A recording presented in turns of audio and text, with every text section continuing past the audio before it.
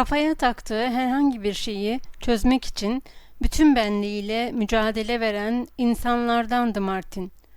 Başarıncaya değin hep çalışırdı. Son zamanlarda ise sonsuz bir istekle yazma arzusu duyuyordu. Bu arzu adeta içine işlemişti bir kere Martin'in. Sürekli yazmak, alabildiğince yazmak, sadece yazmak istiyordu. Öyküler, şiirler, makaleler beyninde kendiliğinden oluşuyor. İleride anlamlı kılacağı bu şiirler, öyküler üzerinde notlar alıyordu. Ancak yazmıyor, yalnızca düşünüyordu.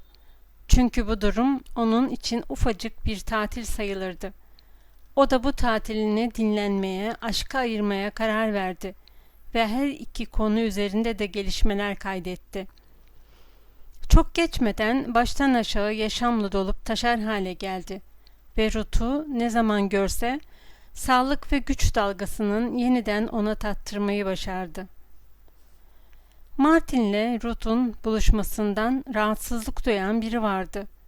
Ruth'un annesi Mrs. Morse. Anne Morse sık sık kızına dikkatli ol diye uyarıyor, Martin Eden'ı gereğinden fazla görmemesini istiyordu. Ruth, annesinin bu uyarılarını ciddiye bile almıyor, kendine olan güvenle gülüyordu. Kendinden emindi. Çünkü Martin birkaç güne kadar denize açılacaktı. Martin geri döndüğünde ise Ruth doğuya yapacağı ziyarete çıkmış olacaktı. Bununla beraber Martin'in sağlık ve kuvvetinde büyülü bir şey vardı. Ruth'un doğuya yapacağı ziyaretten Martin'e de söz ettiklerinden Martin acele etmek gereği duydu. Ne var ki Ruth gibi bir kıza nasıl kur yapacağını bilmiyordu.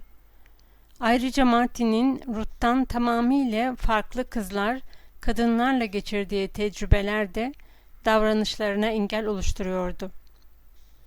Onlar yaşam hakkında, aşk hakkında ve flört hakkında çok şey biliyorlardı.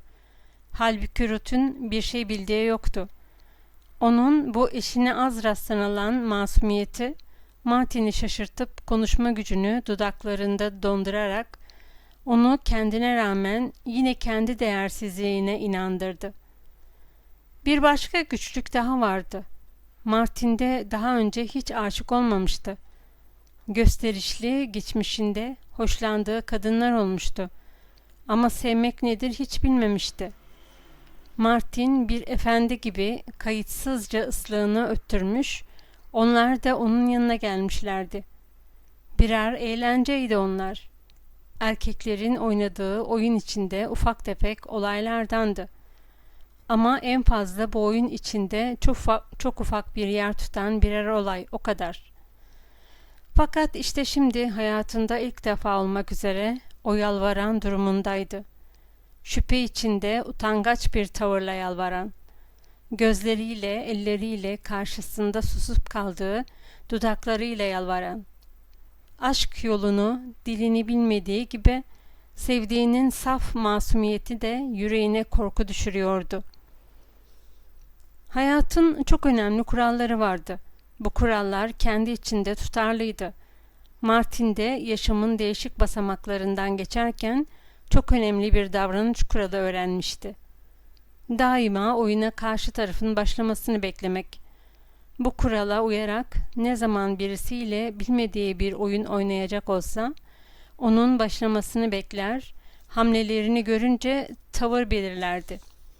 Bu kural belki 1000 kere onun ayakta kalmasını sağlamış, ayrıca ona geniş bir gözlem yeteneği kazandırmıştı. Martin, kendine yabancı gelen şeyi nasıl kollayacağını, onun kendini ele vereceği bir zayıf anını, bir giriş noktasını nasıl bekleyeceğini bilirdi. Tıpkı yumruk yumruğa dövüşte açık aramaya benziyordu bu. Böyle bir açık yakaladığı anda da oyuna nasıl girişeceğini hem de nasıl kıyasıya girişeceğini uzun denemeler sonunda öğrenmiş, bir daha asla unutmamıştı. Bu düşüncelerle Martin konuşmayı çok istediği halde konuşmaya cesaret edemeden Ruth'u bekledi ve kolladı. Ruth'u sarsmaktan korkuyordu. Kendinden de emin değildi. Ne var ki Martin bilmeden en doğru yolu takip ediyordu. Aşk dünyaya ifade kazanmış, konuşmadan önce gelmiş, daha ilk gençlik çağlarında unutulması olanaksız yöntemler, yollar öğretmişti. Martin'in de Ruth'a aşkını ifade edişi işte bu eski ilkel yolla oldu. Gerçi sonradan bu yolu sezdiyse de başlangıçta bu yolda yürüdüğünün farkında değildi. Elinin Ruth'un eline dokunuşunun kendi ağzından çıkabilecek herhangi bir kelimeden çok daha engin bir etkisi vardı. Kuvvetinin Ruth'un hayal gücü üzerindeki etkisi, aşıkların nesiller boyunca söylenen yazılı şiirlerinden ya da ihtirasından çok daha ayartıcıydı. Martin'in söyleyebileceği herhangi bir söz Ruth'un yargısına seslenecekti. Halbuki elinin dokunuşu bu hafif, acele dokunmadan doğrudan doğruya onun içgüdülerine sesleniyordu. Ruth'un yargıları da kendisi kadar gençti ama içgüdüleri insanlık kadar, belki daha da yaşlıydı. Aşk henüz gençken bu içgüdüler de gençti. Ama bunlar geleneklerden, fikirlerden ve bütün yeni doğmuş şeylerden daha tecrübeliydi. Böylece Ruth'un yargısı hareketsiz kaldı. Yargılarını harekete geçirecek bir şey yoktu.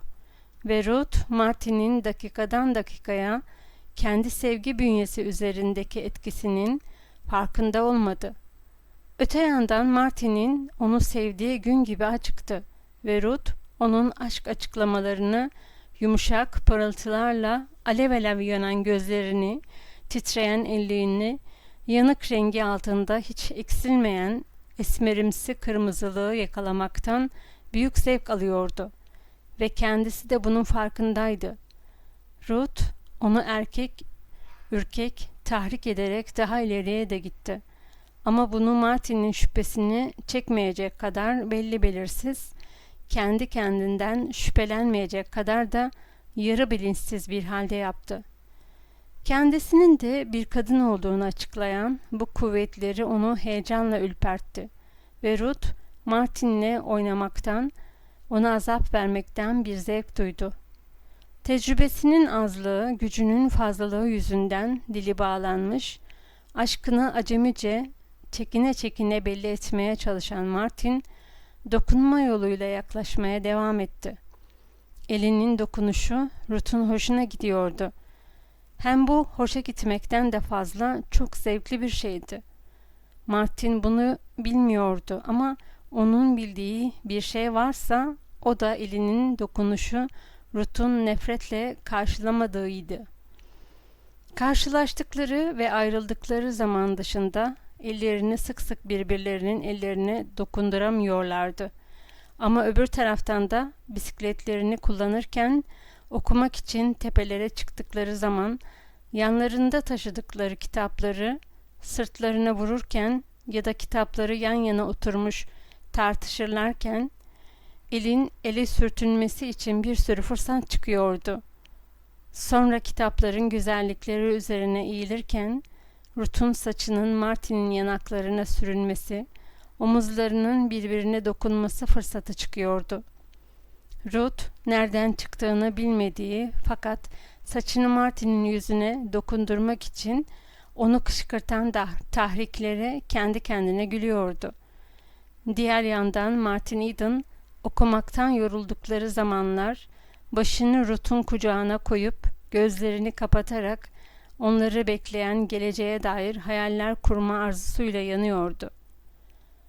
Geçmişte Salemouth Parkı'nda ya da Sutton Parkı'nda çıktığı pikniklerde başını birçok kucağa yaslamış ve genellikle kızlar bir yandan onun yüzünü güneşten koruyup diğer yandan ona bakıp severek onun kendi aşkları karşısındaki aşırı kayıtsızlığına hayret ederlerken o bu kucaklarla tosun gibi bencil duygular çekmişti.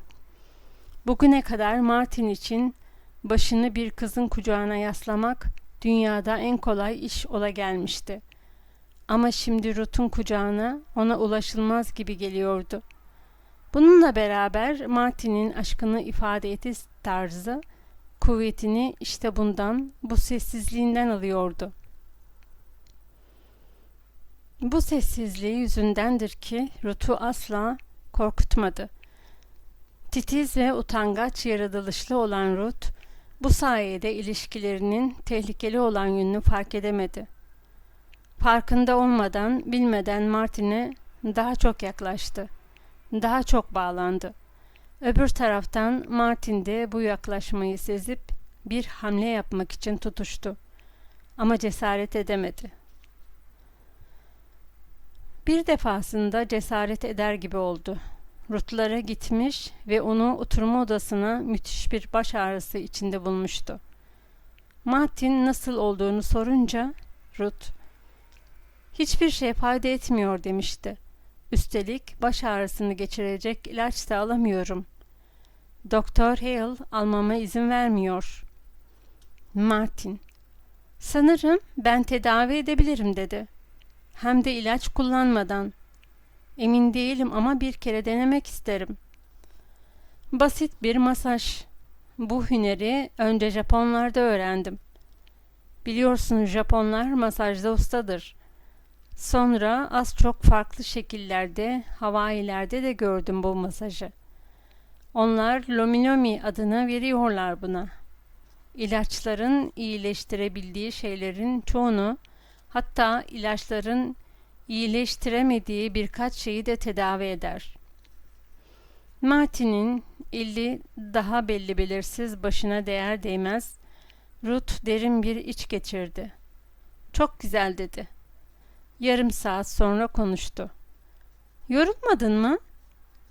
"Bunu öylesine," diye sormuştu. Cevabın ne olacağını biliyordu. Sonra uyuşuk bir halde Martin'in kuvvetindeki iyileştirici etkiyi düşünerek kendinden geçti. Onun parmak uçları ağrıyı itip uzaklaştırarak Ruth'a hayat veriyordu.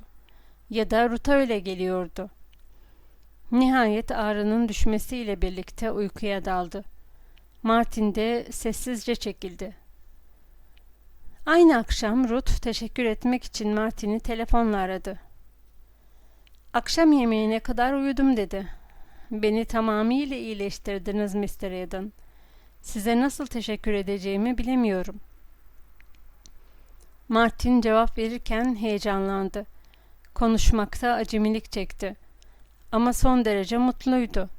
Telefondaki konuşma devam ederken de kafasında Bromley'de hasta Elizabeth Barrett'ın anısı dans edip duruyordu. Önce yapılmış olan yine yapılabilirdi ve Martin Eden bunu Ruth Morse için yapabilirdi. Yapması da lazımdı. Tekrar odasına, yatağın üzerinde açık duran Spencer'ın sosyolojisine döndü. Ama okuyamadı. Ona ıstırap veren aşkı iradesini ezdi. Hem de öylesine ezdi ki okumak için bütün kararlılığına rağmen Martin kendini mürekkep lekeli ufak masasının başında buldu. O gece kaleme aldığı aşk şiiri 2 ay içinde tamamlanan 50 bölümlük aşk şiirinin ilki oldu. Yazarken kafasında hep Portekizce aşk dörtlükleri vardı ve Martin büyük bir eser yazmak için gerekli elverişli şartlar altında hayatın buhranlı anını yaşayarak kendi tatlı aşk çılgınlığının doğum sancıları içinde yazdı. Ruth'un yanında olmadığı saatlerin çoğunu aşk şiirlerine, evde okumaya ya da günün dergilerini daha yakından tanıyıp bunların özü ve içerikleri hakkında daha iyi bilgi sahibi olabildiği okuma salonlarına ayırdı. Ruth'la beraber geçirdiği saatler ise hem ümit verici oluşu hem de bir türlü sonuca ulaşamayışı bakımından çıldırtıcı oluyordu. Ruth'un baş ağrısını geçirdiğinden bir hafta kadar sonra Norman tarafından Merritt Gölü'nde mehtapta yelkenliyle bir gezinti teklifi yapıldı ve bu teklif Arthur'la Olney tarafından desteklendi. İçlerinde yelkenli tekne yönetebilecek olan yalnız Martin'di. Onun için Martin'i bu işi yapmaya zorladılar. Ruth yelkenlinin arka tarafında Martin'in yanında oturuyordu. Diğer 3 delikanlı teknenin ortasında tembel tembel uzanmış ve gereksiz bir takım konular üzerinde ağız kavgasına girişmişlerdi. Henüz mehtap çıkmamıştı. Aralarında Martin'le hiçbir konuşma geçmeden yıldızlı gökyüzünü seyretmekte olan Ruth birdenbire bir yalnızlık hissetti. Gözü Martin'e gitti. Püfür püfür esen bir rüzgar tekneyi güvertesi suya girecek kadar yana yatırıyor. Martin de bu eli dümen yelkesinde, diğer eli maestra halatında hafif orsasına seyrederken yakınlaşmış olmaları gereken kuzey kıyısına ulaşmaya çalışıyordu. Ruth'un kendisine baktığının farkında değildi. Ruth ise Martin'i bu belirli kuvvetlere sahip genci, sıradan başarısız olacakları önceden belli öyküler, şiirler yazarak zamanını öldürmeye iten tuhaf ruh çarpıklığı üzerinde derin düşüncelere dalarak dikkatle izliyordu. Yıldızların aydınlığında belli belirsiz görünen güçlü boyun adalelerine ve sağlam bir dengeye dikilen kafaya baktı. Ellerini bu boyun adalelerine değdirmesi için onu dürten o eski arzu yeniden uyandı içinde. Ruth'u o iğrendiği kuvvet çekiyordu. Yalnız duygusu daha belirli bir hal aldı ve Ruth bir yorgunluk hissetti. Yana yatmış olan teknedeki oturuş şekli onu sıktı ve birden aklına Martin'in baş ağrısını iyileştirdiği geldi. Martin'in o iyileştirici, dinlendirici gücünü hatırladı. Martin onun yanında oturuyordu. Çok yakındı.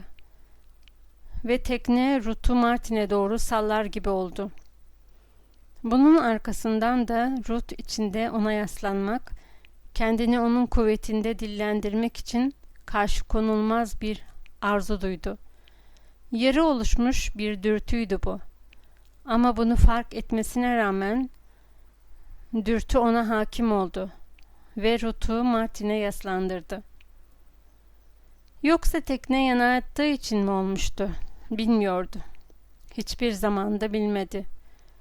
Bildiği tek şey ona yaslandığı ve bunun dinlendirici olduğu, çok tatlı bir şey olduğuydu. Belki de kabahat teknedeydi ama Ruth da bu durumu değiştirmek için hiç çaba göstermedi. Martin'in omzuna hafifçe yaslandı ve o rahat etsin diye Martin durumunu değiştirince yaslanmaya devam etti.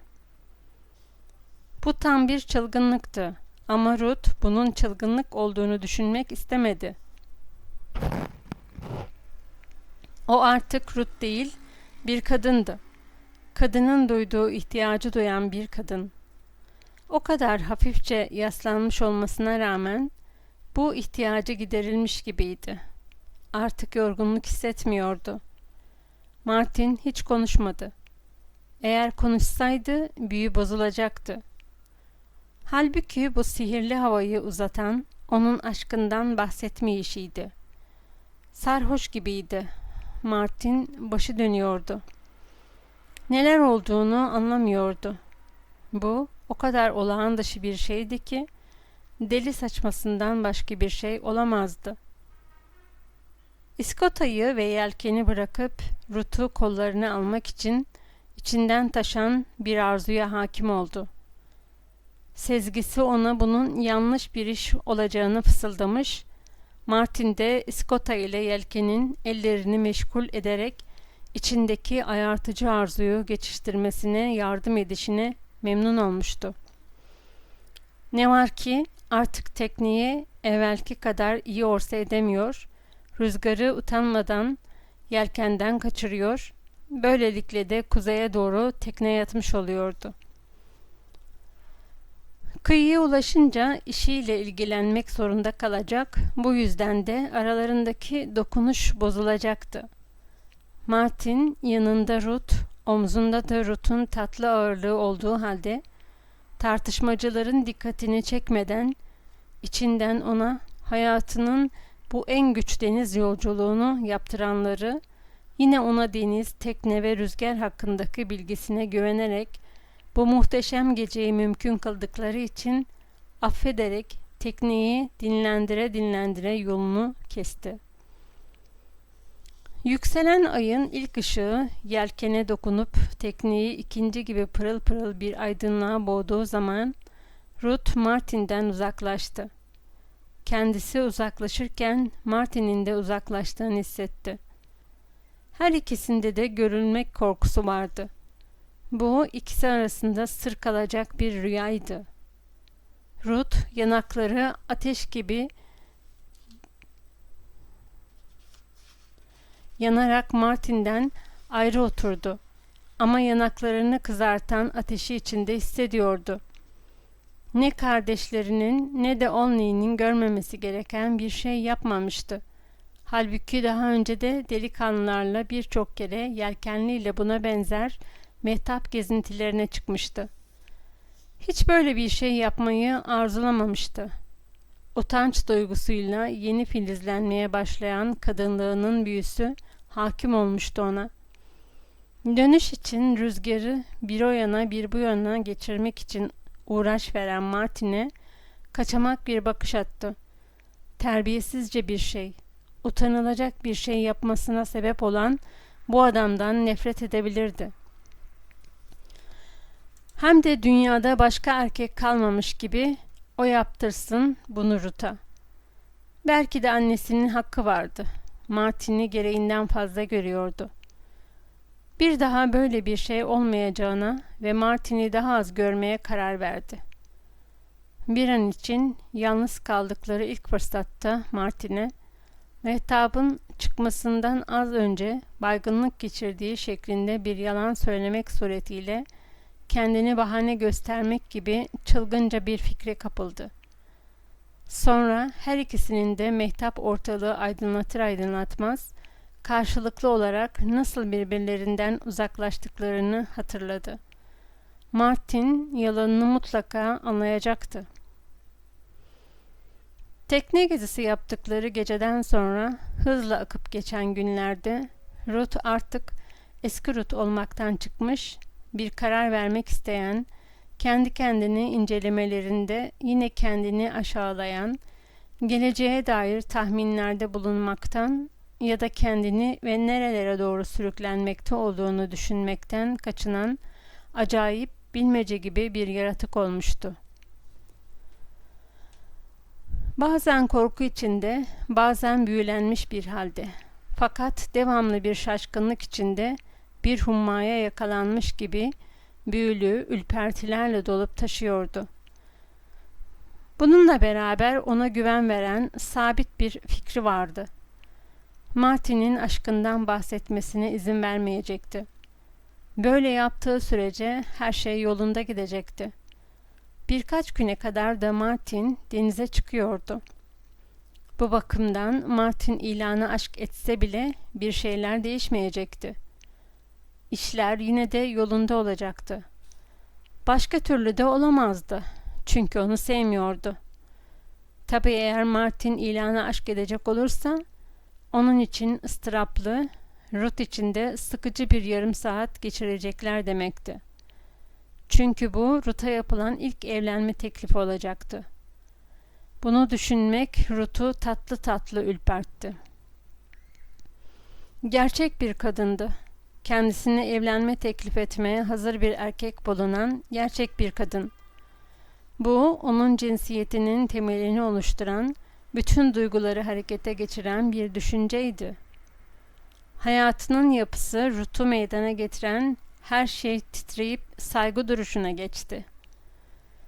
Bu düşünce alevin çekiciliğine kapılan bir pervane gibi kafasının içinde çırpındı durdu. Martin'in kendisine evlenme teklif ettiğini, kendisinin de onun cümlesini ağzına tıkadığını hayal edecek kadar işi ileriye götürdü. Onu reddedeceğini, kendi kendine tekrarlayarak provasını yaptı. Sözlerini yumuşatacak, Martin'e gerçek ve soylu bir erkek olma yollarını göstererek ona öğütler verecekti.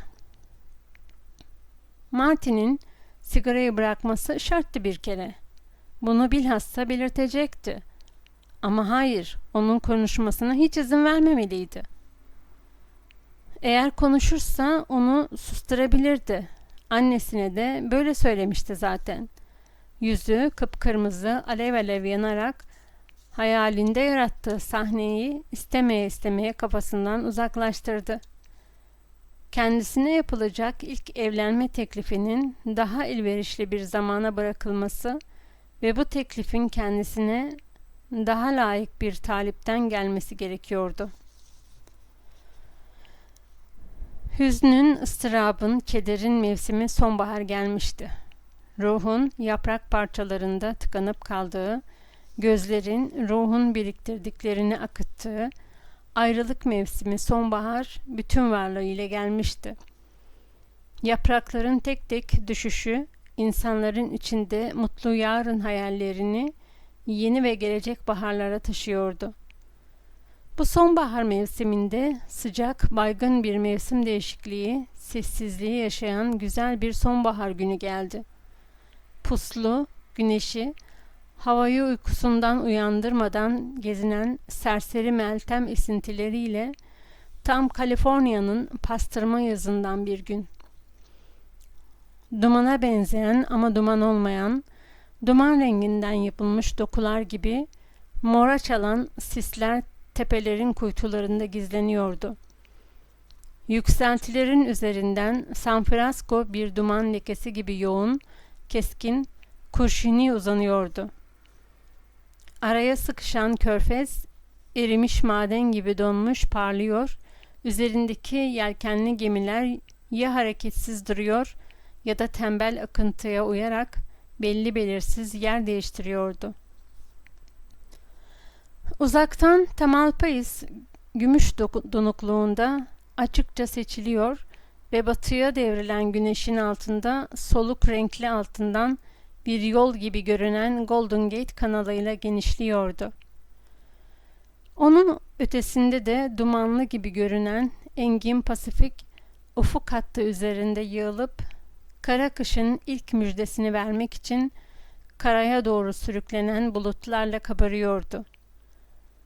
Sona ermek üzere olan yaz, tepelerin kuytularında eriyip kaybolarak vadilerinin mor renklerini daha da koyulaştırıp tükenen kuvvetlerden ve doyan zevklerden duman halinde bir kefen dokuyarak hayata, hem de iyi yaşanmış bir hayata doymuş olmanın huzuru içinde can verirken bu ölüm hali uzuyordu. Tepelerin arasında o en sevdikleri açıklık yerde Martin ile Ruth yan yana oturup başlarını sayfaların üzerine eğdirip ve Martin yüksek sesle Borowinicki çok az erkeğe nasip olan bir aşkla seven kadının aşk dörtlüklerini okudu. Ancak bu okuyuş zamanla gevşedi. Çevrelerindeki ölmekte olan güzelliğin büyüsü onları okumaktan alıkoyacak kadar kuvvetliydi. Hayatının sonuna gelen altın bir yıl ölüyordu. Hava hiç pişmanlık duymayan nefis bir güzellik, mutluluktan ve doymuşluktan arta kalan anılarla taşarcasına doluydu. Bu bir rüya gibi iplik iplik onların içine girip dayanmanın kuvvetini azaltarak erdemin ya da muhakemenin yüzünü buğuyla morumturak bir sisle örttü. Martin yüreğinin eridiğini ve bir sıcaklığın kendini yokladığını hissetti.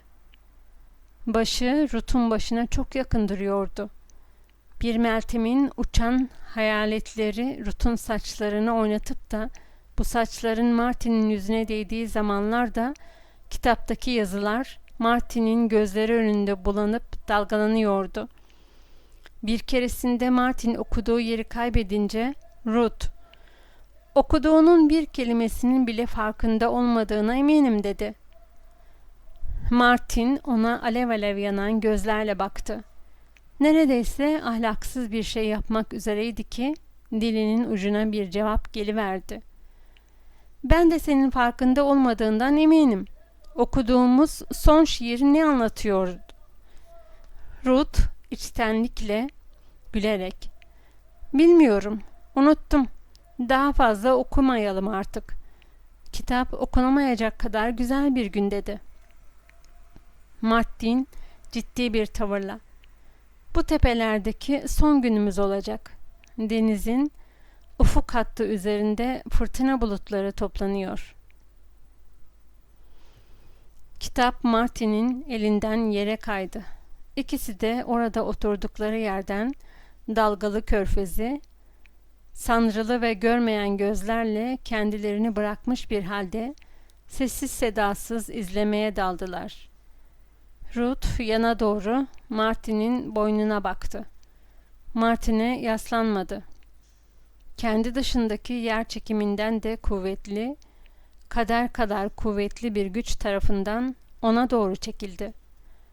Martin'e yaslanması için arada 2-3 santimlik bir ara vardı ve Ruth bu arayı iradesiz bir hareketle kapadı. Omuzu tıpkı bir kelebeğin çiçeğe dokunuşu kadar hafifti. Martin'in omzuna dokundu. Martin'in omzundan gelen karşıt zorlamada aynı derecede hafif oldu. Ruth Martin'in omzunun gücünü, Martin de içinin titremelerini hissetti. Artık Ruth için geri çekilme zamanı gelmişti. Ne var ki o şimdi otomattan farksızdı. Hareketleri iradesinin kontrolünü aşmıştı. Ruth üzerine çöken bu tatlı delilik nöbeti içinde ne kontrolü ne de iradeyi düşündü. Martin'in kolu yavaş yavaş Ruth'un arkasından doğru geçip onu sarmaya başladı. Ruth da Martin'in kolunun ilerleyişini ıstıraplı bir tat içinde bekledi. Kuruyan yanan dudaklarıyla kalbi çarparak kanı damarlarında bir bekleyiş humması halinde dolaşarak neden olduğunu bilmeksizin bekledi. Arkasına dolanan kol yukarıya doğru çıktı ve onu yavaş yavaş okşar gibi Martin'e doğru çekti. Ruth daha fazla bekleyemedi. Tamamen içinden gelen karşı konulmaz bir kuvvetin etkisi altında yapılmış bir hareketle, önceden tasarlamadan rüzgara tutulmuş gibi ve yorgun bir iç çekişiyle başını Martin'in göğsüne yasladı. Martin başını hemen eğdi. Dudaklarını yaklaştırırken Ruth'unkiler de Martin'in dudaklarını karşılamak için büyük bir istekle uzandı. Ruth bu sırada her nasılsa kısa bir an kafasını çalıştırabildi ve o bir anlık süre içinde bu mutlaka aşk olmalı diye düşündü. Eğer aşk değilse çok ayıp bir şeydi o zaman. Bu aşktan başka bir şey olamazdı. Kollarını kendisine sarmış, dudaklarını dudaklarına bastıran adamı seviyordu. Vücudunu belli belirsiz bir şekilde hareket ettirerek Martin'e daha sıkı yaslandı. Bir dakika sonra da vücudunun üst kısmını Martin'in kollarından koparırcasına ayırıp aniden büyük bir coşkunlukla atılarak iki elini de Martin'in güneş yanığı ensesine koydu. Aşkın verdiği acı ile tatmin olunan ihtiras öylesine şiddetliydi ki Ruth bir aşkı iniltisi salıp kollarına boşanarak yarı baygın Martin'in kollarına yığıldı. Tek kelime konuşmamışlardı. Uzun bir sürede konuşamadılar. Martin 2 kere eğilip onu öptü. Ruth da her seferinde dudaklarını utançla uzatıp vücuduyla Martin'e daha çok sokuldu. Ondan kendini bir türlü kurtaramıyordu. Sanki Martin'e kenetlenmişti. Martin ise kollarıyla Ruth'a yarı destek olmuş bir vaziyette oturmuş, Görmeyen gözlerle Körfez'in kargı tarafındaki buğular içinde kalmış koca kenti seyrediyordu.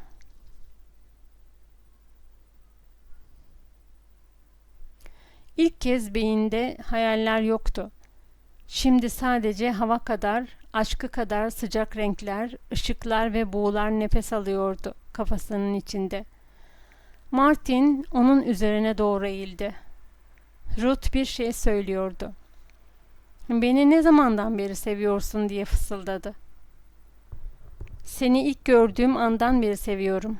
Aşkından deliye dönmüştüm. Bütün bu geçen zaman içinde de daha beter delirdim aşkından.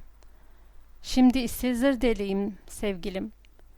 Başım zevkten öyle döndü ki adeta çılgın gibiyim." Ruth uzun bir iç çekişten sonra "Kadın olduğum için memnunum Martin sevgilim" dedi. Martin onu kolların arasında tekrar sıktı ve sordu. "Ya sen? Sen ne zaman anladın ilk defa?" "Ben eskiden beri biliyordum. Yani başından beri." Martin kendi kendine duyduğu öfkenin sesine yansıyan tonuyla "Ben de ne körmüşüm?" diye bağırdı. "Şu ana kadar, seni öpünceye kadar aklımdan bile geçirmemiştim." Ruth kendini usulca çekti, ona bakarak. "Ben onu kastetmedim" dedi.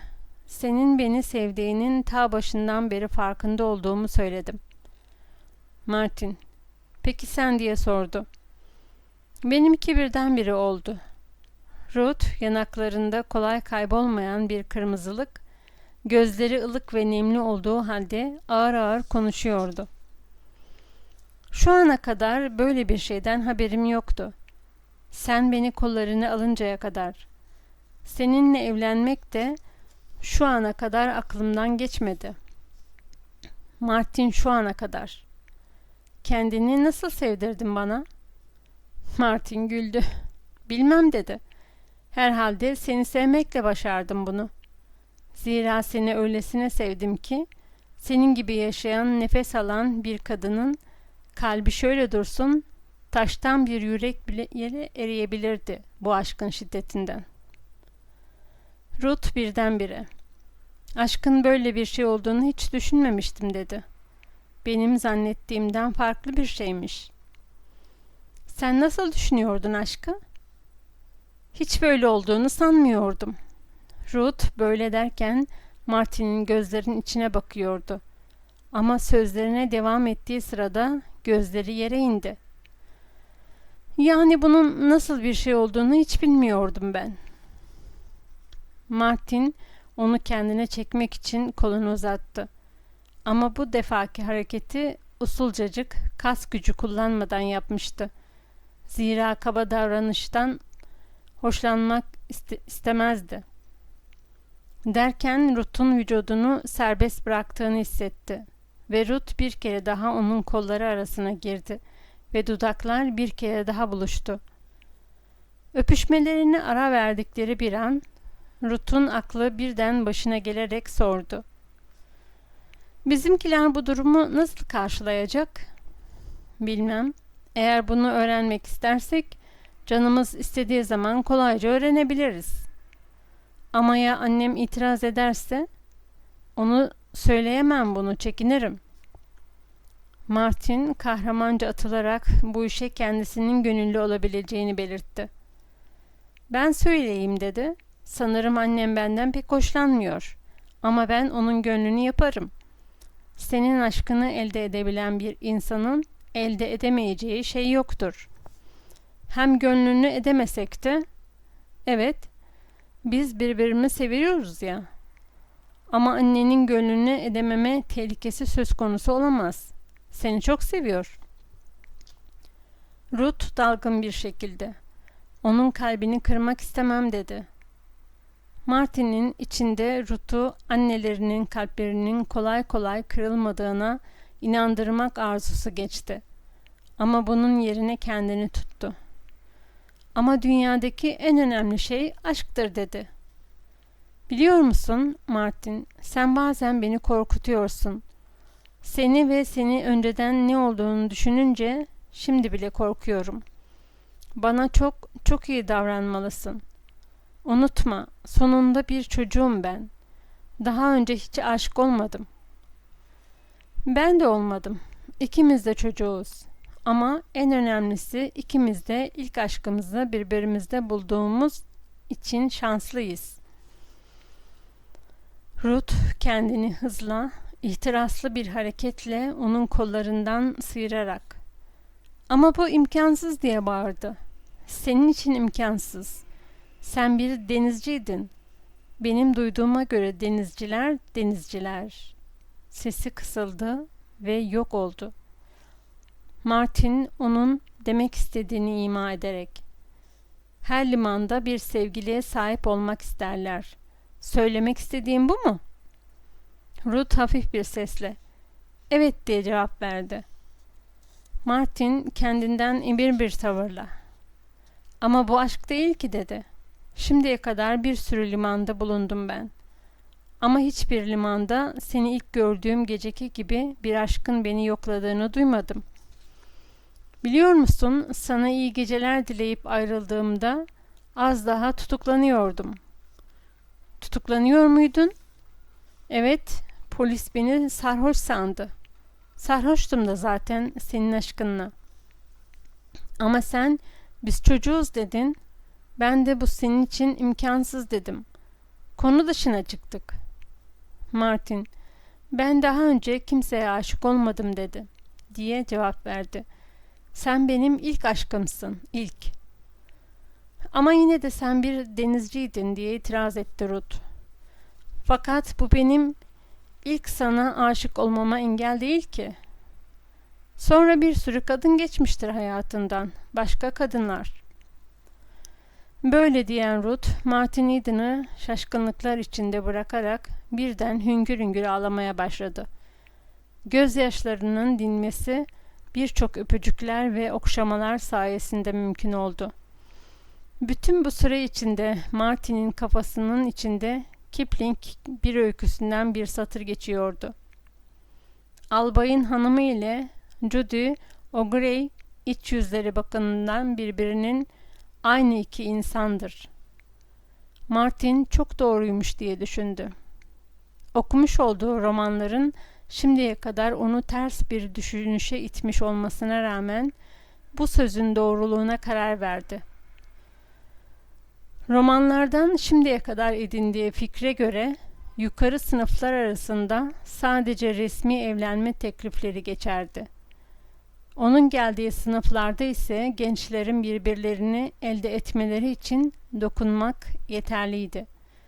Halbuki yukarıdaki yücelmiş kişilerin aynı şekilde seviştiklerini düşünmek bile olanaksızdı. Yine de romanlar yanılmıştı işte.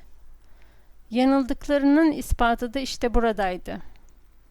Konuşmaya gerek bırakmayan ve işçi sınıfından kızlar üzerinde etkili olan dokunuşlar, okşamalar aynı şekilde işçi sınıfının üstündeki sınıfların kızlarına da etki ediyordu. Bunların hepsi aynı etten kemikten yapılmıştı. Hepsinin de iç yüzleri birdi sonunda. Eğer Martin Spencer'ı hatırlasaydı, bunu daha önceden kendi de bulurdu. Ruth'u kollarının arasında yatıştırırken, albayın hanımıyla Judy O'Grey'in iç yüzlerinin birbirine pek benzediğini düşüncesiyle büyük bir teselli buldu. Bu, Ruth'u ona yaklaştırdı, onu erişebilir kıldı.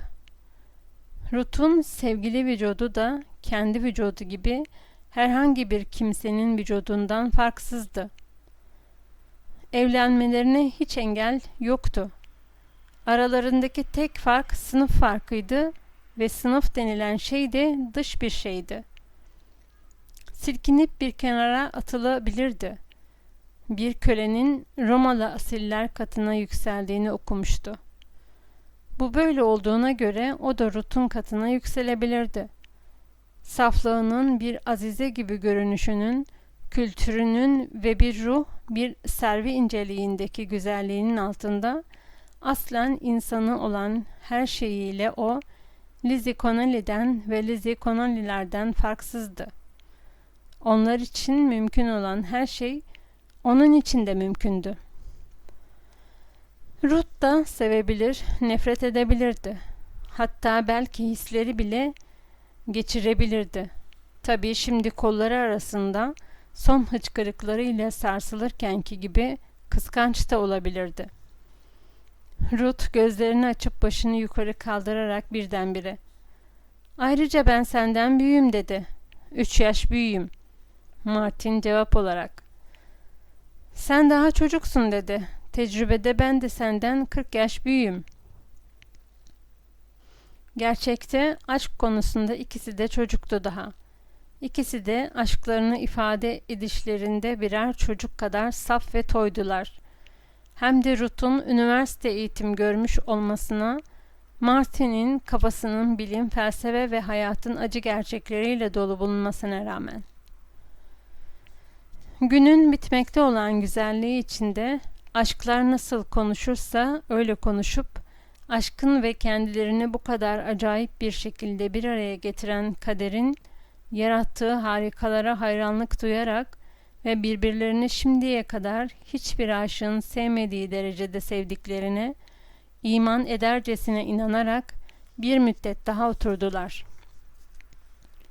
Israrla tekrar tekrar birbirleri üzerinde ilk bıraktıkları etkiler konusuna dönüş, boş yere o anda hissetmiş oldukları şeyin kesin incelemesini yapmaya ve kendilerinde hissettiklerini kaç kişinin hissetmiş olabileceğini hesaplamaya çalıştılar. Batı ufku üzerindeki bulut kümeleri batmakta olan güneşi içine aldı. Göğün çevresi kırmızı kül rengine büründü ve sıcak renklerle tutuşmaya başladı. Ruth, "Hoşça kal güzel gün" şarkısını söylerken üzerindeki dökülen renkli bir ışık her yanı sardı.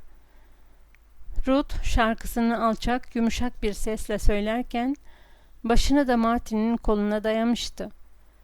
Elleri birbirinin elinde, kalpleri birbirinin avucundaydı. Söylendiğine göre aşk, aşıkların yüzlerinde tatlı bir pembe renk bırakır. Yine aşk, aşıkları inceliğe ve zarafete götürür. Aşıkların yüzlerindeki derin izler, hayat boyunca yüreklerinde taşıdıkları güzellik ve zarafetin izleridir. Ruth da aşkın kibar, ince ve derin yüzünü bürünmüştü. Eve döndüğünde yüzündeki apaçık olan bu izi anlamak için Mrs. Morse'un anne sezgisini kullanmaya ihtiyacı olmadı. Ruth'un yanaklarını bırakmayan kırmızılık, bundan da daha fazla için için yanan bir ateşi aksettiren iri parlak gözler bu sıradan öyküyü bir çırpıda anlatıverdi. Ruth'un yüzündeki bu değişken ve çekici ifadeyi gören anne Morse, yatana kadar hep bir fırsat kolladı ve ilk yakaladığı fırsatta "Ne oldu?" diye sordu. Ruth dudakları titreyerek "Biliyor musun?" dedi. Cevaben annesinin kolu onu sardı ve bir el hafif hafif saçlarını okşadı. Ruth birden "Konuşmadı" diye ağzından kaçırıverdi. Böyle bir şey olmasını zaten istemezdim. Konuşmasına da fırsat vermeyecektim ama o konuşmadı. Eğer konuşmadıysa bir şey de olmamıştır, değil mi? Yine de oldu işte. Tanrı aşkına yavrum, nedir senin ağzında gevelediğin debinden beri? Mrs. Morse dehşetle karışık bir merak içindeydi. Ne olduğunu bilmiyorum. Ne olmuş? Ruth annesine hayretle baktı. Beni anladığını zannetmiştim. Martin'le nişanlandık. Biz işte. Mrs. Morse inanmadığını göstermek için sinirli bir kahkaha attı. Ruth, gerçekten konuşmadı diye anlatmaya başladı. Sadece beni sevdi, o kadar. Ben de senin gibi şaşırdım. Bir kelime bile söylemedi. Sadece kollarıyla sardı beni. Ben de kendimi kaybettim. Sonra beni öptü. Ben de onu öptüm. Elimde değildi ki. Öpmeden edemezdim. Sonra birden onu sevdiğimi anlayıverdim. Annesinin şefkatli öpücüğünü bekleyerek sustu. Ama soğuk bir tavır takınmış olan Mrs. Morse tek kelimeyle söylemiyordu. Ruth gittikçe zayıflayan bir sesle, "Bunun korkunç bir kaza olduğunu biliyorum," diye yeniden konuşmaya başladı. "Beni affedip affetmeyeceğini de bilmiyorum. Ama elimde değildi. O ana kadar onu sevdiğim aklımın köşesinden geçmemişti. Benim yerime babama sen söyleyiver ne olur." "Bunu babana söylemesek daha iyi olmaz mı? Martin Eden'ı görüp onunla konuşayım ve bu durumu açıklayayım ona. Herhalde anlar ve seni bırakır." Ruth hızla yatağından doğrularak, "Hayır, hayır," diye bağırdı. "Beni bırakmasını istemiyorum, onu seviyorum.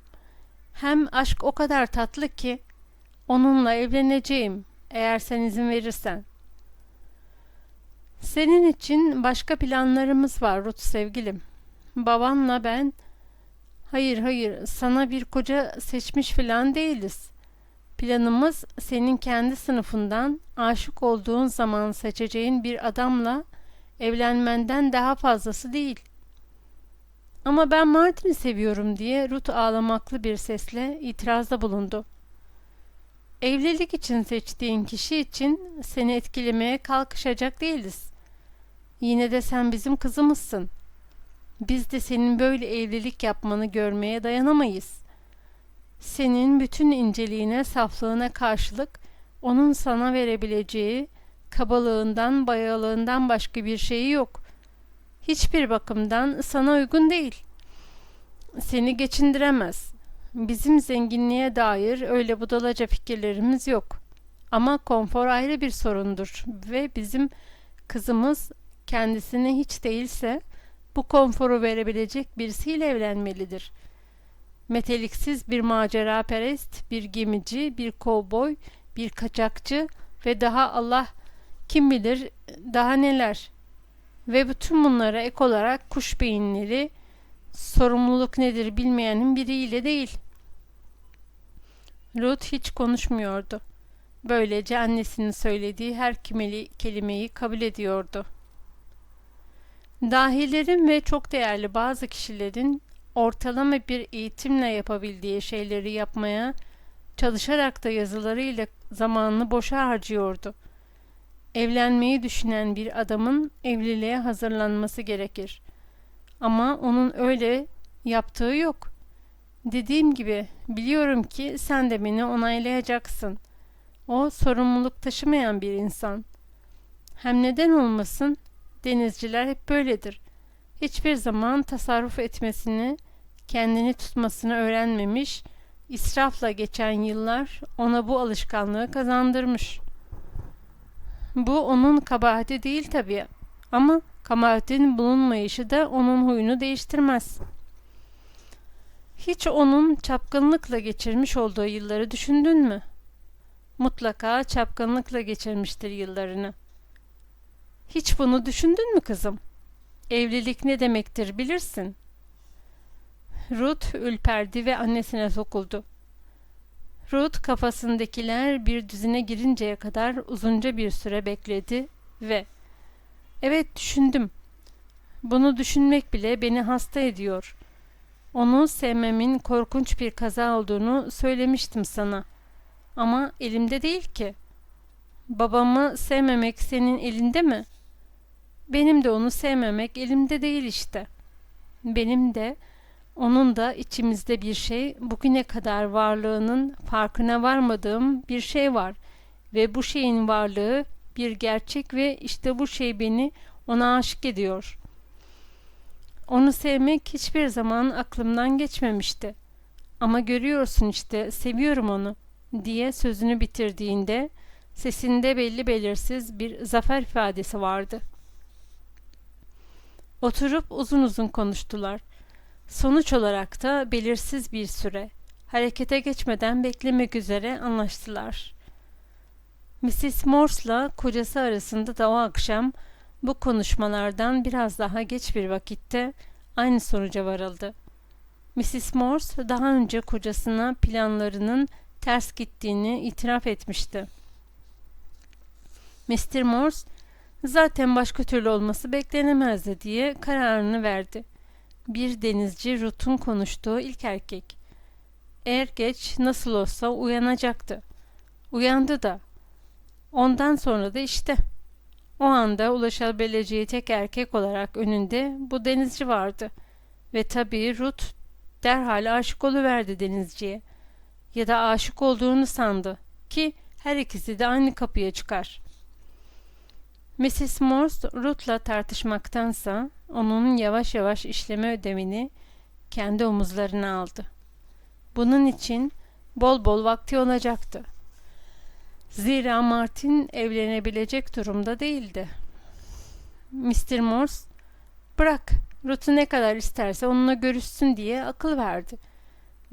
Bahse girerim ki onu ne kadar yakından tanırsa o kadar az sevecektir. Sonra Ruth'a zıtlıkları görmesi için bol bol imkan ver. Eve gençleri getirmeye de bilhassa dikkat et. Genç kızlar, delikanlılar, akıllı erkekler getir. Ruth'un sınıfından bir şeyler yapmış veya yapmakta olan centilmenleri çağır da Ruth Martin'i onlarla ölçebilsin. O erkekler Martin'e haddini bildirirler. Nihayet 21 yaşında bir çocuk daha Martin'de. Ruth'un da çocuktan aşağı kalır yanı yok. Bu her ikisinde toyluklarının aşkı büyüdü mü kurtulurlar bunlar. Sorun bu aşamada kaldı. Aile içinde Ruth'la Martin nişanlandığı kabul edilmişti. Ama hiçbir bildiri yapılmadı. Aile buna gerek görmemişti. Ayrıca konuşulmuş olmamasına rağmen herkes bu nişanlılığı uzun süreceğini biliyordu. Kimse Martin'den işe gitmesini ya da yazı yazmayı bırakmasını istemedi. Kimse kendisini çeki düzen vermesi için Martin'e cesaret vermeye yanaşmıyordu. Martin de onların bu kötü niyetlerinde onlara yardımcı oluyor, onların ekmeklerine yağ sürüyordu. Zira bir işe girmek onun kafasında çok uzak bir düşünceydi. Günler böyle geçti. Bir gün Martin Ruth'a, "Acaba yaptığımı beğenecek misin diye merak ediyorum," dedi. "Kız kardeşimin evinde pansiyoner kalmanın bana fazla pahalıya geldiğine karar verdim. Bundan sonra ayrı oturacağım. Kuzey Oakland'la ufak bir oda kiraladım. Komşularım hep emekliler ve buna benzer kimseler. Hani bilirsin. Sonra yemek pişirmek için de bir de gaz ocağı aldım." Ruth çok sevindi. Gaz ocağı onu bilhassa çok memnun etmişti. Mr. Butler da hayata böyle başlamıştı dedi. Bu değerli kişiden söz edilmesi Martin'in canını sıkmıştı. Devam etti. Bütün yazılarımı zarflayıp pullayıp yeniden editörlere yolladım. Odaya bugün yerleştim mi, ertesi gün çalışmaya başlarım. Ruth şaşkınlığı her halinden belli olarak ona sokulup elini yasladı ve gülümsedi. "Bir işe giriyorsun," diye bağırdı. "Bana da bundan hiç bahsetmiyorsun. Neden?" Martin başını yanılıyorsun der gibi salladı. "Yazılarımı çalışmaya başlayacağımı söylemek istedim ben." Ruth'un yüzündeki gülümseme bir anda siliniverdi. Martin de aceleyle devam etti. "Beni yanlış anlama. Bu defa öyle parlak fikirlerin peşinde koşacak değilim. Bunlar soğuk, ruhsuz, sıradan, tüccar işi yazılar olacak. Ama tekrar denize çıkmaktan iyidir. Üstelik bu surette Oakland'da kalifiye olmayan bir insanın herhalde bir işte kazanacağından daha fazla para kazanacağım. Biliyor musun? Şu tatilde gözüm açıldı benim. Bütün tatil ne kendimi öldürürcesine çalıştım, ne de elime kalemi aldım. Hiç değilse yayınlanmak üzere hiçbir şey yazmadım. Bütün yaptığım seni sevmek ve düşünmekten ibaretti. Biraz da okudum. Ama bu da düşüncelerimin bir parçası sayılır. En çok da magazin okudum. Kendim, dünya ve dünyadaki yerimle uygun bir yere sahip olabilme imkanlarım üzerinde düşündüm. Ayrıca Spencer'ın üslup felsefesini de okudum ve belki de ya da yazılarımdaki kusurların neler olduğuna dair çok şeyler öğrendim. Tabii bu şekilde aynı zamanda her ay magazin dergilerinde yayınlanan yazıların çoğu hakkında da epey şey öğrenmiş oldum. Ama bütün bunların sonucu, düşünmemin, okumamın ve sevmemin sonucu şu ki, ben piyasa yazarlığına dökeceğim işi. Şaheserleri bir kenara bırakıp ıvır zıvır yazılar, şakalar, ufak fıkralar, mizahi şiir, sosyete şiirleri, yani böylesine istenilen ne kadar saçmalık varsa hepsini yazacağım. Sonra gazete yazıları var. Gazetelerin kısa öyküleri, sonra pazar ekleri var. Ben de kalkar tezgahtan bunların istediği tipteki yazıları çıkarırım. Böylece de iyi bir maaşa denk bir para kazanırım. Serbest çalışıp da ayda 400-500 dolar kazanan yazarlar var, biliyorsun. Onlar ayarını çıkmaya düşündüğüm yok.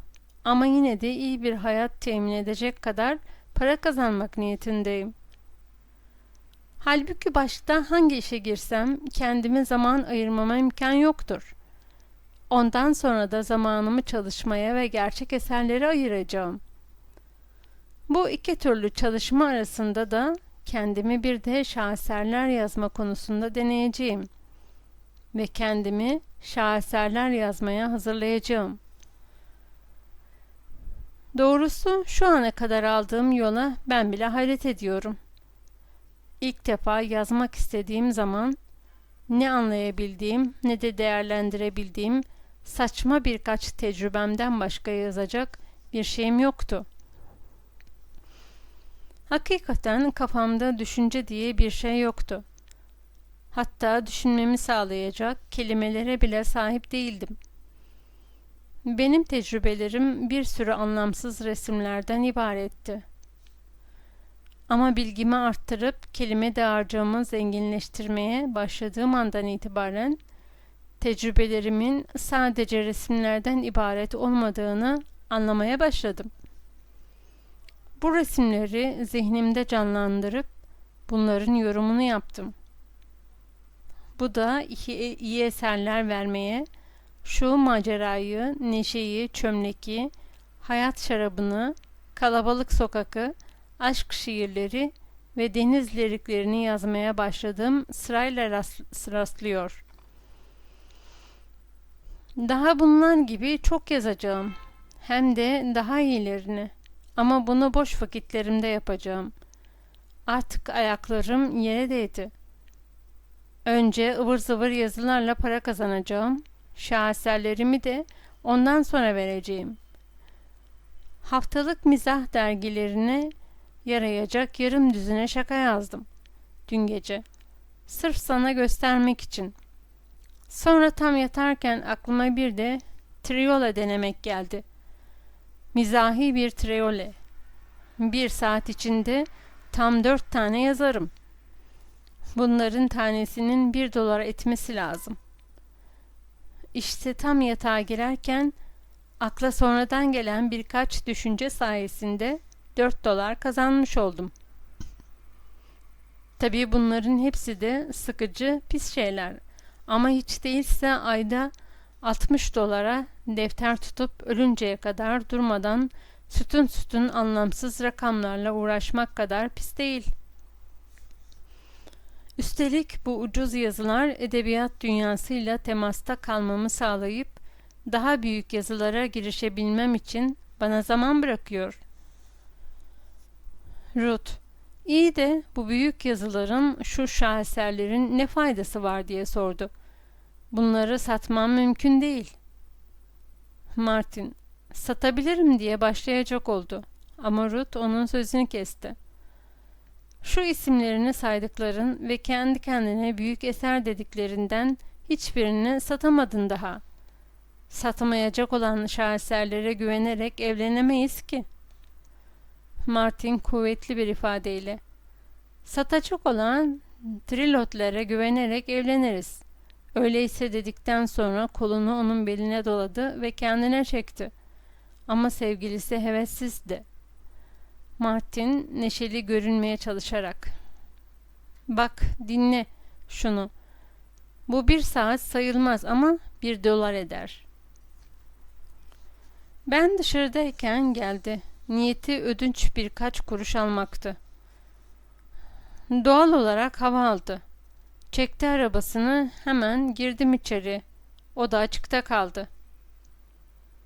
Bu vezinsiz şiire verdiği neşeli oynaklık, şiiri okumayı bitirdiği zaman yüzünün aklığı üzüntülü ifadeyle zıtlık yaratıyordu. Ruth'un yüzündeki en ufak bir tebessüm bile belirmemişti. Martin'in yüzüne ciddi ve endişeli bir tavırla bakıyordu. $1 edebilir mi bu? Dedi. Ama bunun soytarıların aldığı dolardan farkı olmaz. Palyaçoluk ücreti olan $1. Görmüyor musun Martin? Baştan aşağı bayağılık kokuyor bu şiir. Ben sevdiğim ve saygı duyduğum adamı bir takım saçma şiirler ya da şakalar yazarı olmaktan çok daha temiz, daha yüksek bir kişi görmek isterim. Martin, mesela Mr. Butler gibi görmek isterdin değil mi? Dedi. Ruth, Mr. Butler'dan hoşlanmadığını biliyorsun diye başlayacak oldu. Martin onun sözünü kesti. Ben Mr. Butler'a bir şey demiyorum. Benim onda bulduğum tek kusur hazımsızlığı. Ne var ki eğer amaç benim kurtulmam ise şakalar veya komik şiirler yazmakla daktilo yazmak, not almak, bir sürü defter tutmak arasında hiçbir fark göremiyorum. Bunların hepsi de bir amaca ulaşmak için araçlardan ibaret. Senin teorin iyi bir avukat ya da iş adamı olabilmem için beni işe defter tutmaktan başlatmak. Benim teorimde ucuz yazılarla başlayıp gittikçe gelişerek kuvvetli bir yazar olmak. Ruth arada bir fark var ama diye ısrar etti. Neymiş o fark? Sen iyi eserlerini, ki bunlara yalnız sen iyi diyorsun, satamıyorsun. Bunu denedin biliyorsun ama editörler almıyorlar işte. Martin rica eder gibi. Ne olur bana biraz zaman ver sevgilim dedi. Ucuz yazılar geçişi bir iş, ciddiye de aldığını yok zaten. Bana 2 yıl izin ver. Bu zaman zarfında mutlaka başaracağım. Editörler de benim eserlerimi bayıla bayıla alacaklar. Ne dediğimi biliyorum ben. Kendime güvenim var. İçimde neler bulunduğunu, edebiyatın ne olduğunu biliyorum artık. Bir sürü küçük adamın bol bol ortaya döktüğü alelade saçmalıkları biliyorum. Biliyorum ki 2 sene sonra beni başarıya götürecek ana yola çıkmış olacağım. İşe gelince, bir iş adamı olarak hiçbir zaman başarı kazanamam ben. Sevmiyorum. Bana kuru, budalaca, tüccarca, hileli bir şey gibi geliyor. Zaten ben o türlü işe alışmamışım. Hiçbir zaman katiplikten öteye geçemem. Sonra ikimiz nasıl mutlu oluruz ufacık bir katip maaşıyla? Senin için dünyada her şeyin en iyisini istiyorum. Bir gün gelecek, daha iyisi mutlu olduğu sürece müddetçe en iyiyi bile isteyeceğim. Bunu elde edeceğim hepsini. Başarı kazanmış bir yazarın geliri yanında Mr. Butler fakir kalır. Satış rekoru kuran bir kitap her yerde 50-100 bin dolar arasında para getirir. Bazen daha çok, bazen daha az. Ama genellikle bu rakamlara çok yakın bir para. Ruth hiç sesini çıkarmadı. Hayal kırıklığına uğradığı yüzünden belli oluyordu. Martin, diye sordu. Ben başka türlü düşünmüş ve ummuştum.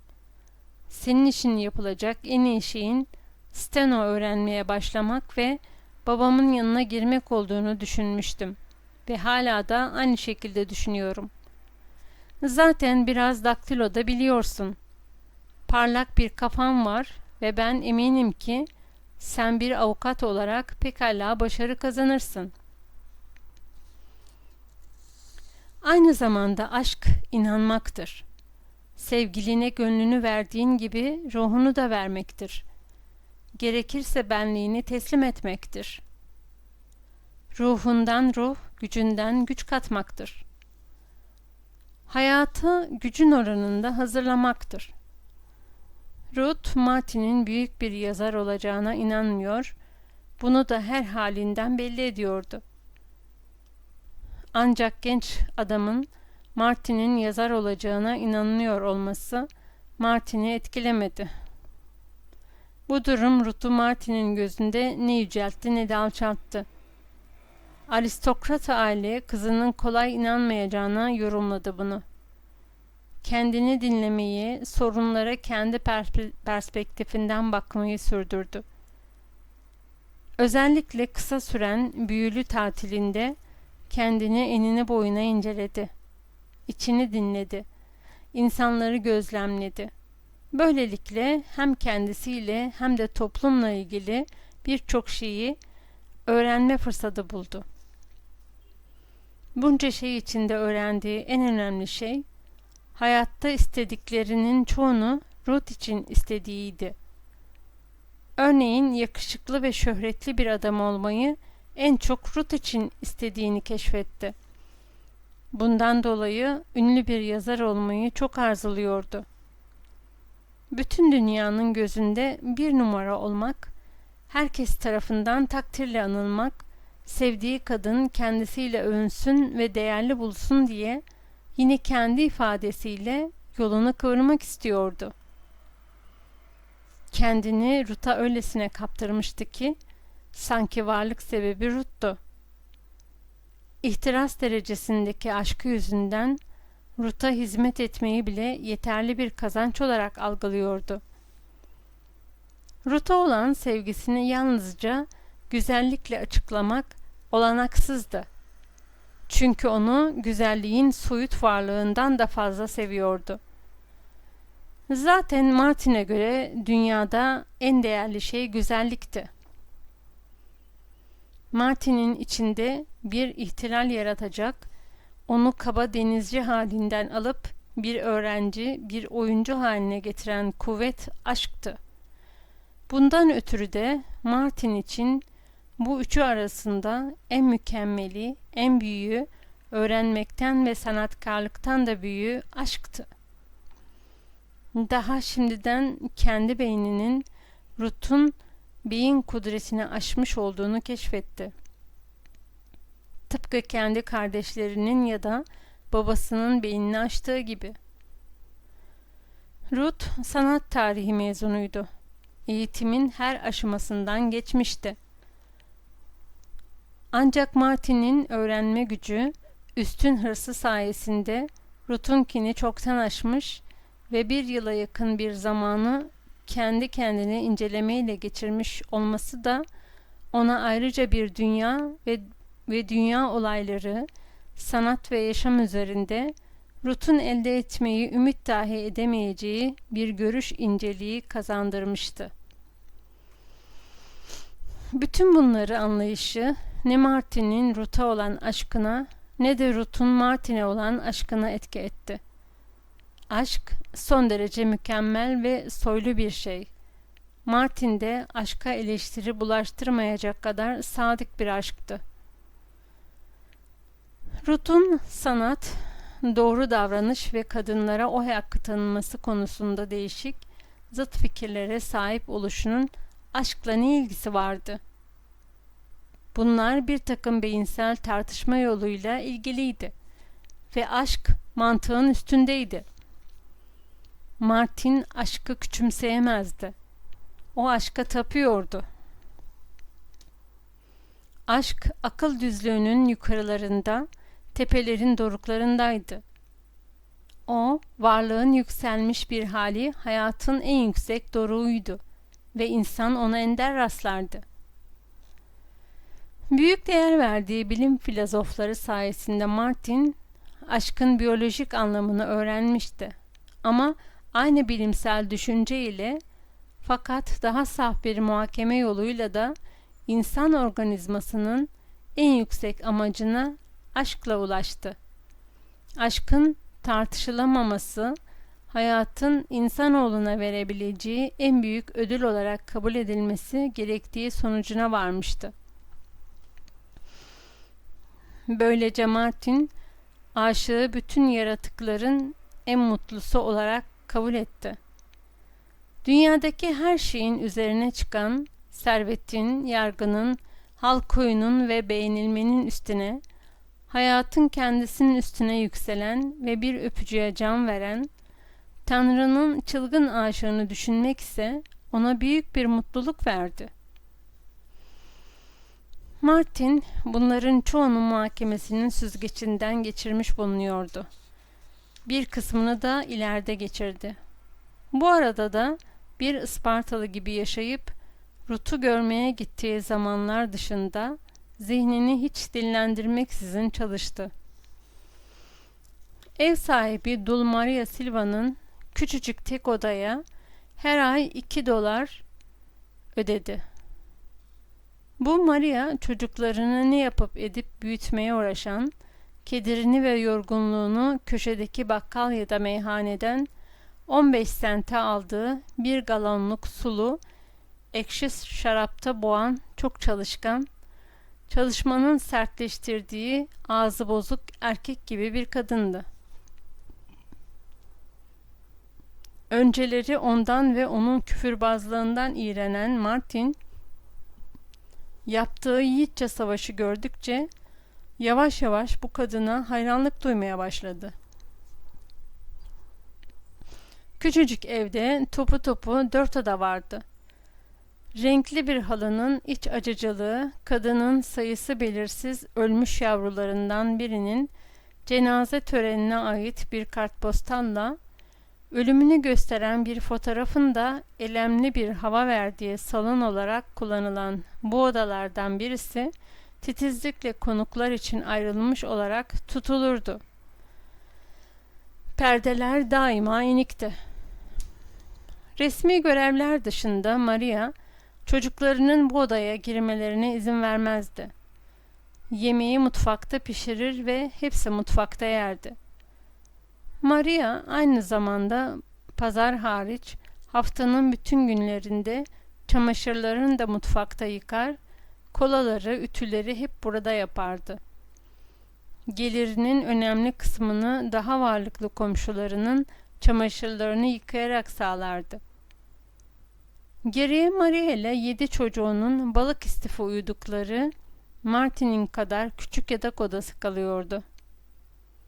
Hepsinin bu odaya nasıl sığabildiklerine Martin hayret etmekten kendini alamaz ve her gece kendininkiyle bu odayı ayıran ince bölmeden onların yatmaya gittiklerini, çocuk feryatları, kavga gürültüleri, alçak sesle konuşmaları ve uykulu kuşlar gibi cıvıldaşmaları duyardı. Maria'nın bir başka gelir kaynağı da gece gündüz sağılan ve boş arsa ile kaldırımın iki ucundaki otlardan gizlice beslenen 2 inekti. Peşmürde oğullarından ikisi hep ineklerin yanında dururdu. Bunların bekçilik görevleri başıboş hayvanları toplayan belediye memurunu kollamaktan ibaretti. Martin küçücük odada yaşıyor, uyuyor, çalışıyor, yazıyor ve evden hiç çıkmıyordu. Evin önündeki sundurmaya bakan küçük penceresinin önünde ona hem çalışma masası, kütüphane, daktilo sehpası hem de mutfak görevi gören masa bulunuyordu. Arka duvara dayalı olan yatağı bütün odanın 2/3'ünü kaplıyordu. Masanın bir kanadı işe yarasın diye değil de para getirsin diye yapılmış ve ince kaplamaları gün ışığından kabarıp dökülmüş cicili bicili çekmeceli bir dolaba dayanıyordu. Bu dolap köşede duruyor, masanın öbür köşesine dayanan diğer kanadı üstünde de Martin'in mutfağı bulunuyordu. Bu kanat üstünde içinde tabak, çanak ve tencere gibi mutfak malzemelerinin bulunduğu eski bir kuru yiyecek kutusu. Onun üstünde de gaz sobası duruyordu. Duvarda erzakının durduğu bir raf, yerde de bir kova su vardı. Odasında vana olmadığı için Martin suyunu mutfaktaki lavabodan getirmek zorundaydı. Yemek pişirirken fazlaca buhar çıktığı günlerde çekmeceli dolabın kaplamaları daha çok dökülürdü. Bisikletini bir makarayla yatağın üstünde tavana asmıştı. Önce onu bodrumda tutmaya denemiş ama jant tellerini gevşeten, lastikleri delen Silva, ailesi çocukları rahat vermemişlerdi. Martin bunun üzerine evin önündeki sundurmayı denemiş ve bir seferinde kuvvetli bir sağanak bisikleti bütün gece ıslatınca bundan da vazgeçmiş ve bisikletini odasına alarak tavana asmıştı. Giysileriyle ne masanın üstüne ne de altına sığan kitapları odadaki küçük yüklükte duruyordu. Martin okurken not alma alışkanlığı da edinmişti. Ve o kadar çok not tutuyordu ki, eğer odaya boydan boya çamaşır ipleri gelip de notlarını bunlara asmamış olsaydı, odada kendisi için ufacık bir yer bile kalmayacaktı. Buna rağmen odası her geçen gün öyle doldu ki, burada dolaşmak bile Martin için çok güç bir iş haline geldi. Bir kere yüklüğün kapısını kapamadan odanın kapısını açamıyordu. Aynı şekilde odanın kapısını kapamadan da yüklüğün kapısını açamıyordu. Odaya düz bir yol üzerinde hiçbir taraftan geçmesine olanak yoktu. Kapıdan yatağın başucuna gitmek için zikzak bir yol takip etmesi gerekiyor ve geceleri imkanı yok bir yere çarpmadan bu işi başaramıyordu. Birbiriyle çarpışan kapılar sorununu çözünce de mutfağı toslamamak için sağa doğru keskin dümen kırılması gerekiyordu. Sonra yatağın ayak ucuna bindirmemek için sola kıvrılıyordu. Ama bu dönüşü biraz açıktan alacak olursa masanın köşesiyle burun buruna geliyordu. Ani bir irkilişle duraklayarak ne yana dümen kıracağını hesaplayıp bir kıyısı yatak, öbür kıyısı da masa olan bir çeşit kanaldan geçiyordu. Odadaki biricik iskemle her zamanki yerinde masanın önünde durduğu zamanlar bu kanalda seyretmek imkansızlaşıyordu. Sandalye kullanılmadığı zamanlarda yatağın üstüne kaldırılıyordu. Bununla beraber bazen yemek pişirirken de sandalyeye oturup su kaynayıncaya kadar kitap okuduğu olurdu. Hatta pirzolasını kızartırken bile bir iki paragraf okuyacak kadar ustalaşmıştı. Mutfağın bulunduğu köşe o kadar ufaktı ki oturduğu yerden istediği şeye uzanıp alabiliyordu. Aslında oturmak daha uygundu. Ayaktayken fazla yer işgal edip çoğunlukla kendi işini kendisi engel oluyordu. Her şeyi hazmedebilen güçlü midesi sayesinde hem besleyici hem de ucuz olan çeşitli besinler hakkında epey bilgi sahibi olmuştu. Martin'in yemek listesinde en çok görüleni bezelye çorbasıydı. Fasulye ile baklayı Meksika usulü pişiriyor, Amerikalı ev kadınlarının pişirmesini Hiç bilmedikleri ve pişirmeyi hiçbir zamanda öğrenemeyecekleri bir usulle pişirdiği pilav ise Martin'in sofrasında günde en az bir kere yer alıyordu. Kurutulmuş meyveler taze meyvelerden daha ucuzdu ve bir çanak haşlanmış kuru meyve her zaman için hazır ve el altında bulunurdu. Zira Martin bunu tereyağı yerine ekmeğine sürerek yiyordu. Sofrasına tek tük biftek ya da ilikli sığır kemiği şeref verirdi. Günde 2 defa sütsüz ve kremasız kahve içer, akşamları kahvenin yerini çay tutardı. Ama kahveyi de çayı da çok güzel pişirirdi. Martin tutumlu yaşamak zorundaydı. Tatilde çamaşırhanede kazandıklarının hemen hemen hepsini yemişti. Üstelik yazılarını sattığı dergiler o kadar uzaktaydı ki ıvır zıvır eserlerinden ilk paraların gelebilmesi için haftalarca beklemesi gerekecekti. Ruth'la görüştüğü ya da kız kardeşi Gertrude'u görmeye gittiği zamanlar dışında kabuğuna çekilmiş bir hayat yaşıyor ve bir günde alelade bir insanın en aşağı 3 günde başarabileceği iş çıkarıyordu. Günde ancak 5 saat uyku uyuyordu. Ancak bünyesi demir gibi sağlam birisi Martin'in yaptığı şekilde oturup da her gün 19 saat devamlı ve yorucu bir çalışmaya katlanabilirdi. Bir dakikasını bile kaybetmiyordu. Aynasının üstünde kelimelerin anlamlarını, söylenişlerini gösteren bir sürü liste asılıydı. Tıraş olurken, giyinirken ya da saçlarını tararken bu listeleri baştan aşağı gözden geçirirdi. Buna benzer listeler aynı şekilde duvarda, gaz sobasının üst tarafında da asılıydı. Bunları da yemek pişirirken veya bulaşık yıkarken ezberledi. Devamlı olarak bu listeler yenileriyle yer değiştirirdi. Okurken karşılaştığı her yeni kelimeyi hemen not eder, bunlar birikince de daktiloda listeler halinde temize çekilip aynanın ya da sobanın üst tarafına duvara iliştirilirdi. Hatta bunlardan cebinde de bulundurur, ara sıra yolda giderken, kasapta veya bakkalda beklerken gözden geçirirdi. Bu konuda daha da ileri gitmişti. Başarıya ulaşmış kişilerin eserlerini okurken, bunların ulaştıkları her sonucu not ediyor ve bu sonuçlara ulaştıran beceriler üzerinde çalışarak bunları öğreniyordu. Öykü becerisi, ifade, yöntem becerisi, fikirler, zıtlıklar, öğretici replikler bunlar arasındaydı. Martin taklitçi değildi. O sadece kural arıyordu.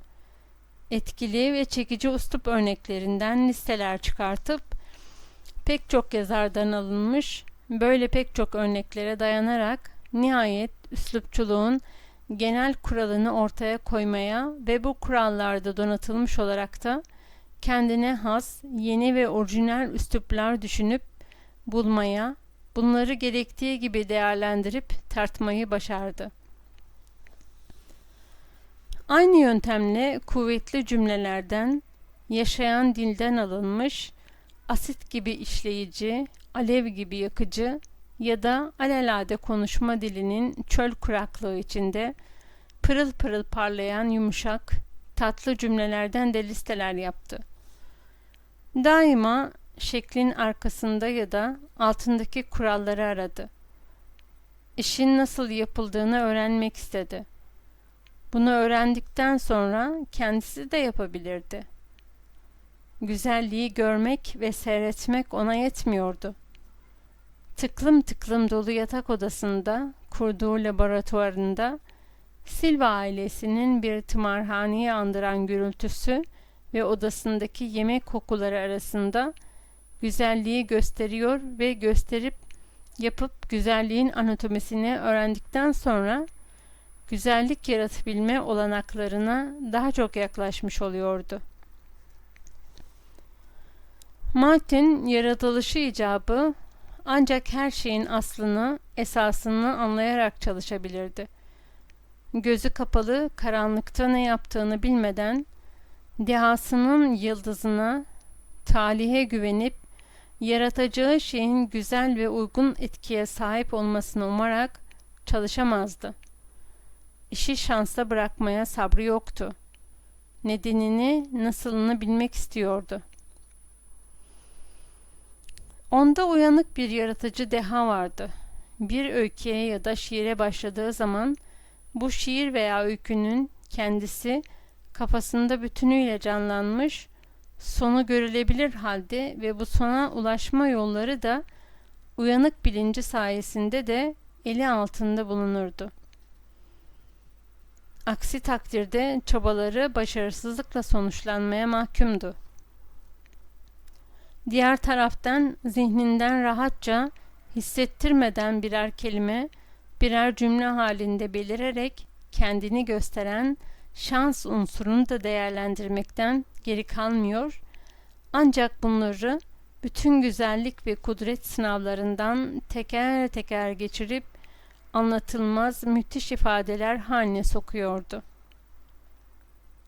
Bu çeşit ifadelerin önünde saygıyla eğilip onlara hayranlık duyuyor ve bunların herhalde alelade bir insanın yaratılışlarının çok üstünde olduklarını biliyordu.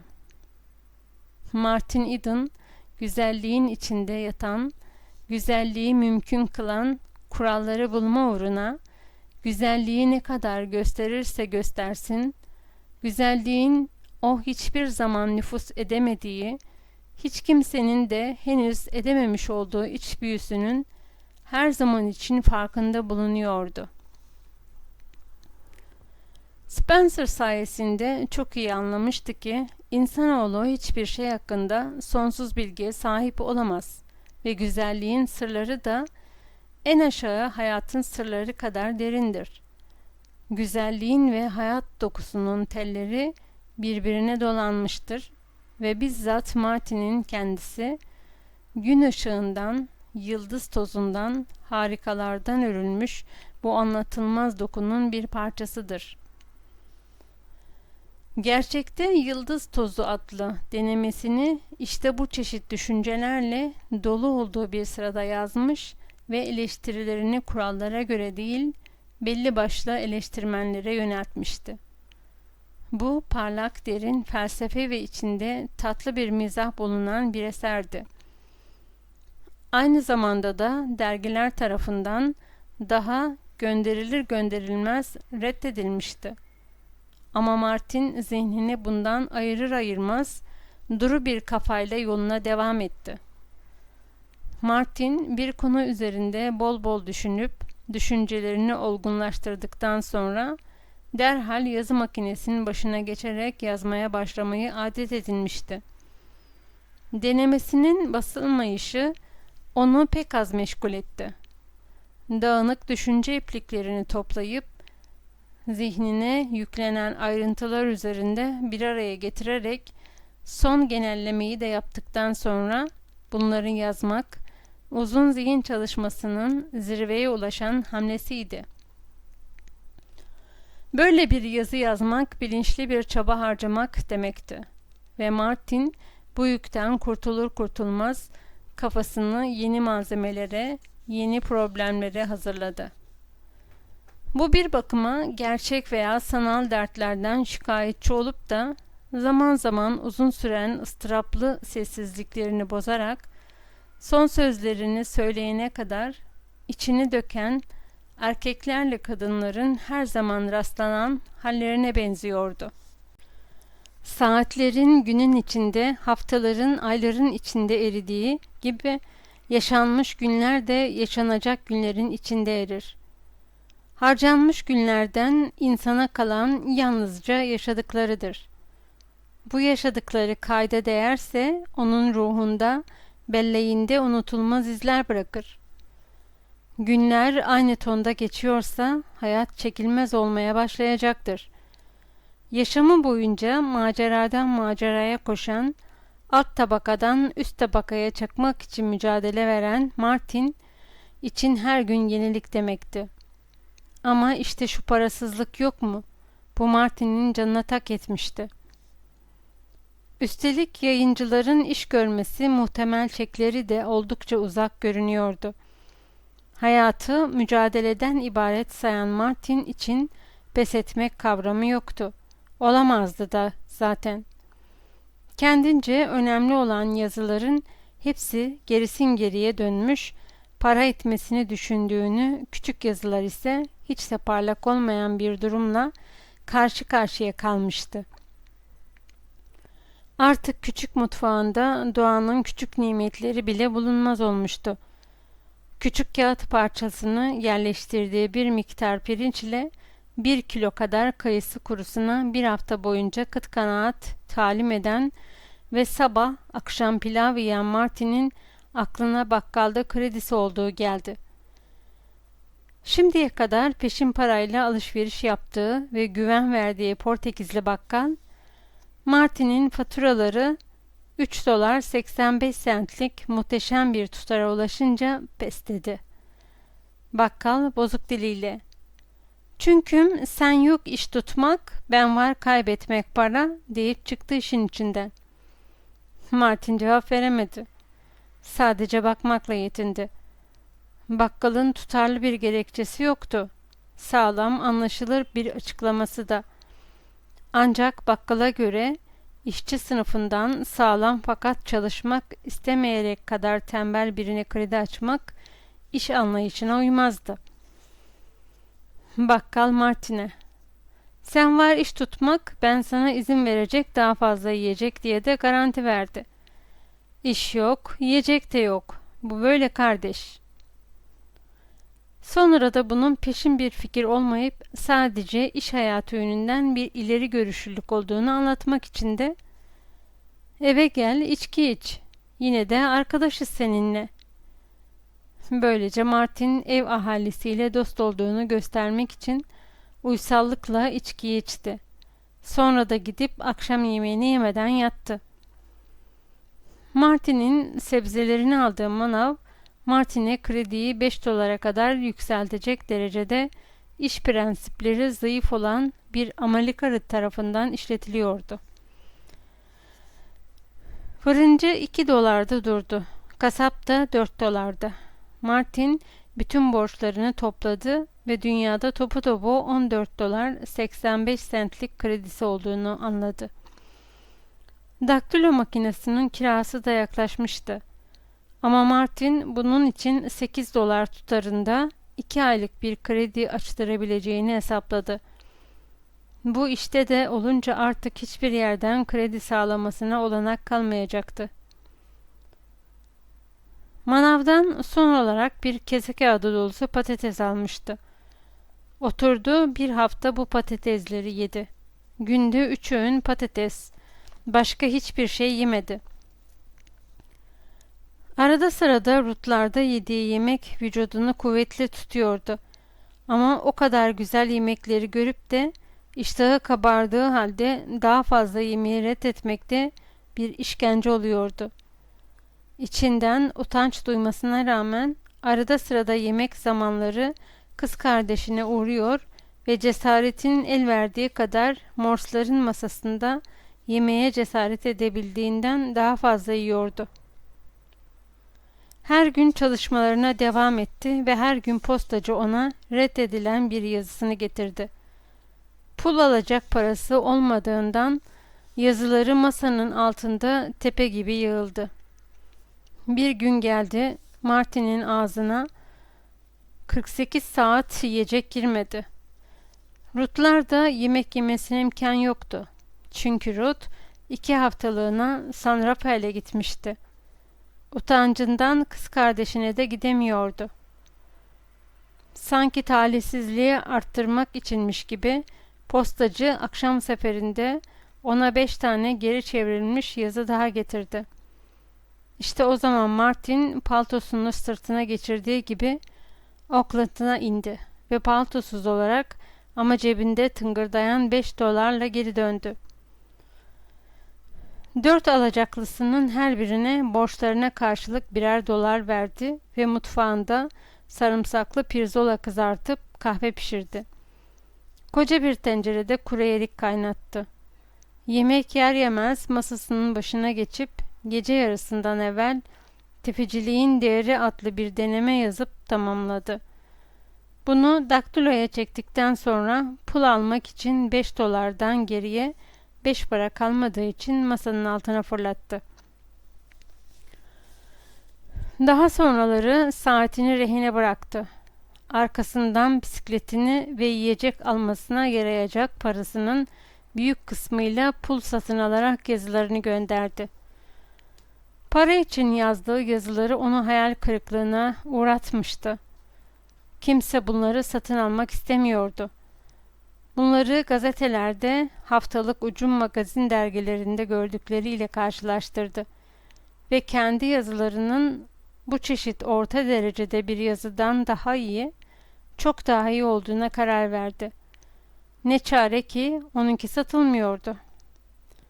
Derken gazetelerin çoğunun ısmarlama yazılar bastıklarını keşfetti ve bunları ayarlayan şirketin adresini aldı. Onlara gönderdiği kendi yazıları basılı bir mektup ilişiğinde geri geldi. Mektupta lazım olan bütün yazıların kendi memurları tarafından sağlanmakta olduğunu bildiriyordu. Gençler için çıkan büyük dergilerden birinde gözüne bir sütun dolusu olay ve anekdot ilişti. İşte bir fırsat çıkmıştı. Ancak Martin'in paragrafları geri geldi. Üst üste yollamasına rağmen bunlardan hiçbirini kabul ettirmeyi başaramadı.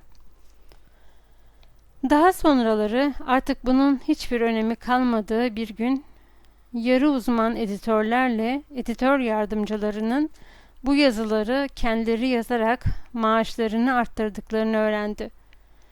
Mizah dergileri Martin'in fıkralarını manzum mizah yazıları geri çevirdi. Büyük magazin dergileri için kaleme aldığı Sosyete Nazmı da hiçbir yerde basılmadı. Aklına gazetelerde çıkan küçük öyküler geldi. Kendisinin yayınlanan bu öykücüklerden çok daha iyisini yazabileceğini biliyordu. 2 gazete sendikasının adresini alarak bunlara yığınla küçük öykü yolladı. 20 tane yazıp da hiçbirini yayınlatamayınca artık yazmaktan vazgeçti. Bununla beraber her gün bir sürü küçük öykü okuyor ve bunların hiçbirini kendininkilerle karşılaştıramıyordu. Düştüğü umutsuzluk içinde doğru dürüst bir yargıya sahip olmadığına, kendi kendini aldatan bir taklitçi olduğuna karar verdi. İnsanlıktan uzak editörlük makinesi her zamanki gibi tıkır tıkır çalışıyordu. Yazısının içine pulta koyup yazıyı mektup kutusuna attı. 3 hafta ya da 1 ay sonra postacı merdivenleri çıkıp yazısını ona geri getirdi. Şüphesiz öbür uçta canlı sıcak editörler yoktu. Çark, cıvata, yağ borularından meydana gelmiş ve robotlar tarafından yönetilen akıllı bir makine vardı sadece. Bazen editörlerin varlığından bile şüphe edecek kadar ümitsizliğe düştüğü anlar oluyordu. Hiçbirinden varlıklarına belli eder bir işaret almamıştı. Yazdıklarının neden reddedildiğine dair bir yargı olmadığı için de editörlerin, katipler, yazarlar, baskı ustaları tarafından yaratılıp devam ettirilen birer öyküden ibaret olduğu akla daha yakın geliyordu. Ruth'un yanında geçirdiği saatler onun tek mutlu saatleriydi. Ama bu saatlerde bütün mutlu geçmiyordu. Henüz Ruth'un aşkını kazanamadığı günlerdekinden daha ıstıraplı bir huzursuzluk içini kemiriyordu. Zira onun aşkını kazandığı şu anda ona sahip olabilmek etkisi kadar uzak görünüyordu. Martin 2 yıl istemişti. Zaman uçuyordu ve o hiçbir şey başaramıyordu. Ayrıca Ruth'un onun yaptığı onaylamadığının da hep farkındaydı. Ruth bunu açıkça belli ediyordu. Ruth'unki kızgınlık değildi. O sadece onaylamıyordu. Halbuki ondan daha tatsız, mizançlı herhangi bir kadın, Ruth'un sadece hayal kırıklığına uğradığı bir yerde Martin'e kızabilirdi. Ruth'un hayal kırıklığı kalıba sokmak için seçtiği erkeğin kalıba sokulmayı reddedişinden ileri geliyordu. Ruth, Martin'in hamurunu bir dereceye kadar kalıba girer bulmuş, fakat bu hamur sertleşip Ruth'un babasının ya da Mr. Butler'ın biçimini almamak için direnmişti. Ruth, Martin'in içinde yaşattığı büyüklüğü, kudreti gözünden kaçırmış, daha da kötüsü yanlış anlamıştı. Hamuru, insanoğlunun girdiği her kalıba girebilecek kadar düzgün olan bu adamı, kendi bildiği biricik kalıba sokamadığı için Ruth, onu dik kafalı ve inatçı buluyordu. Ruth, onun zihninin kanat açtığı yerlere ulaşamazdı. Bu bakımdan Martin'in kafası, onun çapının dışına çıktığı zamanlar, Ruth da Martin'i sebatsız, acayip bir insan olarak görüyordu. O, sadece anasını, babasını, ağabeylerini ve Olney'i takip edebilmişti. Bu yüzden de kabahati Martin'de buluyordu. Eskiden beri süregelen dünyanın öğütçü başısı olmaya çalışma trajedisiydi bu. Bir gün Vanderwater ile Prebz üzerinde tartışırlarken Martin Ruth'a "Sen tanınmışların kemiklerine tapıyorsun," dedi. "Başvurulacak otoriteler olarak bunların mükemmel olduklarını teslim ederim. Amerika Birleşik Devletleri'nin en önde gelen iki eleştirmenidirler. Memlekette her öğretmen Vanderwater'a Amerikan eleştirmenliğinin başı gözüyle bakar. Ne var ki ben onun yazılarını okudum ve bana öyle geliyor ki bunlar saçma sapan şeylerin hoşça ifade edilişinde ulaşılan bir mükemmeliyeti gösteriyor. Beylik sözler eden sıkıcı bir heriften başka bir şey değildir o. Böyle oluşunu da Gladborges'e borçlu. Prebz'in de ondan aşağı kalır tarafı yok. Örneğin onun Hemlux Morses'ı güzel yazılmıştır. Her şeyi yerli yerindedir, yüksektir tonu. Amerika'da en çok para kazanan eleştirmendir o. Gerçi haşa eleştirmenlik hiç dile ilgisi hiç yoktur. İngiltere'de eleştirmenliği daha iyi yapıyorlar. Ama asıl sorun popüler havayı çalmalarında, öyle de güzel, öyle de erdem dersi vere vere, öyle doyura doyura da çalıyorlar ki.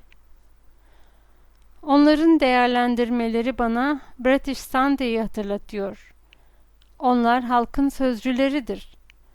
Onlar senin İngilizce profesörlerini destekler. Senin İngilizce profesörlerin de onları. Hiçbirinin de kafatasının içinde bir tek orijinal fikir yoktur. Onlar sadece tanınmış olanı bilirler. Bunlar zayıf kafalı insanlardır ve bira fabrikasının adı bira şişesinin üzerine nasıl damgalanıyorsa, tanınmışlar da bunların kafasına kendilerini öylece damgalar. Bunların biricik görevi üniversiteye giden gençleri yakalayıp, eğer tesadüfen bunların kafasında herhangi bir parlak bir orijinalite yer almışsa, onu oradan söküp atmak, yerine tanınmışların damgasını basmaktır. Ruth, zannederim ben tanınmışların safında olduğum halde gerçeğe, Güney Denizi'nden gelmiş, put kıran adılılar gibi etrafa saldıran, senden daha yakınım diye cevap verdi. Martin gülerek, putları kıranlar misyonerlerdi ne yazık ki. Şimdi bütün misyonerler uzaklarda, putperestlerin yanında. Onun için memlekette Mr. Wonderwater ve Mr. Props gibi eski putları kıracak tek misyoner yok. Ruth, aynı zamanda kolej profesörleri gibi diye ekledi. Martin kafasını şiddetle sarstı. Hayır, fen hocaları yaşamalıdır. Onlar gerçekten de büyük insanlar.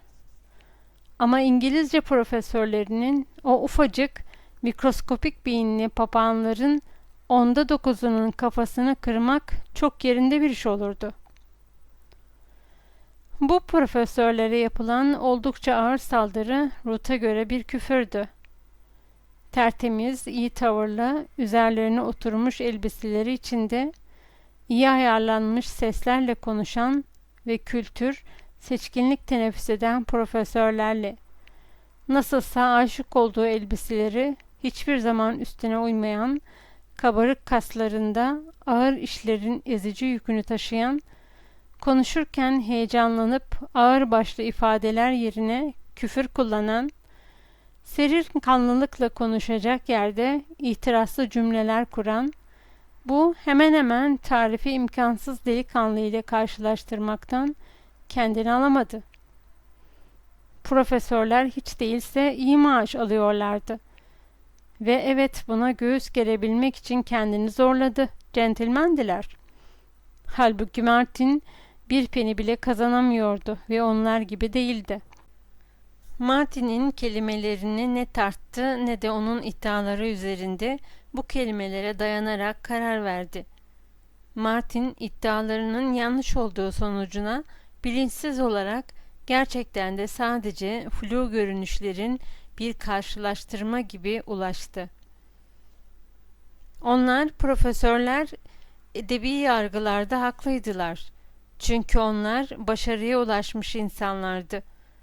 Martin'in edebi yargıları yanlıştı. Çünkü o yazılarım satmıyordu. Martin kendi tanımıyla onlar işi kıvırmış, Martin ise kıvıramamıştı. Martin'in haklı olabilmesi akla yakında görünmüyordu.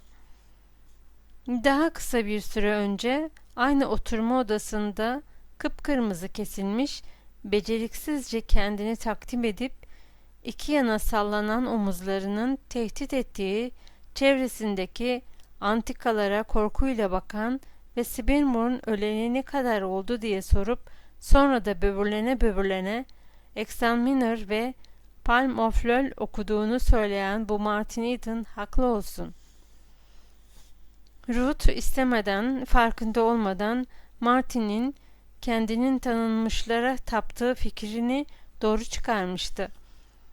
Martin onun düşüncelerinin seyrini takip etti ama daha da ileriye gitmekten kaçındı. O, Ruth'u Props hakkında, Wonderwater ya da İngilizce profesörleri hakkındaki düşüncelerinden ötürü sevmiyordu ve gittikçe artan bir inançla farkına varıyordu ki kendisi Ruth'un hiçbir zaman anlayamayacağı ya da varlığından haberdar bile olamayacağı bir hafızaya, bilgiye sahipti.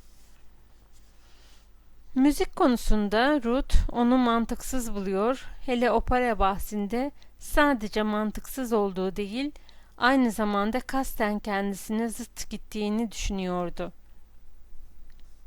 Bir gece operadan eve dönerlerken ona "Nasıl buldun?" diye sordu. Martin'in bir ay gıdasından kısarak onu operaya götürdüğü bir geceydi. Ruth boş yere onun konuşmasını bekledikten sonra hala biraz evvel seyredip dinlediği şeyin heyecanı altında titreyen sesiyle sormuştu soruyu. Martin cevap olarak "Üvertürü beğendim" dedi. Fevkaladeydi. Evet, peki operanın kendisi? O da fevkaladeydi. Yani orkestra demek isterim. Hele şu zıppırlar seslerini kesseler ya da sahneden çekilip gitseler daha çok hoşuma gidecekti. Ruth şaşalamıştı. Tetralaniye veya Balerina'yı kastetmiyorsun herhalde diye sordu. Hepsinin topunu, takımını. Ruth, ama onlar büyük sanatkarlar diye itiraz etti. Olsun, yine de yapmacıklı, tuhaf davranışlarıyla müziği berbat ediyorlar. Peki, Barillo'nun sesini beğenmiyor musun diye sordu Ruth. Onun Karasu'ya yaklaştığını söylüyorlar. Tabii beğendim, hatta Tetralani'yi daha da çok beğendim. Tetralani'nin sesi harikulade, ya da hiç değilse ben öyle düşünüyorum. Ruth, fakat diye kekeledi. Ne demek istediğini anlayamadım ki şu halde. Hem seslerine hayran oldun, hem de müziği berbat ettiler. Tas tamam öyle.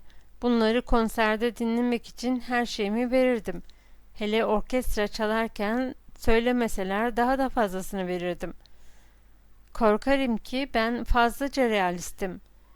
Büyük şarkıcılar, büyük aktörler değiller. Barillo'nun bir meleğinkini andıran sesinden bir aşk pasajını dinlemek, Tetralani'nin bir başka melek gibi ona verdiği cevabı ve bunlara eşlik eden muhteşem, renkli bir müziği dinlemek insanı büyülüyor. Israrla söylüyorum. Ancak onlara baktığımda bütün bu etki berbat oluyor. 1,75 boyunda, ayağında çoraplarıyla 80 kiloluk Tetralani'yi normalden aşağı boylu 1,60'lık bodu bir demircininki gibi göğüs kafesi olan yağlı suratlı Barillo'yu ve her ikisinin birden tımarhane kaçkınları gibi kollarını havada savurarak çalımlı birbirlerini kucaklamalarını seyretmek beni deli ediyor. Ondan sonra da benden bütün bunları zarif, güzel bir prensesle yakışıklı, romantik, genç bir prens arasındaki aşkı saadetle aksettiren bir görünüş olduğunu kabul etmem istenirse kabul edemem, işte o kadar. Saçma iş, budalaca, gerçek dışı. İşte sorun bu, gerçek değil. Sakın bana herhangi bir kimsenin dünyada böyle seviştiğini söylemeye kalkma. Hele bir ben seni bu şekilde sevmeye kalksaydım gözümü patlatırdın. Ruth, ama sen yanlış anlıyorsun diye itiraz etti. Her sanat şeklinin kendine göre bir takım sınırları vardır. Resimde tuval üzerine sadece 2 boyut sığdırabilir ama sen yine de 3 boyut gördüğünü kabul edersin. Bunu sağlayan ressamın sanatıdır. Yazı alanında da yazar yine aynı şekilde konuya hakim olmalıdır. Yazarın kadın kahramanın gizli düşüncelerini anlatışını yasal sayar. Ama her an bilirsin ki bu kadın kahraman bu düşünceleri kafasından geçirdiği sırada yalnızdı. Ne yazarın ne de herhangi bir kimsenin onları işitmesine imkan yoktu. Sahne içinde, heykeltıraşlık içinde, opera içinde, bütün sanat formları içinde durum aynıdır. Bazı uzlaşmaz şeyleri kabul etmek gerekir. Martin, evet bunu anladım diye cevap verdi. Her sanatın kendine göre komisyonu vardır. Ruth onun bu kelimeyi böyle yerinde kullanışına hayret etti. Martin sanki kütüphanedeki kitaplar arasında zevk için okumamış, zayıf bir bilgiyle donanmamış da üniversiteye de eğitim görmüştü. Ne var ki komisyonların bile gerçek olması gerekir. Mukavva üzerine yapılıp da sahnenin iki yanına yapıştırılan ağaç resimlerini biz gerçek bir roman diye kabul ederiz. Bu gerçeği yeteri kadar veren bir komisyondur. Ama diğer taraftan bir deniz manzarasını hiçbir zaman bir orman diye kabul edemeyiz. Bu elimizde değil bizim. Sağduyumuza aykırı gelir. Sen de bu gece seyrettiğim şu iki delinin saçma sapan kıvrılıp bükülmelerini can çekişir gibi hareketlerim kandırıcı bir aşk betimlemesi olarak kabul edemezsin. Daha doğrusu etmemen gerekir. Ruth, yani sen kendini bütün müzik otoritelerinden üstün mü tutuyorsun diye itirazda bulundu. Hayır, sadece bir birey olarak fikrimi söylemek hakkını kullanıyorum, o kadar. Sana Madame Tetralani'nin bir filinkini andıran sıçramalarının benim gözümde neden orkestrayı berbat ettiğini açıklamak amacıyla ne düşündüğümü anlatıyorum. Dünyadaki bütün müzik otoriteleri haklı olabilir. Ama ben benim kendi zevkimi de insanlığın üzerinde ittifak ettiği yargıya uydurmam. Eğer bir şeyi beğenmezsem beğenmem. İşte o kadar. Üstelik herhangi bir şeyi insanların çoğu beğeniyormuş veya beğenmiyormuş görünüyor diye benim de beğenir görünmeme hiçbir sebep bulamıyorum. Hoşlandığım veya hoşlanmadığım şeylerde modayı takip edemem ben. Ruth, ama müzik bir eğitim sorunudur iddiasında bulundu. Opera ise daha da büyük bir eğitim gerektirir. Sen? Martin onun sözünü keserek, opera ile eğitilmiş olmayabilirim, değil mi? Ruth başıyla onayladı. Martin, çok doğru diye doğruladı. Gençliğimde buna merak saldığım için de kendimi şanslı sayıyorum. Eğer merak etmiş olsaydım bu gece santimental gözyaşları dökerdim. Bu kıymetli çiftin soytarıca ilginçlikleri de seslerinin güzelliğiyle onlara eşlik eden orkestra müziğinin güzelliğini bir kat arttırmış olurdu. Haklısın, bu daha da çok bir eğitim sorunudur. Bense artık eğitilemeyecek kadar yaşlıyım. Bana artık ya gerçek gerek ya da hiç inandırıcı olmayan bir hayal. Ruth yine onun düşüncelerini dış görünüşlere kıyasla ve kendisinin tanınmışlara olan inancına dayanarak ölçtü. Martin kim oluyordu ki? Bütün kültür dünyası haksız da o haklı olsun. Onun sözleri, düşünceleri Ruth'un karasında hiçbir iz bırakmadı. Eskiler onun kafasında öyle kuvvetle yer etmişti ki, ihtilalci fakirlere en ufak bir sempati bile duymasına imkan yoktu. Müziğe öteden beri alışıktı.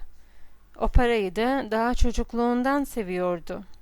Hoş, bütün onun dünyası seviyordu operayı.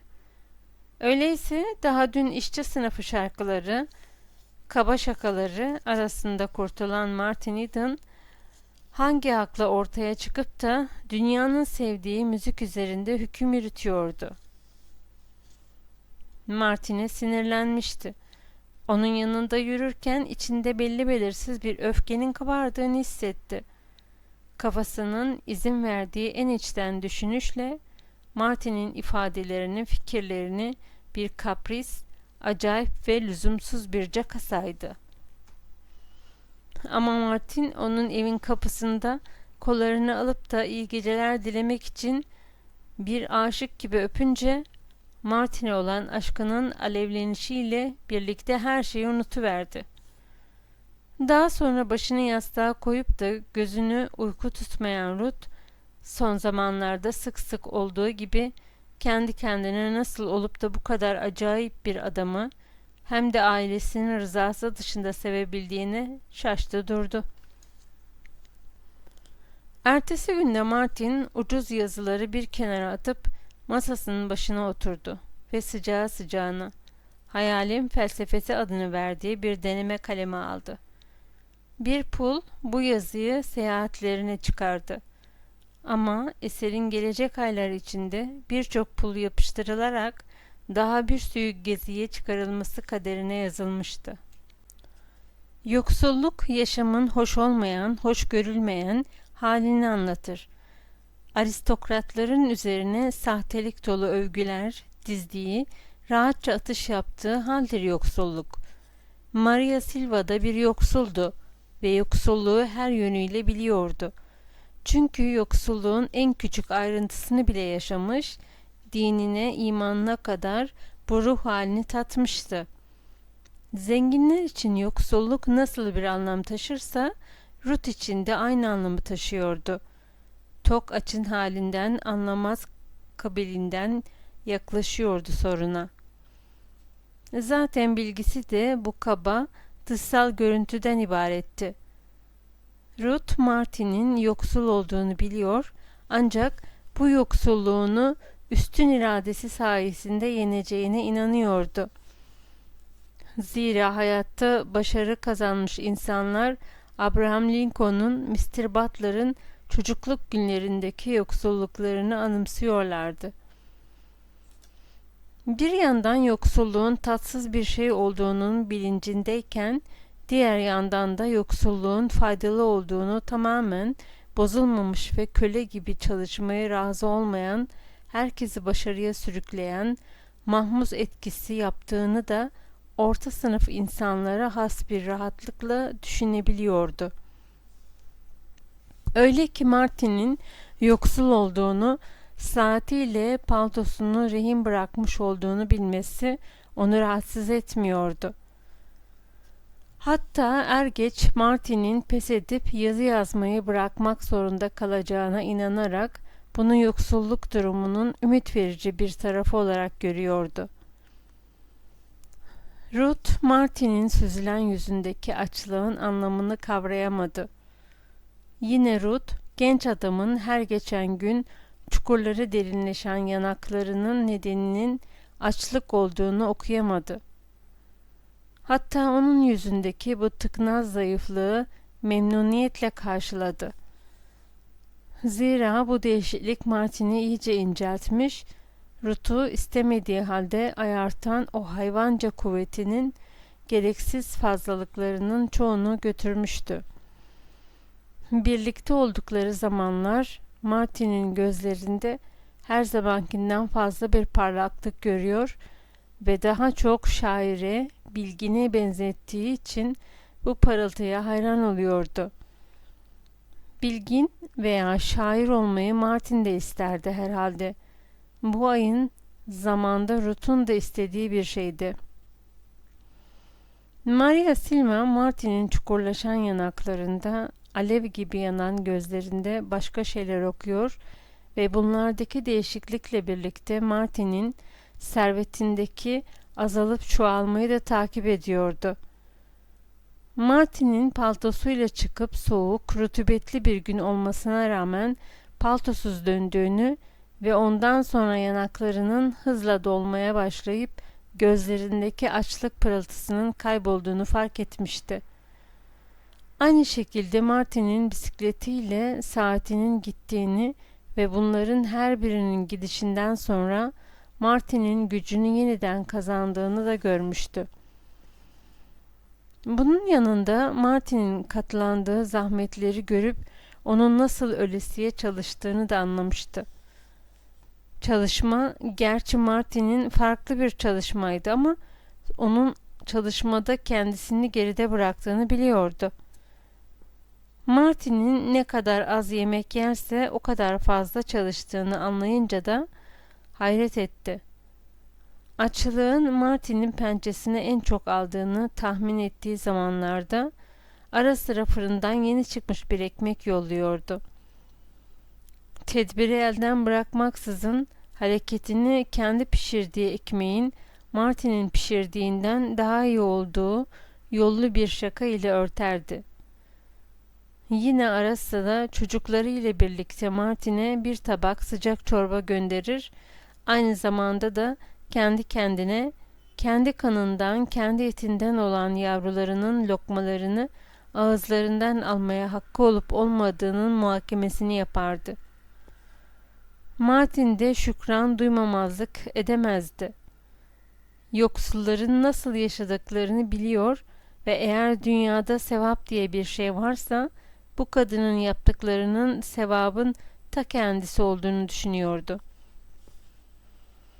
Bir gün evde kalan son yiyecekle çocuklarının karınlarını doyurduktan sonra Maria son 15 sentini bir galon ucuz şaraba yatırdı. Mutfağa su almaya gelen Martin'i oturup içmeye davet etti. Martin onun sağlığına, o da Martin'in şerefine içtiler.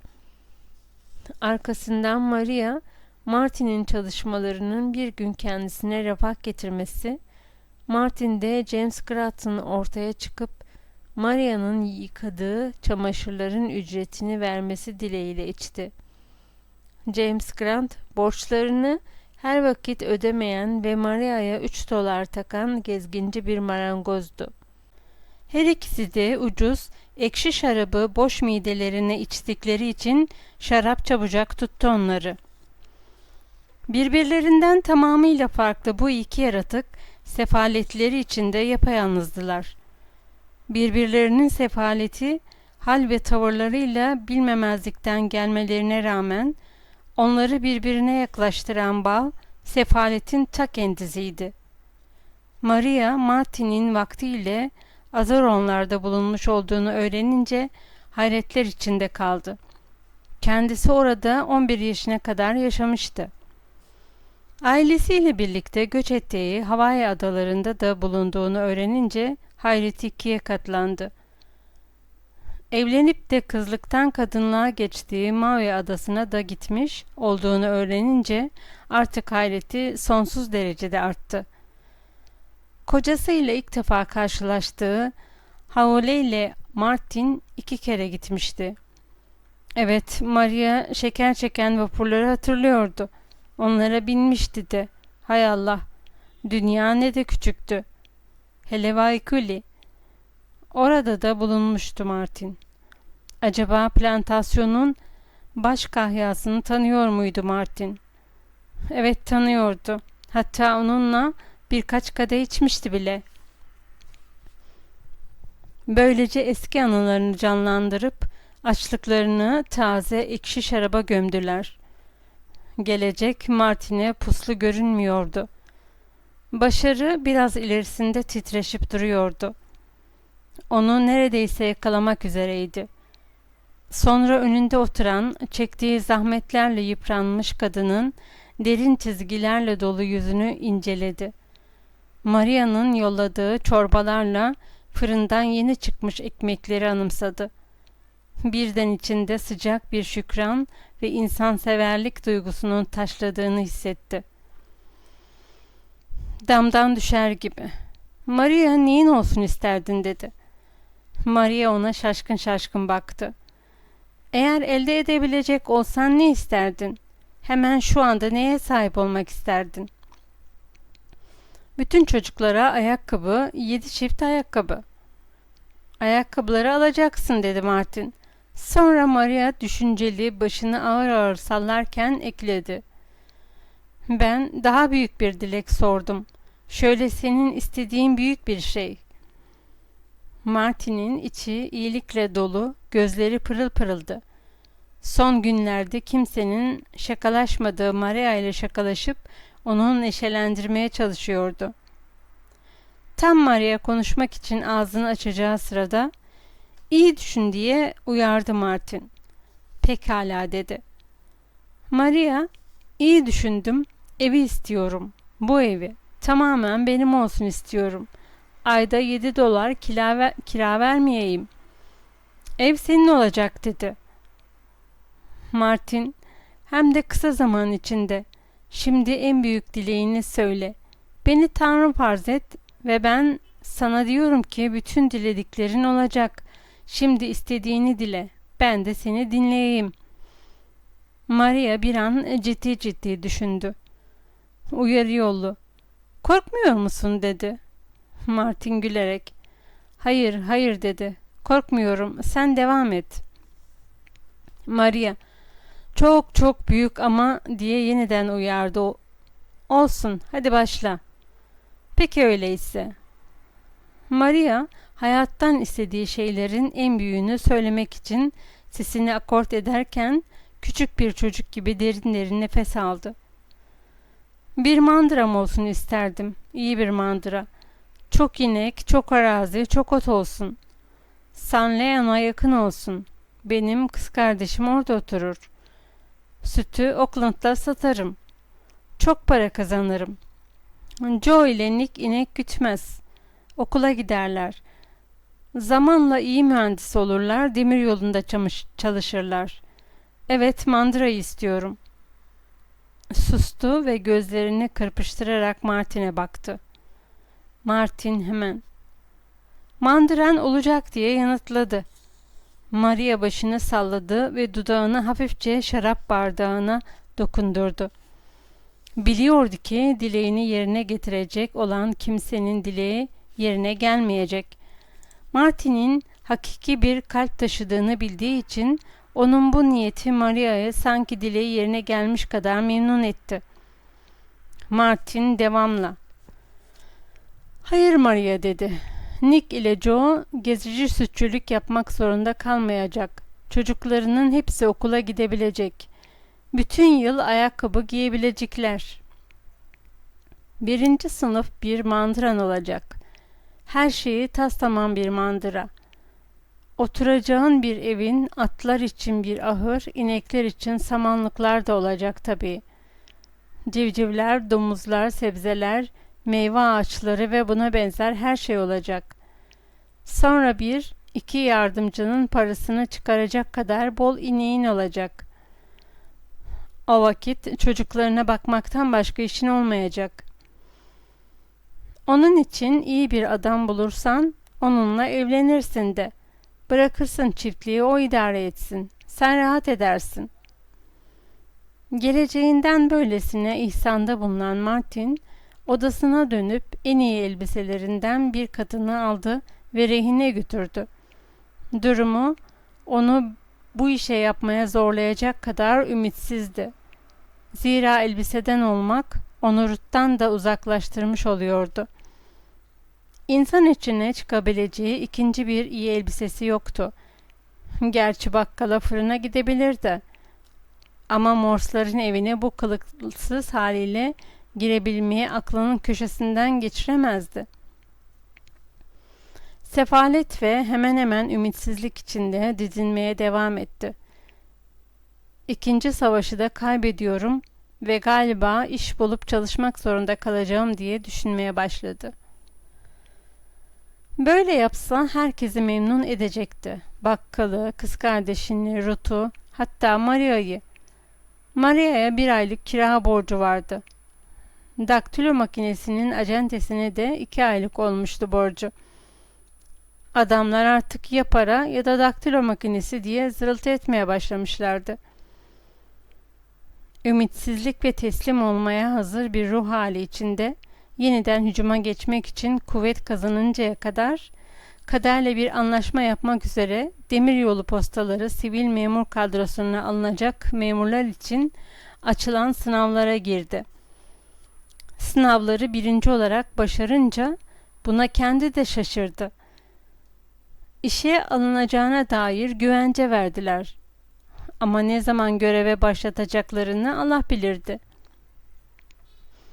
İşte tam Martin'in parasının iyice suyunu çektiği, imkanlarının tamamen tükendiği bu sırada her zaman tıkır tıkır işleyen editörlük makinesinde bir aksama oldu. Herhalde bir çark yerinden oynamış ya da yağ borularından biri yağsız kalmış olmalıydı. Zira postacı Martin'e bir sabah kısa, ince bir zarf getirdi. Martin zarfın sol üst köşesine bakıp Transcontinental Monty'nin adını ve adresini okudu.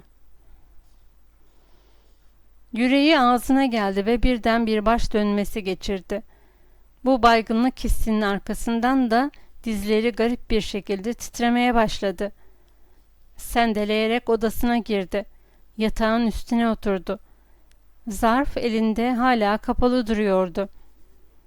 O zaman olağanüstü iyi haber alan bazı insanların nasıl birden düşüp ölüverdiklerini anladı. Bu gelen pek iyi bir haberdi. İnce zarfın içinde kendi yazısı yoktu. Şu halde bu bir kabul mektubuydu. Transcontinental'daki öyküsünü biliyordu. Bu onun Çanların Sesi adlı en aşağı 5000 kelimelik dehşet öykülerinden biriydi. Birinci sınıf magazin dergileri de yazıları kabul eder etmez ödeme yaptıklarına göre içinde çek de olmalıydı zarfın. Kelimesi 2 sentten 1020 dolar eder. 100 dolarlık bir çek olmalıydı bu. 100 adet dolar. Zarfı yırtıp açarken bütün borçları teker teker kafasından geçmeye başladı. 3 dolar 85 sent bakkala, kasaba yuvarlak 4 dolar, fırıncıya 2, manava 5, toplam 14 dolar 85 sent. Sonra ev kirası vardı. 2,5 dolar, bir aylıkta avans verse o da 2,5 dolar. 2 aylık daktilo makinesinin kirası 8 dolar. Ona da bir aylık avans verse o da 4 dolar.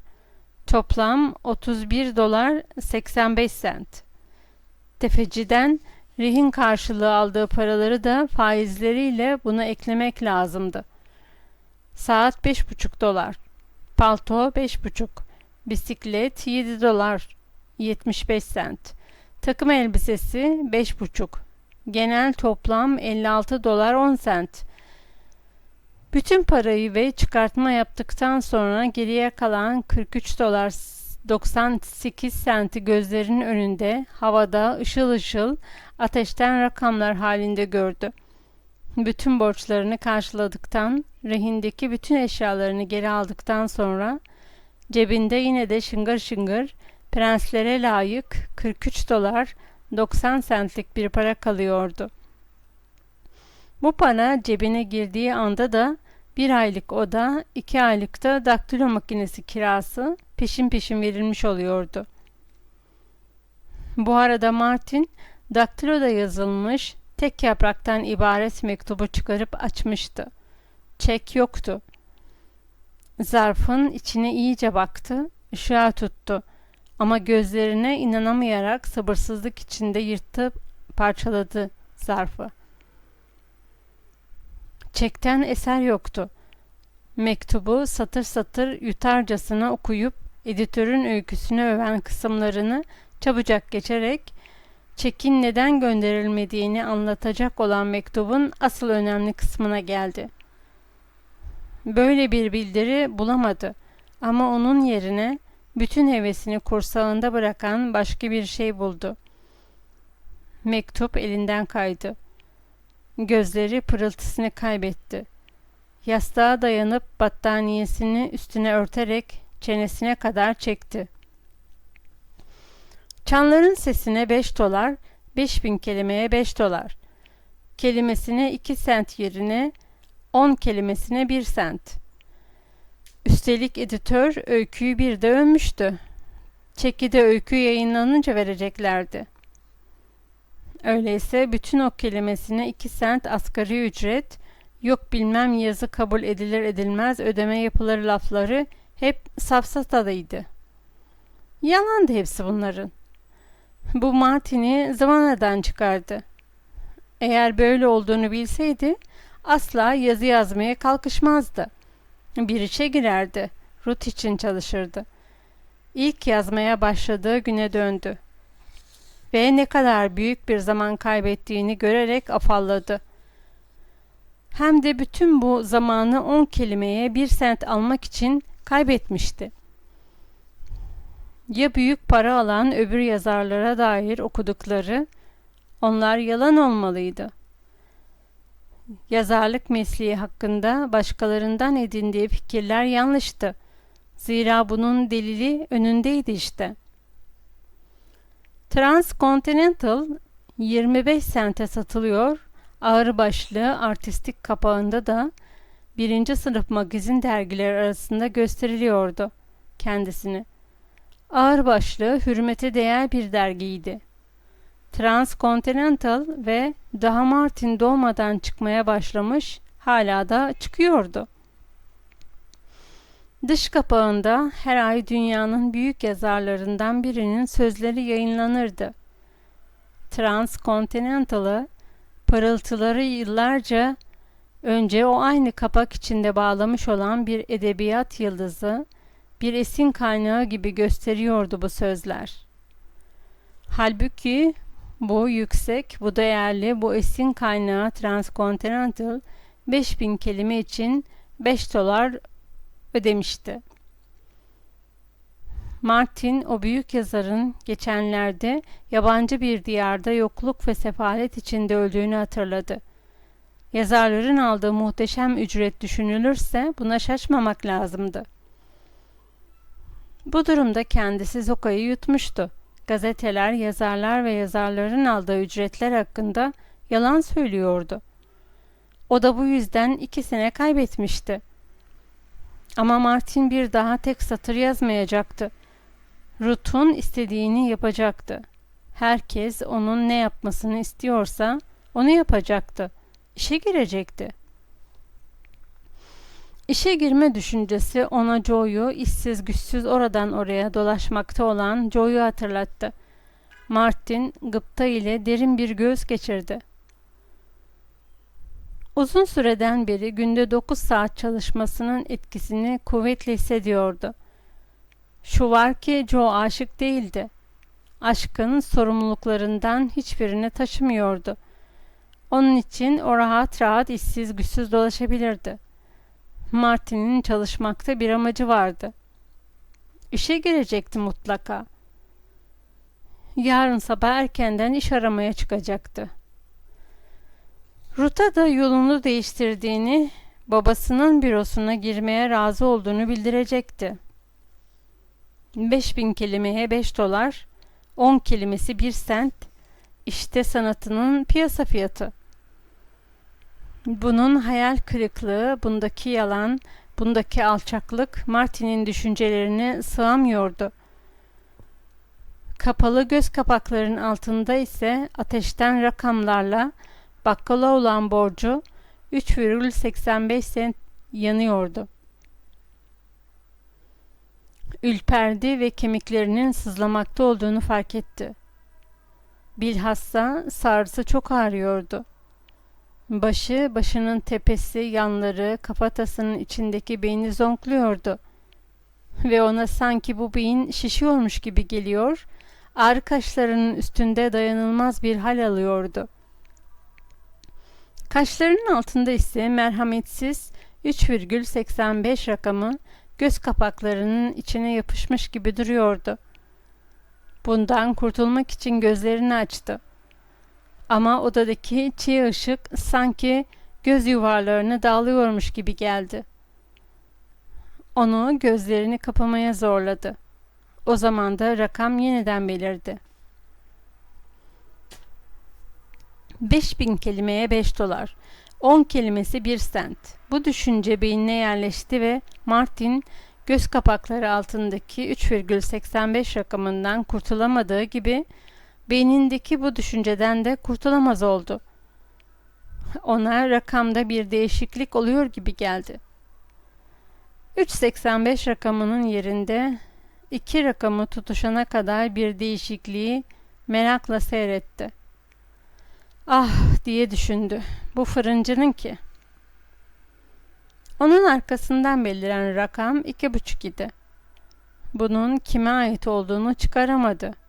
Ama ona öyle geldi ki sanki hayat veya ölüm bunu çözmesine bağlıydı. Birisine $2.50 borcu vardı. Buna emindi. Ama bu borç kimeydi? Bunu bulup çıkarma işi onu insanın yakasını bırakmayan uğursuz bir dünyanın kenarına getirdi. Ve Martin cevabı boş yere ararken hatıra ve bilgi kırıntılarıyla dolu çeşit çeşit yüklüklerin, odaların kapılarını açarak zihninin sonsuz koridorlarında dolaştı durdu. Asırlar geçtikten sonra rahatça, hiç çaba göstermeden bunun Maria olduğunu anımsadı. Büyük bir iç rahatlığıyla ruhunun gözlerini göz kapakları altındaki işkence perdesini çevirdi. Sorunu çözmüştü. Artık dinlenebilirdi. Ama hayır, 2,5 rakamı kaybolmuş, onun yerine 8 rakamı tutuşmaya başlamıştı. 8 dolar. Bu kimindi? Kafasının içinde o korkunç devinimi yeniden yapması, bunun kim olduğunu bulması gerekiyordu. Bu soru üzerinde ne kadar durduğunu bilmiyordu. Ama ona çok uzun gelen bir saman parçası geçtikten sonra kapının vuruluşu ve hasta olup olmadığını soran Maria'nın sesiyle uyandı. Kendinin de tanıyamadığı kısık bir sesle sadece biraz kestirdiğini söyledi. Odanın karanlık olduğunu görünce hayret etti. Mektubu öğleden sonra 2'de almıştı. Hasta olduğunu anladı. Arkasından 8 rakamı göz kapaklarının altında yeniden için için yanmaya başladı. Martin de yorucu işine döndü. Ama Martin işin hilesini buldu. Olayların kendi zihni etrafında durmaksızın dönmesine gerek yoktu. Ne aptallık etmişti de bu işe bulaşmıştı. Zihninin derinliklerinden bir kolu çekti ve zihnini kendi çevresinde döndürmeye başladı. Muazzam bir çarkıfelek, bir anılar atlı karıncası, dönen bir bilgi topu gibi. Bu Martin'i açmazın içine sokup da yuvarlana yuvarlana karanlık içine fırlatılana kadar hızlı, daha hızlı döndü durdu. Tamamıyla doğal bir şekilde kendini 2 silindirli bir ütü makinesinin başında kolalı kol yenlerini ütüden geçirirken buldu. Ama ütü yaparken kol yenlerine bir takım rakamların basılmış olduğunu gördü. Yakından bakıp da yenlerden birinin üstünde 3,85 rakamını görünceye kadar bunu çamaşır markalarının üzerine asılı birim bildirimi olduğunu zannetti. Sonra bunun bakkalın faturası, ütü makinesinin buhar kazanı üzerinde uçuşup duran şeylerin de kendi faturaları olduğunu anladı. Aklına parlak bir fikir geldi. Faturaları tutup yere atar, böylece onları ödemekten kurtulurdu. Böyle düşünmesiyle yapması bir oldu. Yenleri öfkeyle buruşturup her zaman gördüğünden daha bir kirli olan yere attı. Yığın büyüdü ve her fatura binlerce defa çoğaldı. Ama Martin bunların içinde yalnız bir tane 2,5 dolarlık faturaya rastladı. O da Maria'ya ait olan faturaydı. Bu Maria kirayı ödemesi için onu sıkıştırmayacak demekti. Martin de cömertçe yalnız bu faturayı ödemeye karar verdi. Ve etrafa saçılan faturalar arasında onunkini aramaya başladı. Asırlarca boş yere aradı durdu. Otel müdürü şişko Hollandalı içeri girdiğinde o hala aramasına devam ediyordu. Yüzü öfkeden kıpkırmızı kesilen müdür, gümbür gümbür öten, evrenin derinliklerine çarpan bir sesle "Bu yenlerin parasını senin ücretinden keseceğim," diye bağırdı. Kol yenleri yağını bir dağ gibi yükseldi. Martin bunların parasını ödemek için 1000 sene çalışmaya mecbur olduğunu anladı. Müdürü öldürüp çamaşırhaneyi yakmaktan başka yapılacak bir şey kalmamıştı. Ama Hollandalı Martin'in bu ümidini boşa çıkarıp onu ensesinden yakaladı ve bir aşağı bir yukarı sıçratmaya başladı. Martin'i ütü tahtalarının üstünde, sobanın üstünde, buharlı ütü makinelerinin üstünde sıçrattı. Yıkama dairesine soktu. Sıkma makinesinin, çamaşır makinesinin üstünde sıçrattı. Martin dişleri tıkırdayana, başına ağrı girene kadar sıçradı durdu ve Hollandalı'nın bu kadar kuvvetli oluşuna şaşırdı. Sonra kendini gene ütü makinesinin başında buldu. Bu defa yenileri makinenin öbür yanından bir magazin editörü veriyor, bu yandan da Martin alıyordu. Kol yenlerinin her biri bir çekti. Martin bir umut nöbeti içinde heyecanla bu çekleri gözden geçirdi. Ama hepsi de boştu. Orada durup 1 milyon sene kadar çekleri almaya devam etti. Belki doludur korkusuyla bir tanesini bile kaçırmadı. Nihayet dolusunu buldu. Titreyen parmaklarıyla bunu ışığa tuttu. 5 dolarlık bir çekti bu.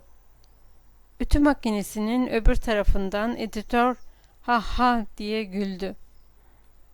Martin, "Öyleyse ben de seni öldürürüm" dedi. Baltayı almak için yıkama dairesine gitti. Orada Joe'yu üzerinde el yazıları bulunan kağıtları kolalarken buldu. O mu bu işten vazgeçirmeye çalıştı? Sonra baltayı ona savurdu ama balta havada kala kaldı. Zira Martin kendini yeniden ütü dairesinde bir kar fırtınasının ortasında buldu. Hayır, kar değildi. Havadan en ufağı 1.000 dolarlık yüklü çekler yağıyordu.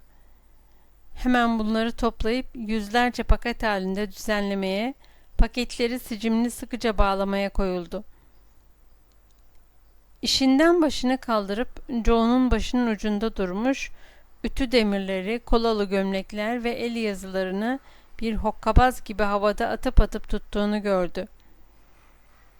Joe arada sırada uzanıp tavandan gözle görülmeyen bir yükseklikte koskocaman bir daire halinde uçuşan çeşitli eşyaya yeni bir paket ekliyordu.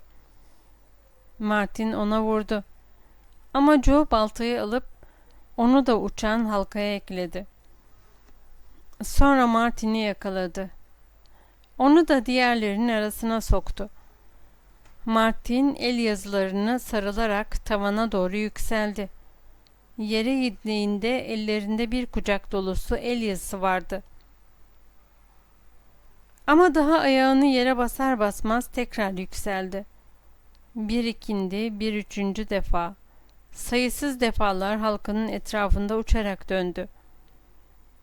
Çok uzaklardan kulağına küçük bir çocuğun sesini andıran tiz bir kadın sesi. "Vals ederek döndür beni. Val, döndür döndür döndür" diye bir şarkı gibi seslendi. Çeklerden, kolalı gömleklerden ve el yazılarından meydana gelen saman yolunun ortasındaki baltayı aldı ve aşağı indiğinde Joe'yu öldürmeye hazırlandı. Ama aşağı inmedi. Onun yerine sabahın ikisinde odalarını ayıran ince bölmeden Martin'in iniltilerini duyan Maria onun odasına girdi ve vücudunun iki yanına sıcak ütüler, ağrılan gözlerin üstünde ıslak bezler koydu. Editörlerin tavrı aylarca gece gündüz demeden çalışan, sadece ve yalnızca okuyup yazan Martin'i yıkmıştı. Yani girdiği sinir savaşından yenilgiyle çıkmıştı. Bu ağır yenilgi sinirlerini allak bullak ettiği gibi bedenini de sarsmıştı. Bu nedenle gece boyunca garip garip rüyalar, çelişkili hayaller gördü. Bu karmaşık ve sinir bozucu durum öğleye kadar devam etti. Ancak öğleden sonra hezeyandan kurtulmayı başardı. Ağrıyan ve şişmiş gözlerini garip bir şekilde odada dolaştırdı. Silva ailesinin üyelerinden Martin'in başı ucunda beklemekte olan 8 yaşındaki Mary, Martin'in bilincinin yerine geldiğini görünce keskin bir çığlık kopardı. Maria mutfaktan koşa koşa geldi. İşi yapmaktan, çamaşır yıkamaktan pütür pütür olmuş elini Martin'in alnına dayadı ve nabız atışını dinledi. "Yemek yemek ister misin?" diye sordu. Martin başıyla hayır işareti yaptı. Yemek yemeyi istemek şöyle dursun, ona şu anda sanki ömründe hiç acıkmamış gibi geliyordu. Zayıf bir sesle, "Hastayım Maria" dedi. "Nedir hastalığım, biliyor musun?" "Grip" dedi Maria ve bozuk grameriyle devam etti. "Bir iki günde iyileşeceksin, bak gör. Daha iyi, sen yok yemekti şimdi. Zamanla çok yiyebileceksin sen. Yarın yiyebileceksin belki de." Bedenini her koşulda sağlıklı tutmaya çalışan Martin hastalığa alışık değildi. Maria ile küçük kızı onu yalnız bırakınca kalkıp giyinmeyi denedi. Büyük bir güç gösterisinde bulunarak başı fırıl fırıl döndüğü, gözleri göz kapaklarını kaldırtmayacak kadar ağrıdığı halde ayağa kalkmaya becerdi. Ama iradesine uymayan duyuları onu masanın kenarına oturtmak zorunda bıraktı. Yarım saat sonra yeniden yatağına yatabildi.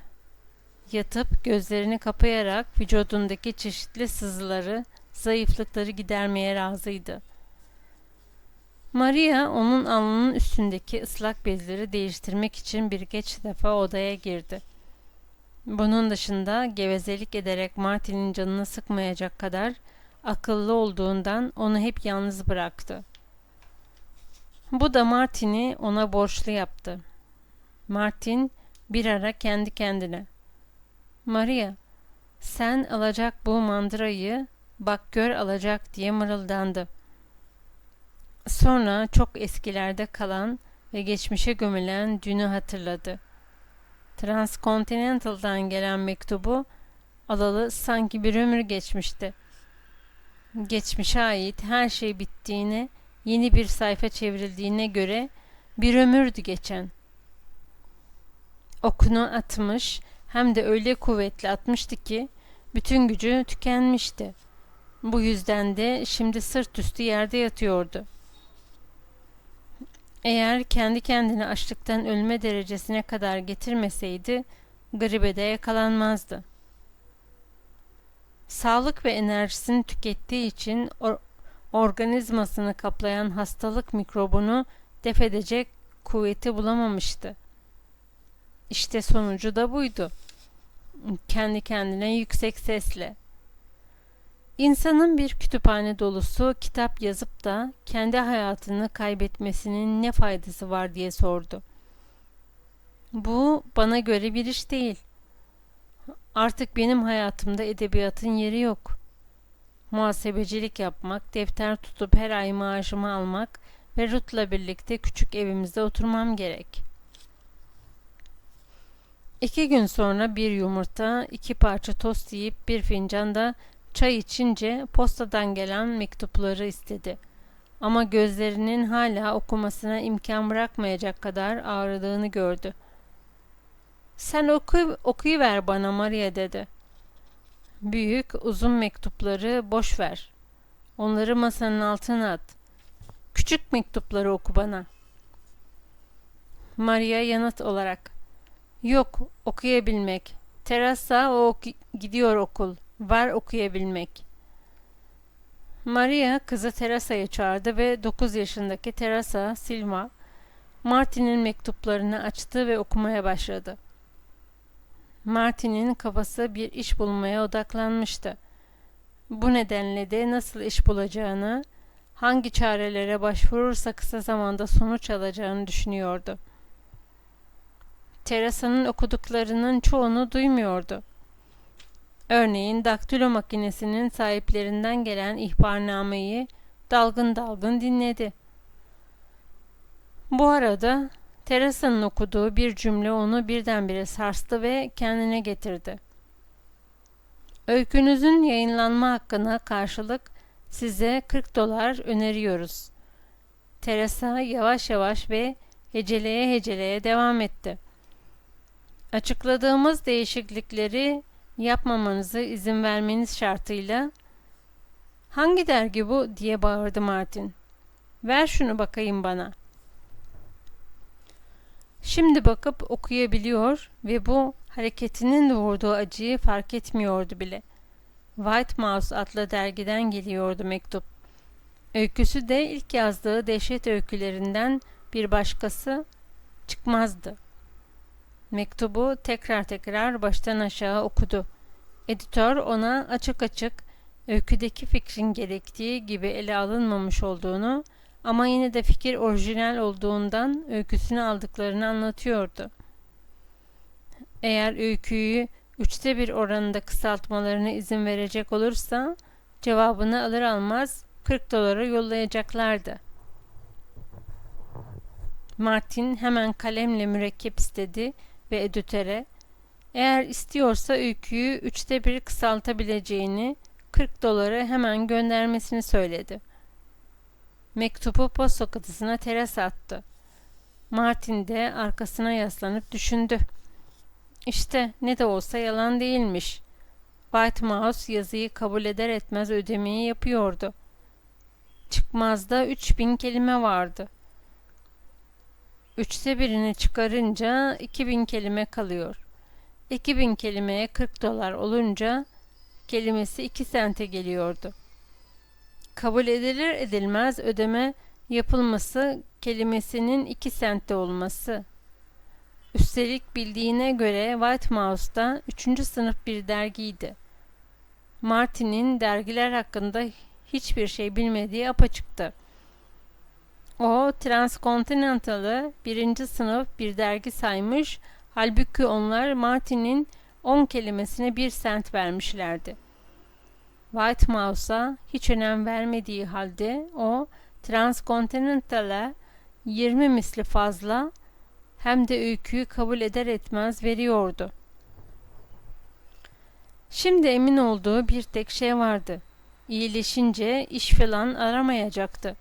Kafasının içinde çıkmaz kadar güzel bir sürü öykü vardı.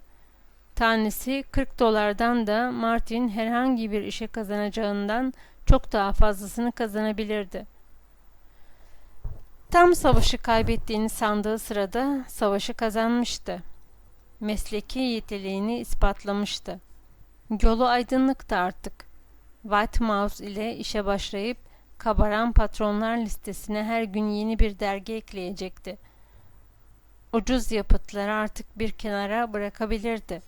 Bunlarla uğraşmak zaman kaybından başka bir şey değildi. Çünkü kendisine $1 bile kazandırmamıştı onlar. Kendini tamamıyla iyi, güzel eserlere verecek ve kafasındaki en iyi her şeyi ortaya dökecekti. Keşke Ruth da burada onun sevincini paylaşsaydı diye düşündü ve yatağının üstünde duran mektupları gözden geçirirken ondan gelen bir mektuba rastladı. Ruth, Martin'i kendisinden bu kadar uzun zaman ayrı tutan şeyin ne olduğunu sorarak tatlı tatlı sitem ediyordu. Martin, Ruth'un el yazısını içine sindirerek, onun kaleminin her dokunduğu yeri severek ve sonunda onun imzasını öperek taparcasına okudu mektubu. Ruth'a verdiği cevapta tedbirsizlik edip en iyi elbisesini rehine bıraktığı için ona gelemediğini yazdı. Hasta olduğunu ama artık iyileşmek üzere bulunduğunu ve 10 gün içinde elbiselerini rehinden kurtarıp ona kavuşacağını söyledi. Ne var ki Ruth'un 10 gün veya 2 hafta beklemeye niyeti yoktu. Üstelik sevdiği adam hastaydı. Ertesi sabah yanında Arthur olduğu halde Morse'ların arabasıyla eve dayandı. Bu geliş Silva ailesinin bütün çocuklarıyla sokaktaki bütün haşarıların çok hoşuna gitmiş, Maria ise ne yapacağını şaşırmıştı. Küçük ön sağlığın önünde konukların çevresine üşüşen Silva ailesi üyelerinin kulaklarını çektirip her zamankinden daha kötü bir İngilizce ile kılığından ötürü özür dilemeye başladı. Belinde ıslak bir havlu, kol yenlerini sabunlu kollarının yukarısına sıvamış olan Maria, yaptığı işi anlattı. Kendisinden odasında kalan adama soran bu iki gösterişli genç, Maria'nın aklını başından öylesine almıştı ki, onları küçük salonuna davet edip oturtmayı bile unuttu. Martin'in odasına girmek için Ruth ve Arthur, yıkanmakta olan çamaşırlardan sımsıcak hale gelmiş, ıslak buğuylu mutfaktan geçtiler. Maria heyecanından oda kapısıyla yüklük kapısını birbirine öyle bir geçirdi ki 5 dakika kadar yan aralık kapıdan buhar bulutlarıyla bütün sabun köpüğü ve kir kokuları hasta odasına doldu. Ruth bir sağ bir sol arkasından yine sağ yapıp masayla yatak odasındaki dar geçitten koşarak Martin'in tarafına ulaşmaya başardı. Ruth kadar becerikli olmayan Arthur, Martin'in yemek pişirdiği köşedeki çanak çömleğe çarparak bunları gürültüyle devirdi. Ruth, odadaki biricik sandalyeye oturdu ve görevini yaptığı için daha ileri gitmeye gerek görmeyen Arthur da dışarı çıkıp sokak kapısının yanında Silva ailesinin 7 yaramazının ortasında durdu. Çocuklar Arthur'u kenar mahallelerinde dolaşan hokkabazları izler gibi hayretle izliyorlardı. 12 bolük öteden bir sürü çocuk arabanın etrafına toplanmış, hepsi de merakla, hasretle olağan dışı bir şeyin olmasını bekler gibi bekliyorlardı. Onlar, mahallesinde arabalar yalnız evlenme ve cenaze törenlerinde görülürdü. Şimdi ne bir evlenme vardı ne de bir ölüm. Bu bakımdan onlar için bu beklemeye değer bir durum ve değişik bir tecrübeydi. Martin, Ruth'u dili gibi özlemişti. Yaratılıştan sevgi tabiatlı bir insandı. Bu yüzden de sevgiye herhangi bir insandan daha çok muhtaçtı. Sevgiye, anlayışa susamıştı. Bu ise Martin için fikren anlaşılmak demekti. Halbuki Ruth'un sevgi ve sempatisinin daha çok kendinden kaynaklı, ince olduğunu ve kendi sempatisinin hedeflerini anlamaktan doğan bir sempati olmaktan çok bir ruh inceliğinden doğan sempati olduğunu görecekti. Bu bakımdan Martin Ruth'un elini tutup da gayet memnun bir şekilde konuşurken Ruth'u elini Martin'in eli üzerine bastırmaya sevk ederek ıstırabın Martin'in yüzüne damgaladığını, işaretleri, Martin'in çaresizliğini görünce gözlerini yaşartan şey Martin'e duyduğu sevgiydi. Ama Martin ona 2 eserinin kabulünden Transcontinental'dan gelen mektubu almadan az önce içinde bulunduğu ümitsizlikten White Mouse'dan gelen mektupla bir kat artan mutluluğundan söz etti. Ruth Martin'i içinden gelerek ve isteyerek dinlemedi. Martin'in söylediklerini duydu. Bu kelimelerin taşıdıkları önemi anladı ama yine de Martin'in ümitsizlik ve sevincinde ona eşlik etmedi. Her zaman neyse yine oydu Ruth. Dergilere öykü satmak onu ilgilendirmiyordu. Onun için önemli olan evlilikti. Ne var ki Martin'in bir işe girmesini ona arzulattıran anne olma içgüdüsüydü. Ancak o bunun farkında değildi. Eğer bu içgüdüsel durumu ona açıklasa, söyleseler asla kabul etmezdi. Bu sözler karşısında kıpkırmızı olur, yutkunur, sonra da öfkeye kapılarak tek arzusunun sevdiği insanı daha iyi durumda görmek olduğunu öne sürerdi. Böylece Martin, dünya yüzünde kendine seçtiği, işte kazandığı ilk başarıyla coşmuş bir halde bütün kalbini açarken, Ruth, arada sırada odaya göz gezdirip gördükleriyle şaşırarak Martin'in kelimelerine dikkat etti. Ruth ilk olarak yoksulluğun sefil yüzünü gördü. Açlık çeken aşıklar ona öteden bir romantik görünürdü. Ama açlık çeken aşıkların nasıl yaşadıklarına dair en ufak bir fikri yoktu. Bunun böyle olacağı aklının köşesinden geçmemişti. Bakışları tekrar tekrar hep odadan Martin'e, Martin'den odaya kayıyordu. Kendisiyle birlikte odaya dolan buğulu, kirli çamaşır kokuları mide bulandırıcıydı.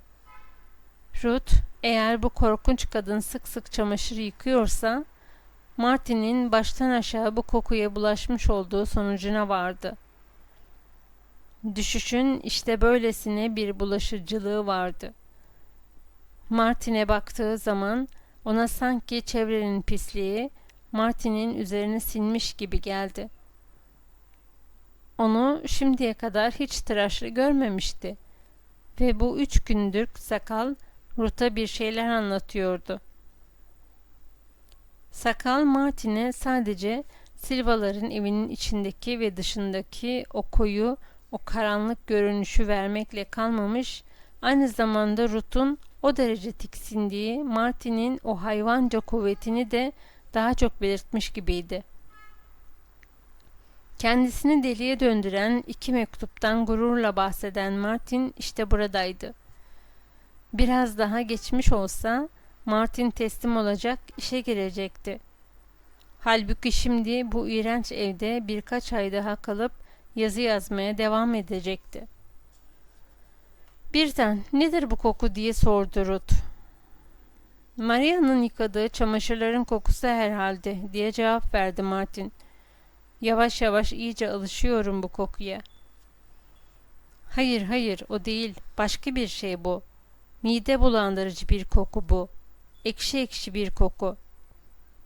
Martin cevap vermeden önce havayı kokladı. "Ekşi tütün kokusundan başka bir şey duymuyorum ben," dedi. "Tamam işte, çok kötü bir koku bu.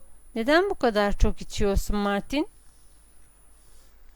"Bilmem, sade yalnız kaldığım zamanlar çok içerim. Ayrıca çok da eski bir tiryakilik tabii ki. Daha çok küçükken başladım." "İyi bir alışkanlık olmadığını biliyorsun," diye azarladı Ruth. "Kokusu gökyüzüne çıkıyor." "Suç tütünde. Param ancak en ucuzu almaya yetiyor. Ama şu 40 dolarlık çeki alana kadar sabret. O zaman meslekleri bile rahatsız etmeyecek bir marka kullanacağım." "Nasıl ama? 3 günde 2 eserimin kabul edilişi hiç fena değil, değil mi? 40 dolarla bütün borçlarımı ödeyebileceğim." Ruth, 2 senelik çalışmaya karşılık mı bu 40 dolar diye sordu. "Hayır, bir haftadan daha az çalışmaya karşılık.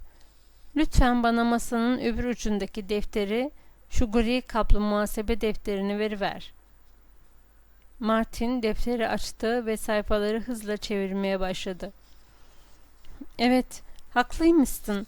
Çanların sesini 4 çıkmazı 2 günde yazmışım.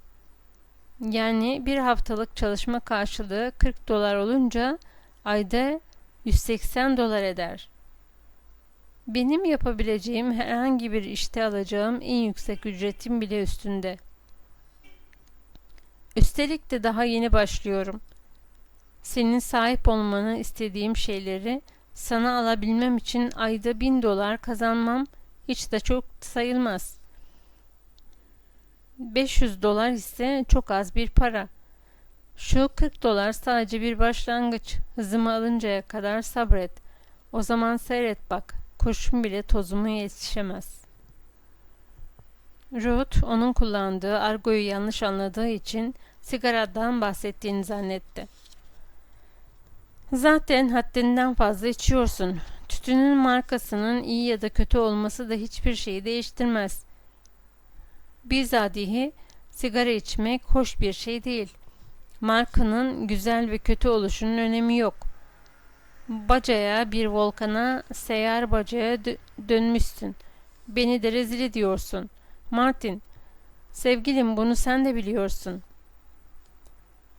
Ruth rica dolu gözlerle Martin'in üzerine eğildi ve Martin onun saf duru gözlerine bakınca içinde yine o eski aşağılık duygusunu hissetti. Ruth, "Artık sigara içmemi isterdim," diye fısıldadı. "İçmemeni. Ne olur benim hatırım için." Martin, "Peki," diye bağırdı. "İçmeyeceğim. Sen ne istersen yaparım. Benim bir tanecik sevgilim. Yapacağımı bilirsin." Ruth'u büyük bir itiraz sardı. Zorlayıcı bir yoldan Martin'in tabiatındaki yumuşak tarafı yakalar gibi olmuştu ve emindi ki o anda Martin'den yazı yazmayı bırakmasını istese Martin arzusunu yerine getirecekti. Kısa bir an kelimeler dudaklarının ucunda titredi ama dudaklarından çıkmadı bu kelimeler. Yeteri kadar cesareti yoktu buna. Ruth'un cesaret edemedi buna. Onun yerine kendisine uzanan Martin'e doğru eğildi ve "Biliyorsun Martin," diye fısıldadı. "Aslında bunu benim için değil, kendi iyiliğin için yapacaksın. Sigaranın sana zararı dokunduğundan eminim. Üstelik herhangi bir şeye esir olmak iyi değil. Hele bir zehre hiç." Martin, "Her zaman senin esirin olacağım," diye gülümsedi. "Şu halde emirlerini vermeye başlayayım." Yaramaz yaramaz Martin'e baktı ama içinden de Martin'den en önemli şeyi dilememiş olduğunu pişmandı. "Boynum kıldan incedir. Haşmetme yap." "Peki öyleyse ilk emrim şu. Sen Martin Eden. Bundan sonra her gün tıraş olmayı ihmal etmeyeceksin. Bak yanını kızartırım." Böylece bu konuşma okşamalar ve aşk kahkahaları içinde son buldu.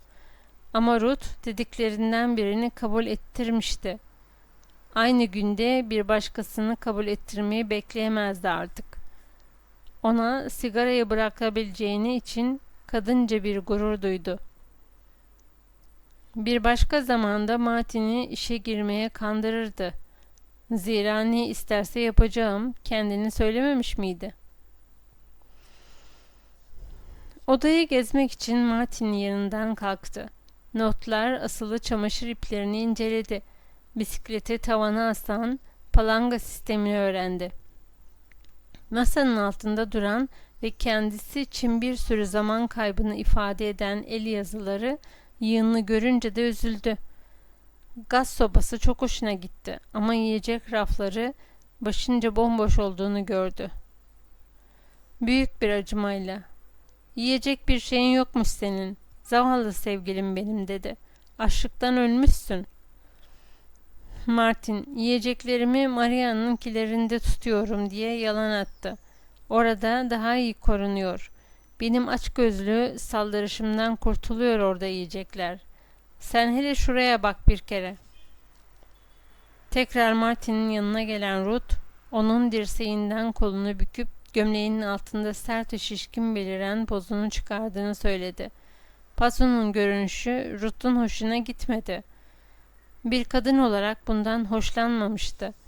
Ancak içindeki dürtü bu pazuyu sevdi. Hatta bedeninin bu pazının içinde eridiğini, kanının ateşlendiğini hissetti.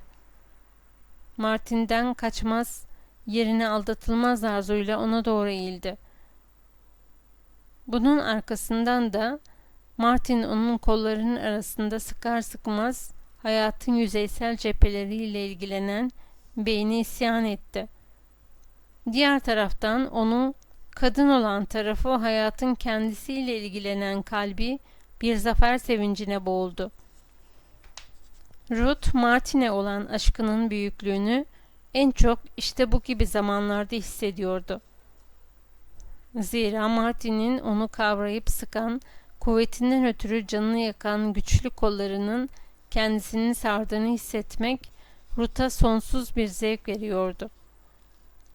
Bu gibi anlarda kendi çevresine ihanet edişinde, kendi yüksek ideallerinden vazgeçişinde, en önemlisi de annesiyle babasına inatla itaatsizlik edişinde kendi kendini mazur görürdü.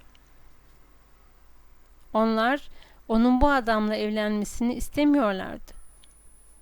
Ruth'un Martin'i sevebilişi onları sarsmıştı.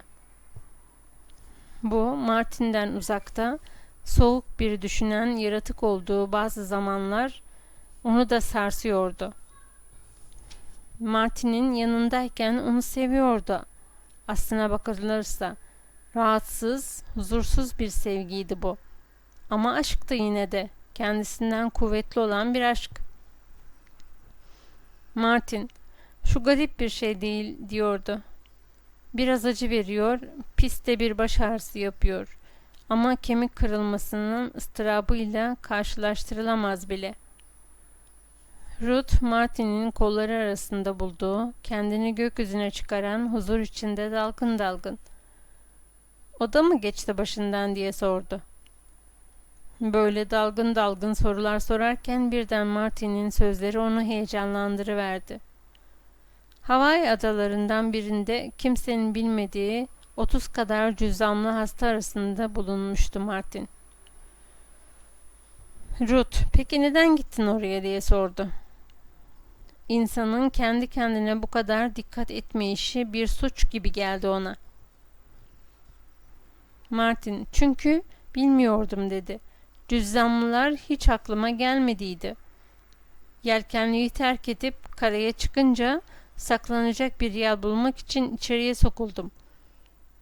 3 gün yalnız guava, Ohoyama adası elması ve muzla karnımı doyurdum. Bunlar ormanda yabani olarak yetişiyordu.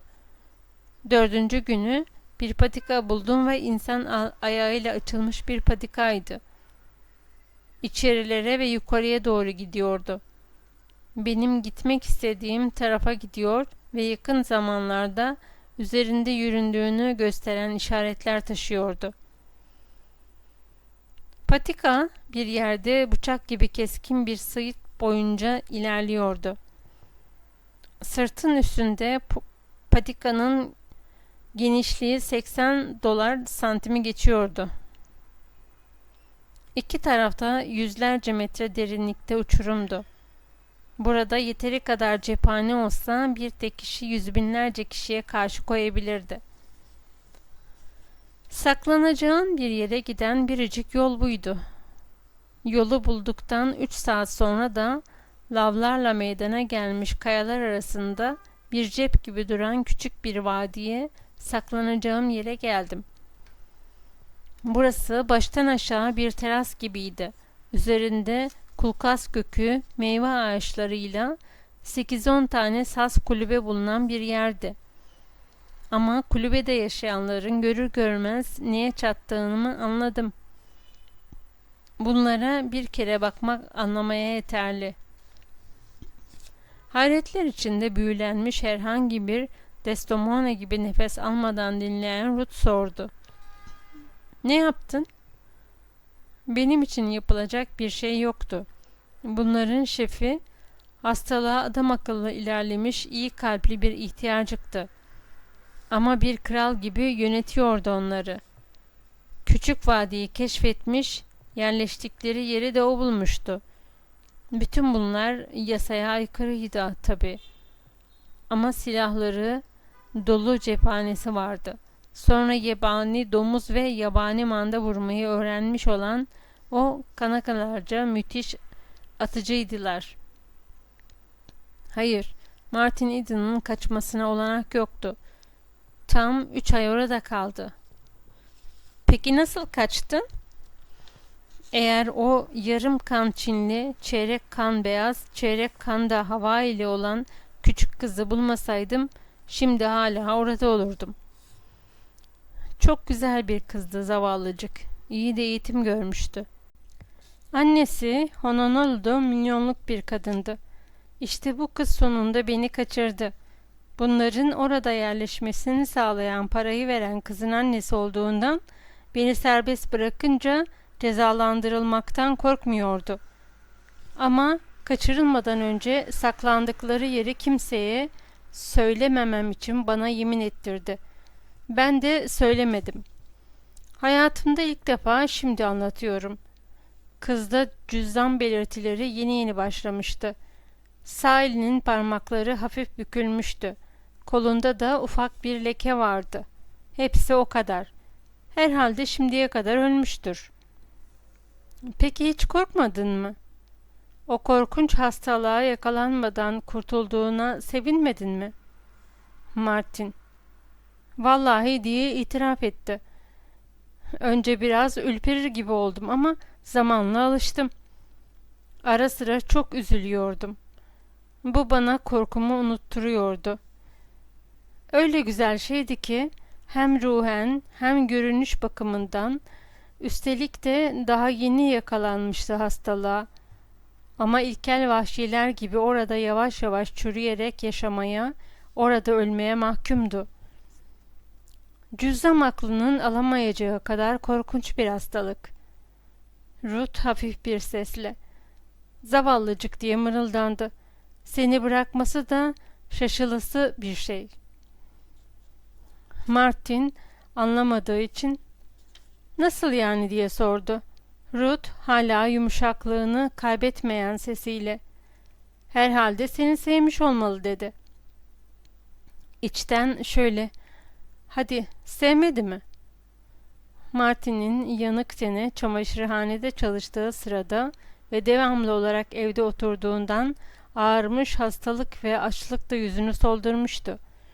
İşte bu solgunluğun altından bir kırmızılık dalgası yayılıverdi. Konuşmak için ağzını açacağı sırada Ruth susturdu onu. Aldırma dedi. Cevap verme. Lüzumu yok diye güldü. Ama Martin'e Ruth'un sesi biraz madeni geldi.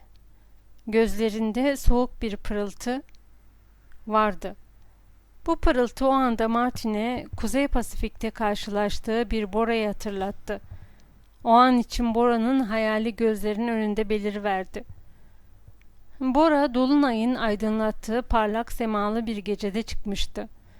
Kabaran denizler ay ışığı altında soğuk soğuk parıldıyordu.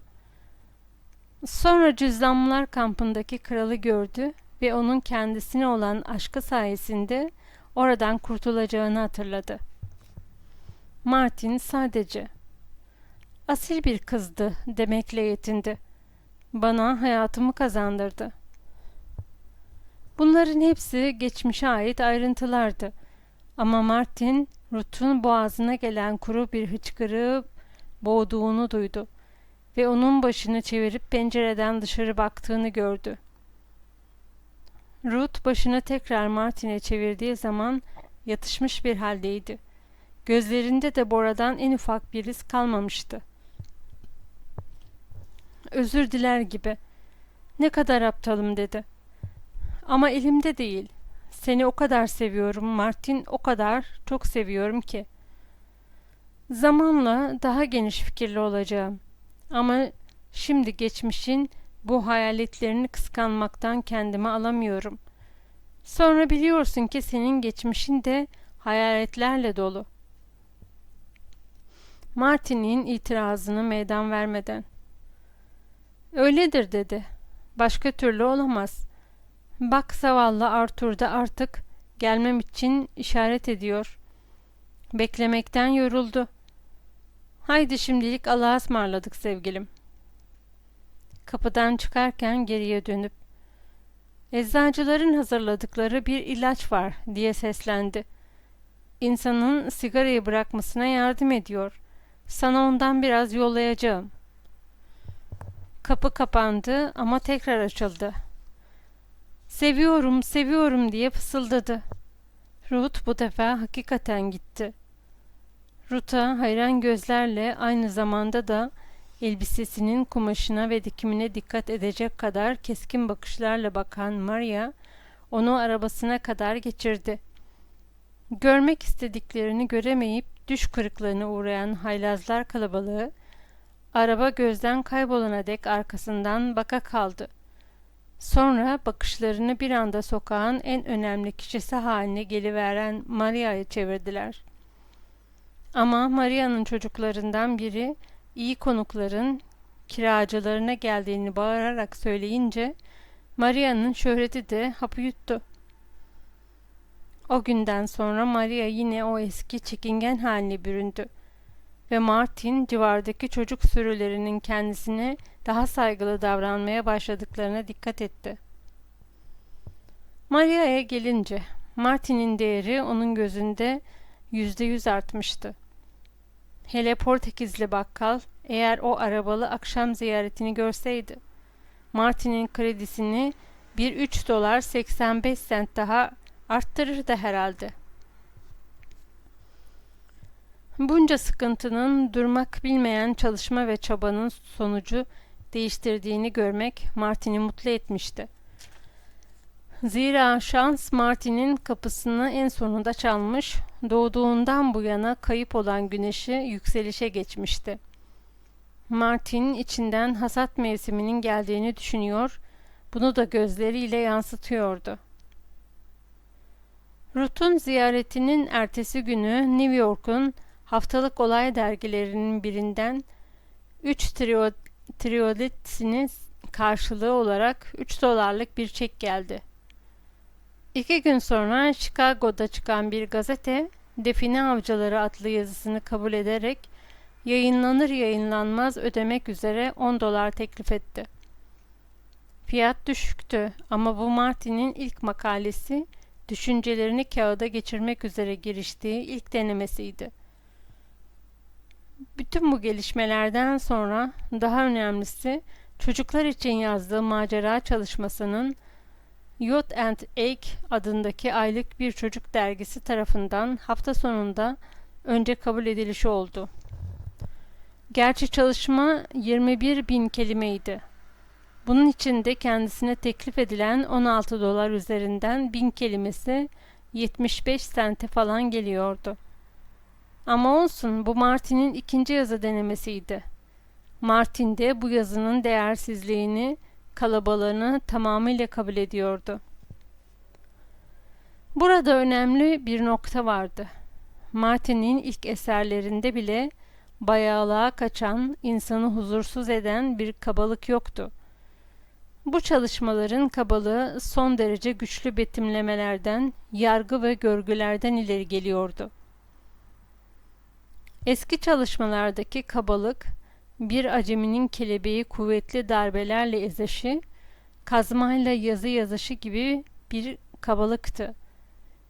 İşte bu yüzden Martin ilk yazılarını ucuza da olsa sattığı için memnundu. O yazılarının kıymetinin ölçüsünü biliyordu.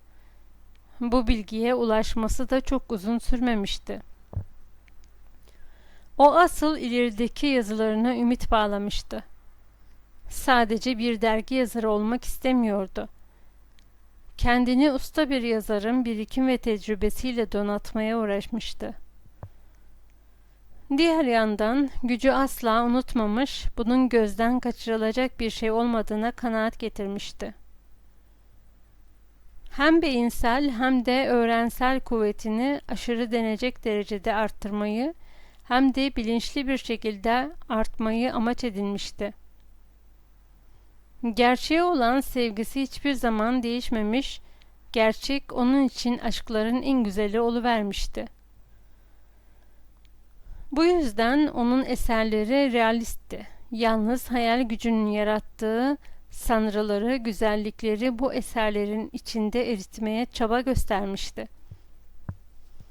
Onun varmak istediği, insan umutları ve imanıyla dolu, ihtirasla süslü bir realizmdi. Hayatı, ruhun derinliklerine ulaşan, insan ruhunu bütün yönleriyle kavrayan, alabildiğince derinliklere dalarak vermek istiyordu. Okumaları esnasında 2 öykü okulu bulunduğunu keşfetmişti. Bunlardan biri insanı bir tanrı gibi ele alıyordu. İnsanın toprağa yakın taraflarını görmemezlikten geliyor, hatta yok sayıyor. Diğer okulsa insanı bir çamur parçası gibi kabul ediyor, manevi yönünü tamamen ihmal ediyor. Hatta görmezden geliyordu. Örneğin rüyaları yok sayıyor, insanın içinde yarattığı, zayıflığında düşlediği cennetin varlık sebebini ortadan kaldırıyordu. Tanrısal gücün önemini anlamıyordu. Martin, bu 2 okulun, tanrıcı ve toprakçı okulun büyük yanılgılar içinde olduğunu net bir şekilde görüyordu. Çünkü amaçları tekti. Ancak bu ikisini uzlaştırarak gerçeğe ulaşmak mümkündü. Ne var ki bu yaklaşım ne tam manasıyla tanrıcı okulun tarafını tutuyor, ne de toprakçı okulun haince vahşiliğine meydan okuyordu. Martin, Ruth'u da etkilemiş olan öyküsü, maceranın öyküde gerçeklik idealine ulaştığına inanıyordu. Bu konudaki bütün fikirlerini de genel olarak Tanrı ve Çamur adlı denemesinde ifade etti. Martin, macerayı ve en güzel diye kabul ettiği bütün eserleri editör dilenerek dolaşmaya devam etti. İlk eserleri getirdikleri para dışında onun gözünde birer hiçti. 2 tanesini sattığı dehşet öykülerini ise yüksek veya iyi eserleri arasında saymıyordu. Kuvvet aldıkları bir gerçeklik pırıltısına sahip olmasına rağmen Martin gözündeki içten birer hayali fantastik eserdi. Öykülerindeki bu imkansıza giydirdiği gerçeklik elbisesine bir oyun gözüyle bakıyordu. Bunlar bütün edebiyat yapıda sayılamazdı. Bu alanda barınamazdı. Bunlardaki sanat ustalığı yüksekti. Ama sanat insan unsurunu ihmal etmemeliydi. Eğer sanat insanı görmezden geliyorsa sanat sayılmamalıydı. Üstelik bir değeri de yoktu. Martin'in becerisi de sanatının yüzüne insani bir maske geçirmekten ibaretti. O bunu Joy, The Pot, The One of Life, The Macera adlı öykülerinin zirvelerine ulaşacak dehşet öyküleri sınıfından yarım düzine öyküsünde yapmıştı. Trioletlerine karşılık aldığı 3 doları White Mouse'un çeki gelene kadar kıt kanaat yaşayabilmek için kullandı. Çeki nasıl bozduracağına bir türlü karar veremedi. Hayatında hiç bankaya gitmemişti ve içinde Oakland'daki büyük bankalardan birine gidip ciro edilmiş 40 dolarlık çekini kasaya fırlatmak için saf çocukça bir arzu duyuyordu. Diğer yandan pratik çalışan aklı onu çekini bakkalda bozdurup böylelikle ileride kredisinin arttırılması ile sonuçlanacak bir etki yaratmaya zorluyordu. Sonunda istemeye istemeye bakkala gitti ve faturasını son kuruşuna kadar ödeyip cebinde tıngırdayan paralarla döndü. Diğer tüccara gidip faturasını ödedi. Bisikletiyle elbisesini rehinden kurtardı. Yazı makinesi için 1 aylık kirayı peşin verdi. Maria'ya geçen ayın kirasıyla 1 aylık kirayı da peşin ödedi. Cebine darda kaldığı zaman kullanmak üzere 3 dolarlık bir para kaldı. 3 dolar ona bir servet gibi geliyordu. Martin elbisesini kurtarır kurtarmaz hemen Ruth'u görmeye gitti. Yolda giderken cebindeki bir avuç gümüş parayı şıkırdatmaktan kendini alamıyordu. O kadar uzun zaman parasız kalmıştı ki günlerce açlık çekip de yemeğe kavuşan bir insanın yiyebileceğinden fazlasını gözünün önünde ayıramayan bir ruh haliyle insan gibi o da elini gümüş paradan ayıramıyordu. Martin ne bayağı bir insandı ne de açgözlü. Ama bu para onun için bir sürü dolar ve sentten çok daha fazla bir anlam ifade ediyordu. Bu para onun başarısının yerini tutuyordu. Paraların üzerindeki kartal kabartmaları da Martin'e kazanılmış bir zaferleri anımsatıyordu. Farkına varmadan dünyayı güzel görmeye başladı. Parasızlık ve sefaletin getirdiği acılardan dünya nimetlerinin farkına varamamıştı. Gerçekten de haftalardır karanlık, kasvetli bir dünyada yaşamıştı. Ama şimdi hemen hemen bütün borçları ödedikten sonra cebinde şıngırdayan 3 dolar, kafasında başarıyı anlamanın aydınlığı ile güneşe ışıl ışıl ve sıcacık parlıyor. Hatta hazırlıksız yakalayan ve sırılsıklam eden sağanak bile ona tatlı bir olay gibi geliyordu. Açlık çektiği sırada düşünceleri hep dünya üzerinde açlık çektiklerini bildiği binlerce insana takılırdı. Ama şimdi karnı tıka basa doluyken açlıktan ölen binlere kafasını yormaz oldu. Onları unuttu ve kendisi de bir aşık olduğu için dünyadaki binlerce aşığı anımsadı. Üzerinde bilhassa durduğu halde aşk liriklerinin motifleri beyninde dönmeye başladı. Kendini yaratıcı güdüye kaptırdığı için tramvaydan ineceği yerin 2 blok ötesinde inince hiç kızmadı. Morse'ların evini kalabalık buldu. Ruth'un 2 kuzeni San Rafael onu ziyarete gelmişti. Mrs. Morse da onları eğlendirmek maskesi altında Ruth'un etrafına gençlerle çevirme planını uyguluyordu. Kampanya Martin'in zorunlu yokluğu sırasında başlamıştı ve şu anda en ateşli dönemindeydi. Mrs. Morse eve meslek sahibi erkekleri de sokmak fikrinde ısrar etmişti. Bu bakımdan Martin, Kuzen Dorothy ve Kuzen Florence'dan başka biri Latince, diğeri de İngilizce profesörü olan iki profesör. Bir zamanlar Ruth'un okul arkadaşı olan Philippa'lerde henüz dönmüş genç bir subay.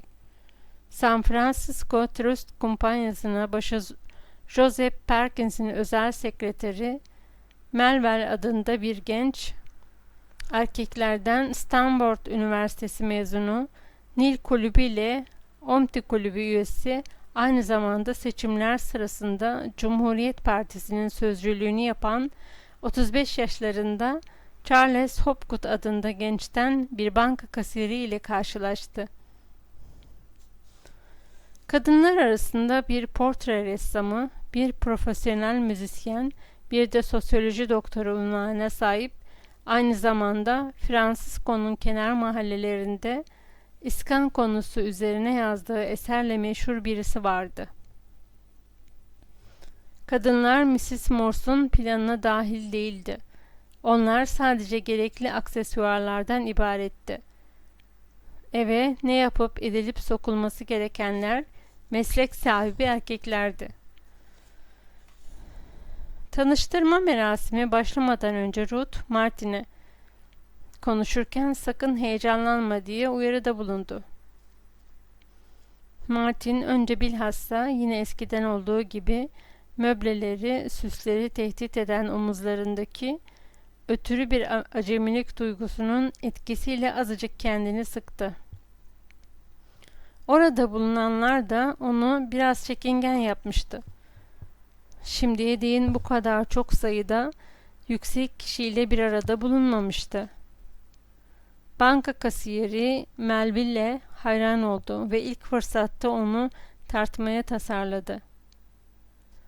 Zira Martin'in korkusu altında iddiacı bencilliği pusuya yatmıştı. Kendini bu erkekler ve kadınlarla ölçerek bunların kitaplardan ve hayattan kendi öğrenemediklerini, neleri öğrendiklerini anlamak için de inanılmaz bir arzu duydu. Ruth'un gözleri durumunu anlamak için sık sık Martin'e kayıyordu. Onun kuzenleriyle gayet rahat ahbap olduğunu görünce hem şaşırdı hem de memnun oldu. Otururken omuzlarından ötürü duyduğu endişe de ortadan kalkan Martin hiç de heyecanlanmamıştı. Ruth, kuzenlerini orta zekalı, yüzeysel parlaklıkları olan kızlar bilirdi ve o gece yatmaya giderlerken Martin'i övüşlerini pek anlayamadı. Halbuki kendi sınıfı içinde keskin zekalı, hoş sohbet ve dans partilerinde, pazar pikniklerinde neşe yaratan bir kimse olan Martin'e söz açmak, çevresini neşelendirmek çok kolay gelmişti. O akşam başarı Martin'in hep arkasında durup ona başardığını, güvenebileceğini ve hiç afallamadan kahkahalar yaratabileceğini söyleyerek omuzunu okşadı. Daha sonra Ruth endişe etmekle haklı olduğunu anladı. Martin'le Profesör Caldwell bir köşede bir araya gelmişlerdi. Her ne kadar Martin artık eskisi gibi kolunu havada savurmuyor idiyse de Ruth'un tenkitçi gözleri Martin'in gözlerinin sık sık ve fazlaca çakmaklandığını, çok hızlı ve ateşli konuştuğunu, sinirlerinin fazlaca gerildiğini, tepesine çıkan kanının yanaklarını haddetten fazla kızarttığını fark etti. Edepli ve kendini kontrol eder bir hali yoktu. Konuştuğu genç İngilizce profesörü ile de tam bir çelişki yaratıyordu. Martin'in görünüşe aldırdığı yoktu. Diğerlerinin eğitilmiş beynini çabucak fark edip onun bilgisine olan hakimiyetini takdir etmişti.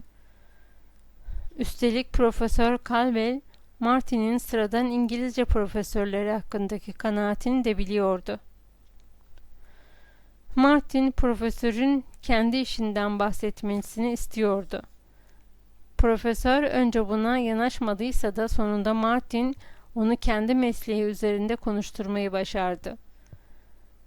Zira Martin, insanların kendi işleri hakkında konuşmamalarına bir sebep göremiyordu. Bundan haftalarca önce Ruth'a, "Mesleki konuşmalara bu itiraz hiç de doğru, hiç de haklı değil," demişti. "Eğer bildikleri en iyi şeyi birbirlerine vermeyeceklerse, erkeklerle kadınlar niçin bir araya gelirler Allah aşkına?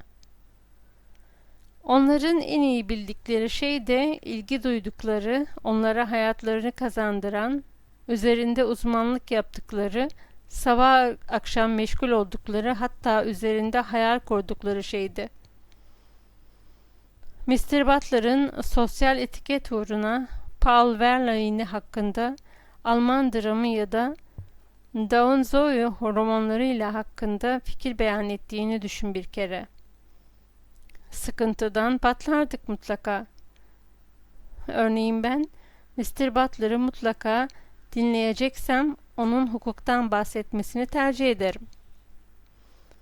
Onun en iyi bildiği şey odur.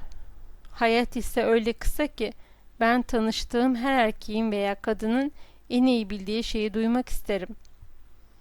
Ruth, "Ama," diye itiraz etmişti. "Herkesi ilgilendiren genel konular vardır." Martin, "İşte bunda yanıldın," diye atılmıştı. Toplumdaki bütün insanlar, bütün hizipler, daha doğrusu hemen hemen bütün insanlar ve topluluklar kendilerinden iyi durumda olanlar taklit eder. Peki iyi durumda olanların da en iyileri kimler? Aylaklar, zengin aylaklar. Bir kural olarak bunlar dünyada bir şeyler yapan insanların bildiklerini bilmezler. Bu gibi şeylerden bahsetmek de onlar için sıkıcı olacağından aylaklar bu konuların mesleki konulardır diye konuşulmasını isterler. Aynı şekilde mesleki olmayan konuların da konuşulabileceğini buyururlar. Bunlar da son operalar, son çıkan romanlar, kağıt oyunları, bilardo, kokteyl, otomobil, atlı gösteriler, alabalık avcılığı, turna balığı avcılığı, yat sefaları ve bunun gibi şeylerdir. Şurasına dikkat et. Bunlar aylaklar sınıfının bildiği şeylerdir. Aslında aylakların yaptığı, aylakların kendi mesleğinden bahsetmektir. İşin en tuhaf tarafı da bütün zeki veya zeki denilebilecek kişilerin, aylakların bunu kendilerine geçirmesine ses çıkarmayışlarıdır. Bana gelince, ben bir insanın en iyi bildiği şeyi isterim. Sen istersen buna mesleki bayağılık da, istersen sıradanlık de. Ruth da Martin'i anlayamamıştı. Onun yerleşmiş fikirleri bu hücumuna bir fikir inatçılığı olarak kabul etmişti. Böylece Martin kendi samimi fikrini Profesör Caldwell'e buluşturup onu kendi fikri üzerinde konuşturdu. Ruth onların yanında durduğu sırada Martin şöyle diyordu: "Siz Kaliforniya Üniversitesi'nde şüphesiz böyle küfürleri ağzınıza almazsınız değil mi?" Profesör Caldwell omuzlarını silkti.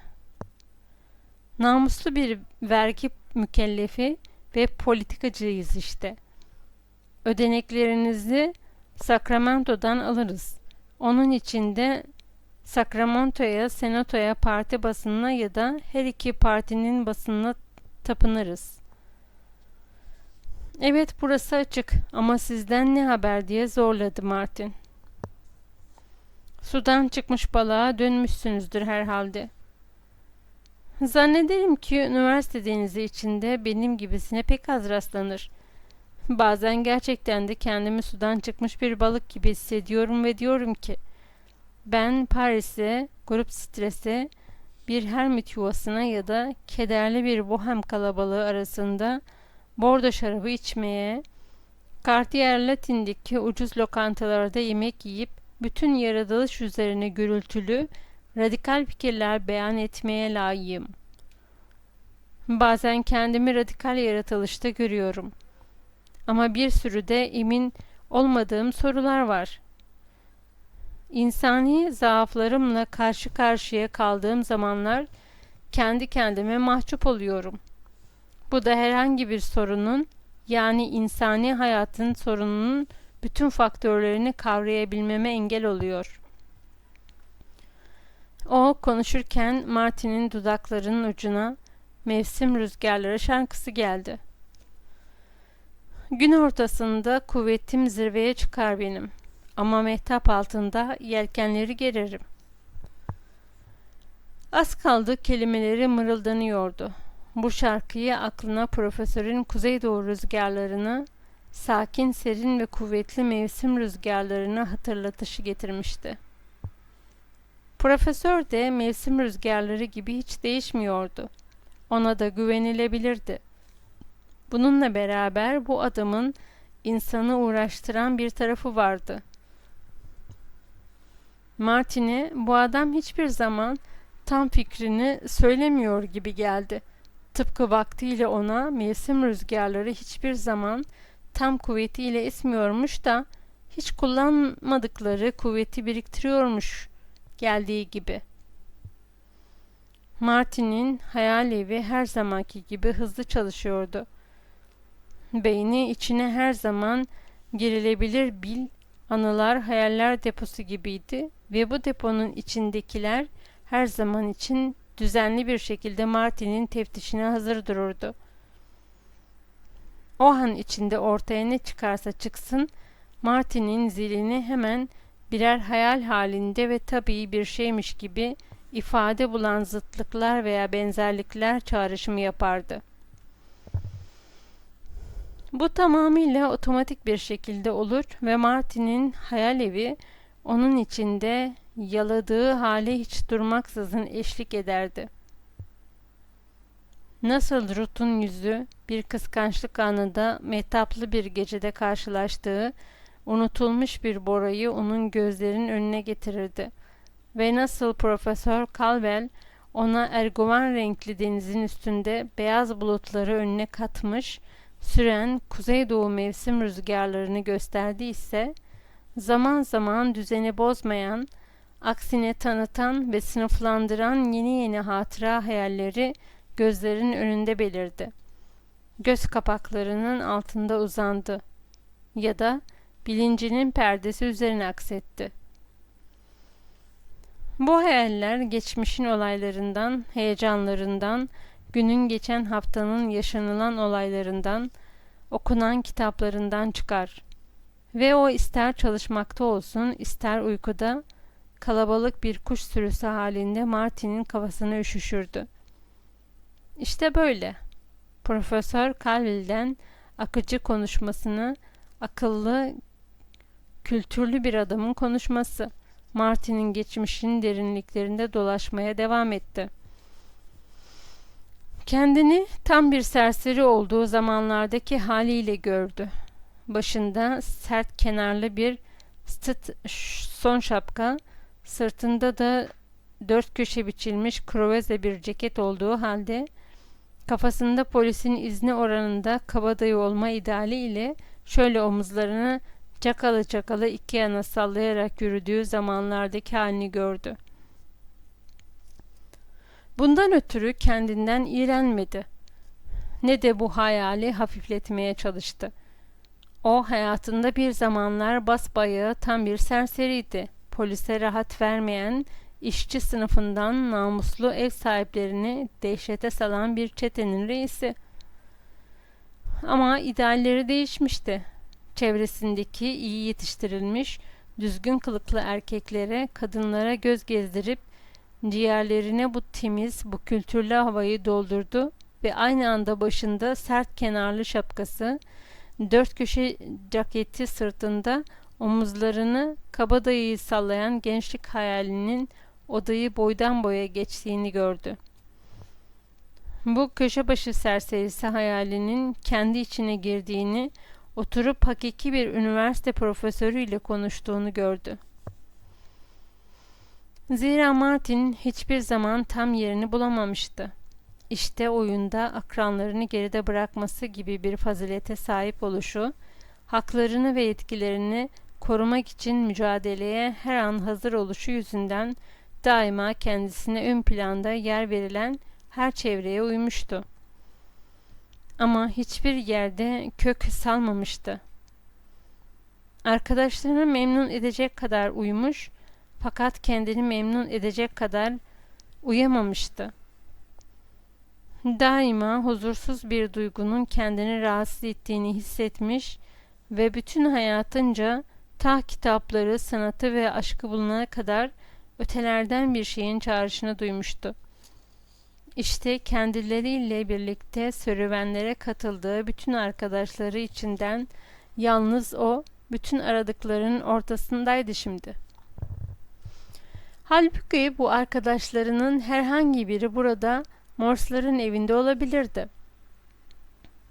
Ama bu çeşit hayaller ve düşünceler Martin'in Profesör Calvel'e yakından takip etmesine engel olmadı. Eleştirel bir gözle anlayarak takip ederken de diğerinin bilgisinin bir bütün halinde oluşuna, hiçbir gedik vermeyişine dikkat etti. Kendine gelince konuşmada zaman zaman açıklıklar, enginlikler, hiç alışık olmadığı bütün halinde konularla karşılaşıyordu. Bununla beraber Spencer sayesinde bilgi alanının ana hatlarına sahip olduğunu gördü. Bu ana hatların arasını doldurmak sadece bir zaman meselesiydi. O zaman gözünüzü açın hepiniz diye düşündü. Dikkat, sığlık. Kendinden geçmiş taparcasına profesörün ayakları dibindeymiş gibi bir his geldi içine. Ama dilendikçe öbürünün hükümlerinde de bir zayıflık vurdu. Öyle dolambaçlı, öyle şaşırtıcı bir zayıflıktı ki her zaman mevcut bir zayıflık olmayaydı. Belki de farkına varamazdı bunun. Bunu fark eder etmez de hemen profesörle aynı seviyeye sıçrayıverdi. Tam Martin konuşmaya başladığı sırada Ruth ikinci defa yanlarına geldi. Martin, size nerede yanıldığınızı, daha doğrusu hükümlerinizdeki zaafın neden ileri geldiğini söyleyeyim diyordu. Siz biyoloji bilmiyorsunuz. Meseleleri ortaya koyuşunuzda biyolojiye yer vermiyorsunuz.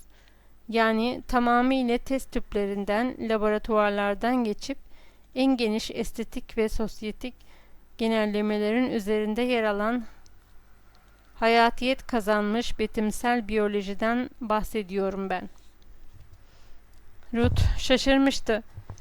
2 sömestr profesörün derslerine devam etmiş olan Ruth, ona canlı bir bilgi deposu gözüyle bakıyordu. Profesör doğruluğu su götürür bir ifadeyle, "Sizi takip edemedim." dedi. Martin onun kendisini takip etmediğinden o kadar emin değildi. Şu halde açıklamaya çalışayım. Mısır tarihini okurken şu anlamda bir şeye rastladığımı hatırlıyorum. Önce arazi sorununu incelenmezse Mısır sanatı da anlaşılamaz. Profesör başıyla onayarak, "Çok doğru." dedi. Martin devamla, "Bana da öyle geliyor ki buna karşılık arazi sorununa ve bununla ilgili bütün sorunlara ait bilgilere, hayatın cevheri ve yapısı hakkındaki ilk bilgiyi edinmeden sahip olmaya imkan yoktur. Kanunları, kurumları, dinler ve örfleri sadece onları yaratan yaratıkların önemini değil, fakat o yaratıkları meydana getiren cevherlerin de önemini bilmeksizin nasıl anlayabiliriz? Mısır edebiyatı, Mısır mimarisinden veya heykeltıraşlığından daha az mı ilgilidir insanlıkla? bilinen evren içinde gelişme kanununa uymayan bir tek şey var mıdır? Çeşitli sanatlara dair ortaya konulmuş süslü bir gelişme bulunduğunu biliyorum. Ama buna çok mekanik görünüyor bu. Burada insan dışarıda bırakılmıştır. Araçların gelişimi, harpın, müziğin, şarkının ve dansın gelişimi, evet bunların hepsi de güzel bir şekilde geliştirilmiş ama ya insanın kendi gelişimi, insan daha ilk aletini yapmadan, ilk şarkısını mırıldanmadan onda var olan esaslı, ayrılmaz unsurların gelişmesi. İşte sizin dikkate almadığınız şey, benim de biyoloji adını verdiğim şey bu. En geniş görünüşüyle biyolojidir bu. Fikirlerimi duru bir şekilde ifade edemediğimi biliyorum. Ne var ki fikri kabataslak ortaya koymaya çalıştım. Siz konuşurken aklıma geldi bunlar. Onun için bunları sunmaya hazırlıklı değildim. Siz kendiniz insanı bütün faktörleri göz önünde bulundurmaktan alıkoyan insani zaaftan bahsettiniz. Buna karşılık yine siz biyolojik faktörü, bütün sanatların ipliklerini eğirdiği ana maddeyi, insanoğlunun bütün başarılarının, bütün hareketlerinin, atkı ve çözgülerinin bir kenara bırakıyorsunuz. Martin'in hemen ezilmeyişi Ruth'u hayrete düşürdü ve profesörün Martin'e cevap veriş şekli Ruth'ta sanki Profesör Martin'in gençliğinin yüzü suyu hürmetini hoş görüyormuş izlenimi bıraktı. Profesör Calvey saatinin kösteğiyle oynayarak tam 1 dakika süreyle sessiz durdu. Sonunda, "Biliyor musunuz?" dedi. "Daha önce de beni aynı şekilde eleştirmişlerdi. Büyük bir girişimci, büyük bir bilgin Joseph Leconte yapmıştı bu eleştiriyi. Ama o öldü. Kimse de beni eleştirmediğini bilmez. Halbuki şimdi siz ortaya çıkıp beni gösteriyorsunuz. Gerçekten söylüyorum, bu bir itiraftır. Fikrinizde haklı olduğunuz taraflar var. Hem de pek çok. Biraz fazla klasiyim ben. İlmin betimlendiği dallarda yeteri kadar modern değilim. İş yapmama engel olan, özür diye de yalnız eğitimin kusurlu oluşuyla ruhi tembelliğimi ileri sürebilirim. Bilmem bana inanacak mısınız? Ama ömrümde bir fizik ya da kimya laboratuvarından içeri adımımı atmadım. Leconte haklıydı. Siz de haklısınız Mr. Eden. Hiç olmazsa bir dereceye kadar haklısınız ama ne derece bilmiyorum. Ruth bir bahaneyle Martin'i kenara çekti. Onu kenara alıp alçak sesle, "Profesör Calvin'i böyle tek eline almaya hakkın yoktu," dedi. "Onunla konuşmak isteyen başkaları da olabilir." Martin tövbekar bir tavırla, "Benim hatam," diye kabul etti. "Ama onu tahrik ettiğimin farkına bile varmadım. Çok ilgi çekici bir insandı. Biliyor musun, şimdiye kadar konuştuğum insanlar içinde en parlak kafalı, en entelektüeli o. Bir şey daha söyleyeyim sana. Bir zamanlar üniversite okumuş ya da toplumda yüksek makamlara çıkmış herkesi onun kadar parlak, onun kadar zeki zannederdim." Ruth, "O bir istisnadır," diye cevap verdi. "Diyebilirim ki öyledir. Şimdi kiminle konuşmamı istiyorsun bakalım?" "Oh, hadi, beni şu kasiyer dostumuzla tanıştır."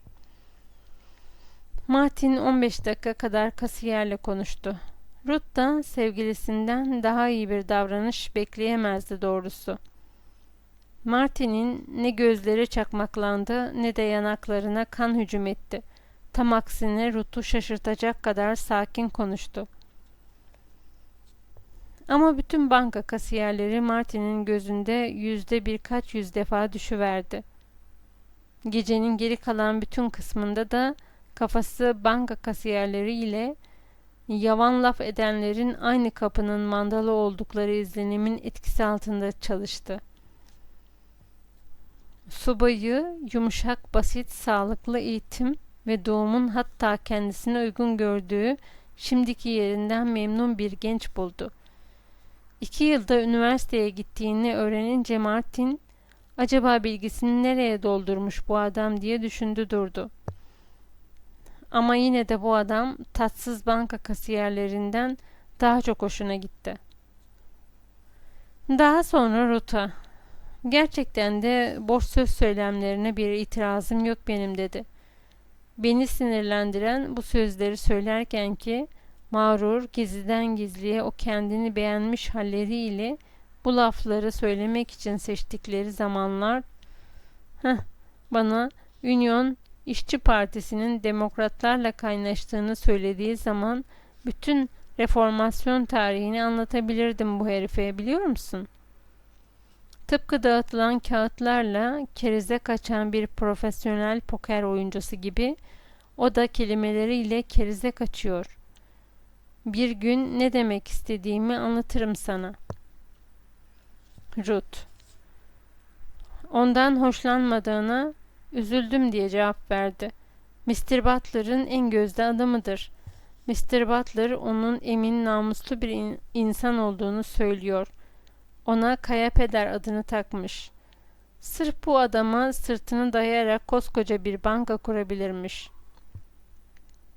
Gerçi onu az gördüm. Daha az da dinledim ama buna şüphem yok. Ne var ki ben bankaların pek o kadar düşünmem. Fikrimi bu şekilde söylememde sence bir sakıncası yok ya sevgilim? Hayır, hayır. Çok ilgi çekici. Martin hararetle devam etti. Evet, medeniyet hakkında ilk izlenimlerini edinmeye başlayan bir vahşiden başka bir şey değilim ben. Bu izlenimler medeni insanlar için eğlenceli bir yenilik oluşturur herhalde. Ruth, kuzenlerim hakkında ne düşünüyorsun diye sordu. Onları diğer kadınlardan daha çok beğendim. Fazla yapay olmadığı gibi çok da neşeli insanlar. Şu halde diğer kadınları beğendin ama...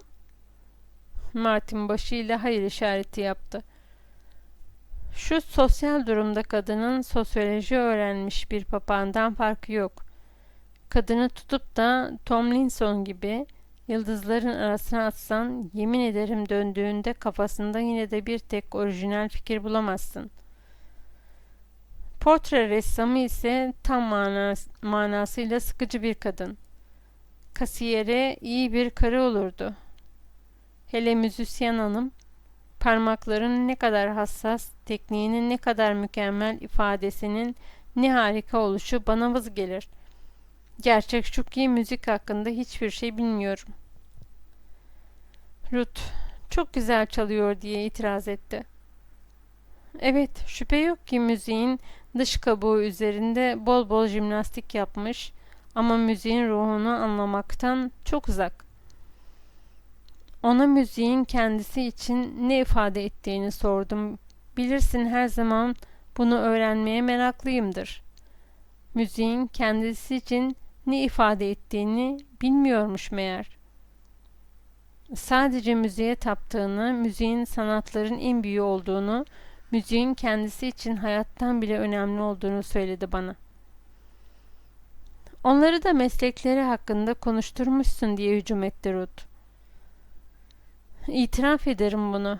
Bunlar mesleklerinde başarı kazanamamış kişilerden bir de başka konular üzerinde nutuk verdiklerini düşün. Kim bilir ne işkence çekerdim. Hep kültürün bütün avantajlarından faydalanılan burasını düşünürüm. Bir an sustu. Sert kenarlı şapka giymiş, dört köşe ceketli, gençlik hayalinin omuzlarını iki yana sallayarak odaya girişini seyretti. Dediğim gibi, buradaki bütün kadınlarla erkeklerin ışıl ışıl parlak kişiler olduğunu düşünürdüm. Ama şimdi bunları şu kısa zamanda gördükten sonra bana bir budala sürüsü gibi geliyor. Çoğu öyle, geri kalanların %90'ı da sıkıcı. Ama Profesör Calvel var. O başka, o adam işte. Her santimi beyninin tek tek bir atomu ile tam bir adam o. Ruth'un yüzü aydınlandı. Bana ondan söz et diye zorladı. Onun büyük parlak tarafından değil, senin beğenmediğin tarafından bahset bana. Çok merak ediyorum. Martin şakacı bir tavırla, belki de kendimi güç bir duruma sokarım diyerek bir an düşündü. Önce sen anlatsan bana, belki de sen onda iyi olmayan bir taraf bulmuşsundur. 2 sömestr onun kurslarına devam ettim. 2 seneden beri de tanıyorum. Onun için senin ilk izlenimini merak ediyorum. Yani kötü izlenimimi demek istiyorsun. Pekala, işte söylüyorum. Zannederim senin onda iyi diye var olduğunu düşündüğün her şeye sahip.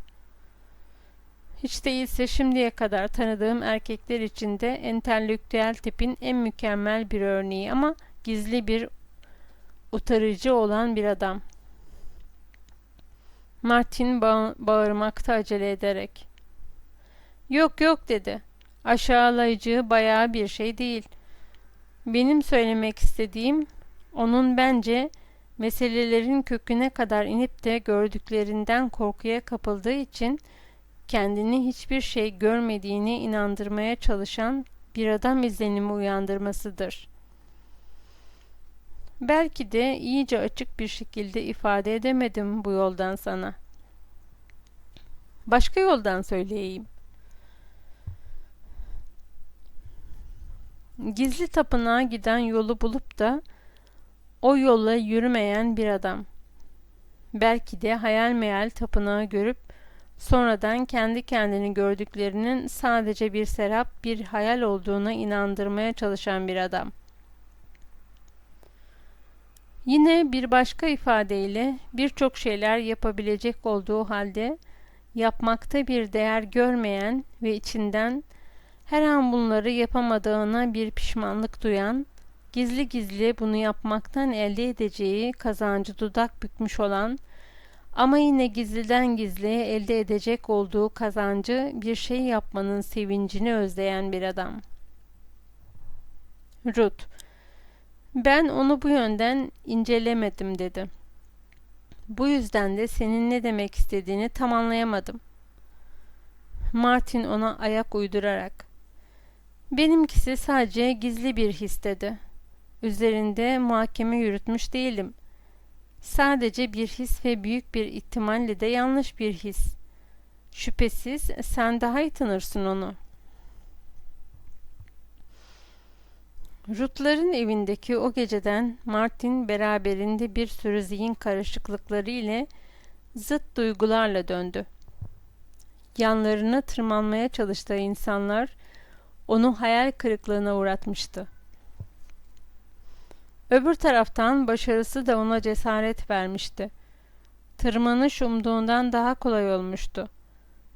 O tırmanışa, bu tırmanışa ve yanlarına tırmandığı kişilerden üstündü tabii. Profesör Calvel hariç.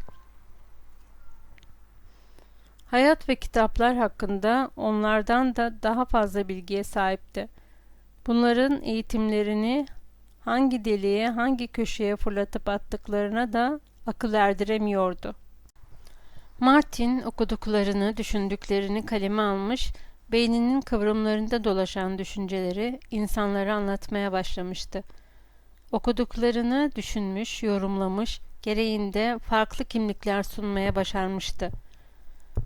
Zamanın ruhu ve bedeni üzerinde oluşturduğu büyük ağırlıkları azimle yenmeye başarmıştı.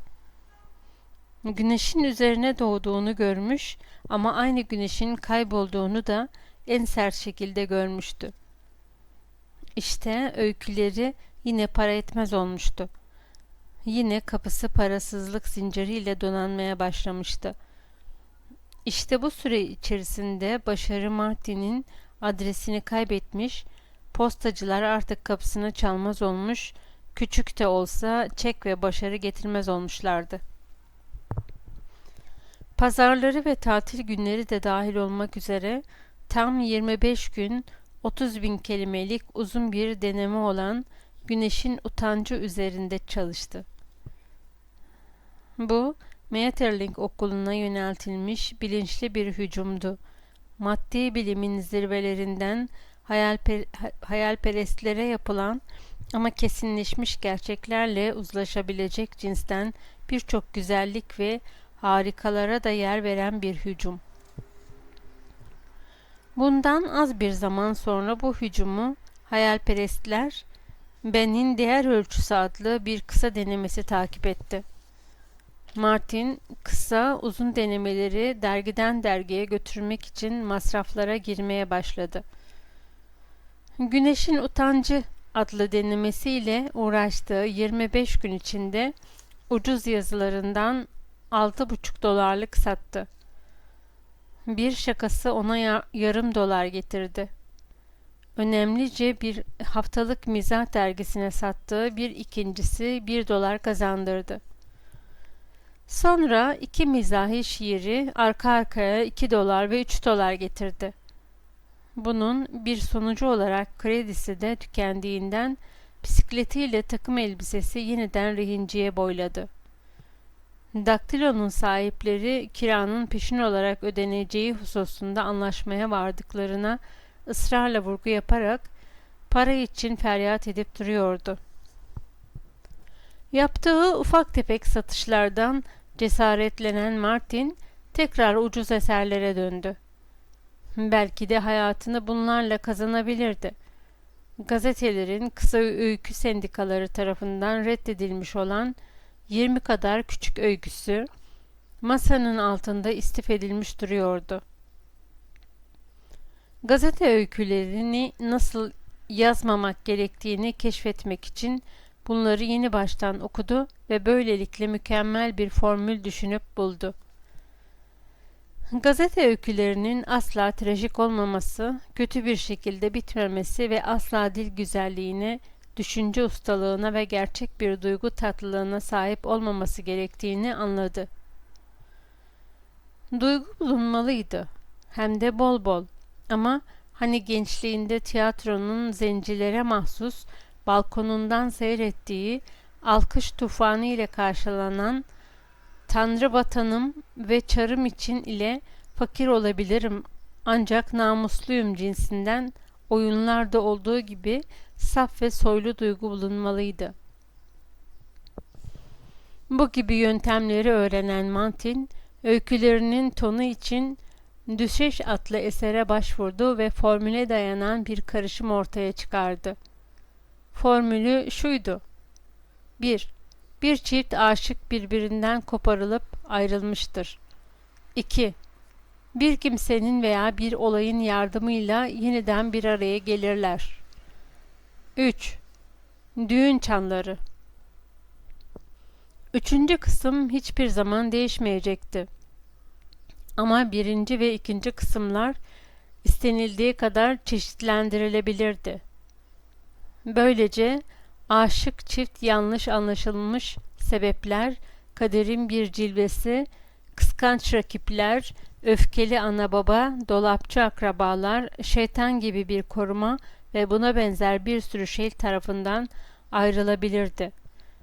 Bir erkeğin, aşığın cesurca hareketi ya da kadın sevgilisinin buna benzer bir hareketi sonucunda aşıklardan birinin kalbinin yumuşaması ile şeytan korumasının zorla söyletilmesi, dolapçı akrabaların veya kıskanç rakiplerin aynı itirafı seve seve yapmaları, tahmin olunmayan bir sırrın ortaya çıkması, kızın veya erkeğin sabrı ve bunun gibi sonsuz sayıda sebeplerle yeniden bir araya gelebilirlerdi.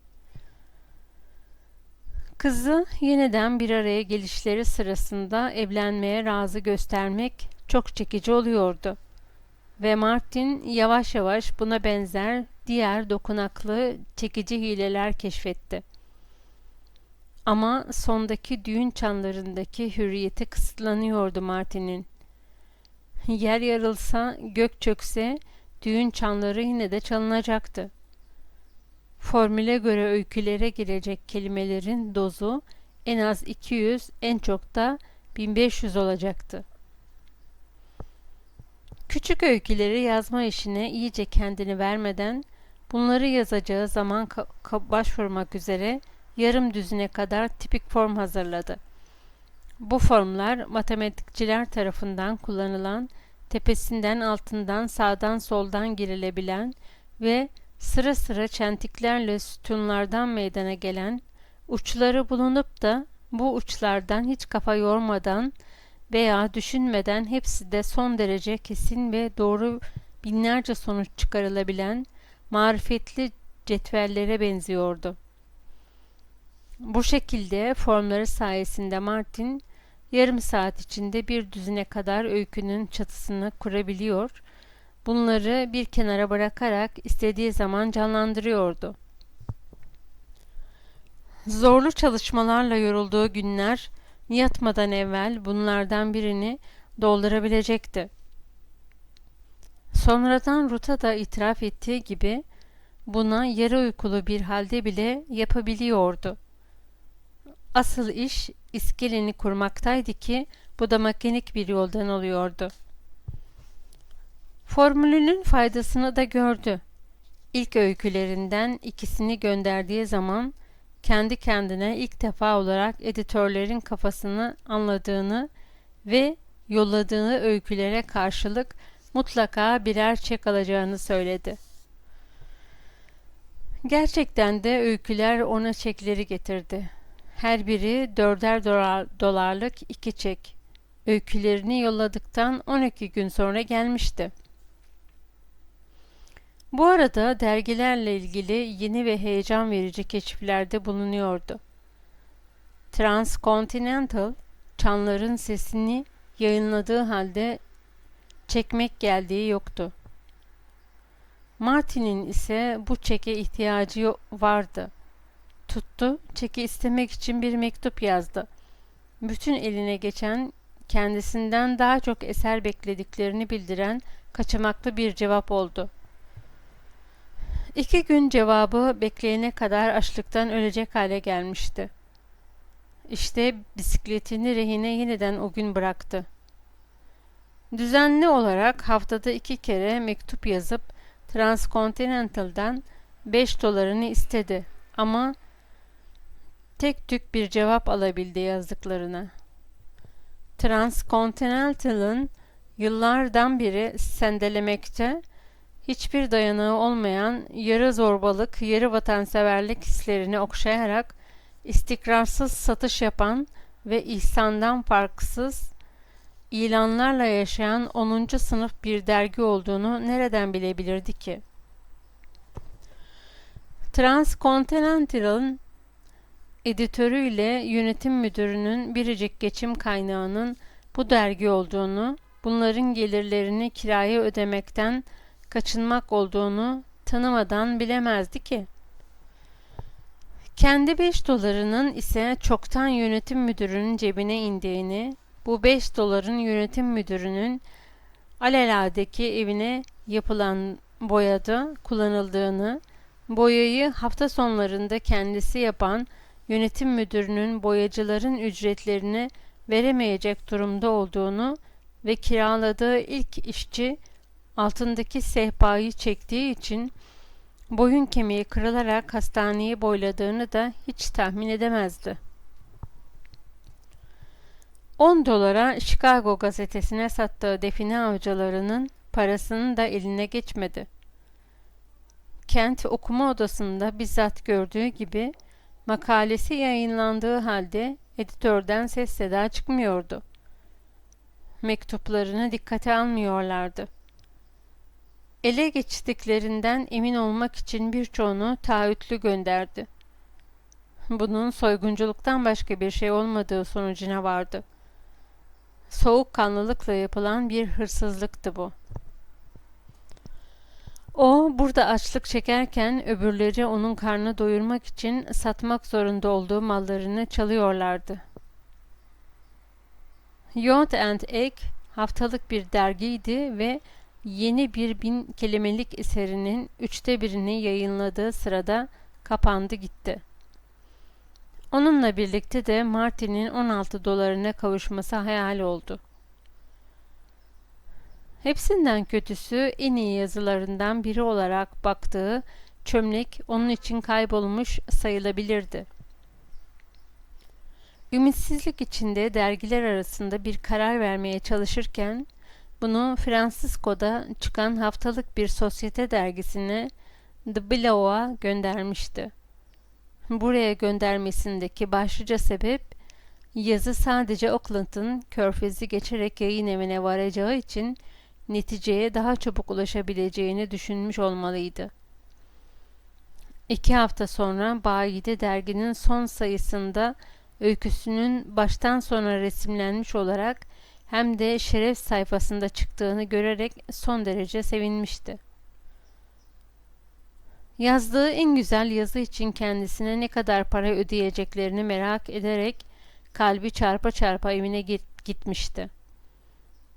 Üstelik öyküsünün çabucak kabul edilip yayınlanışını düşünmekte ona zevk veriyordu.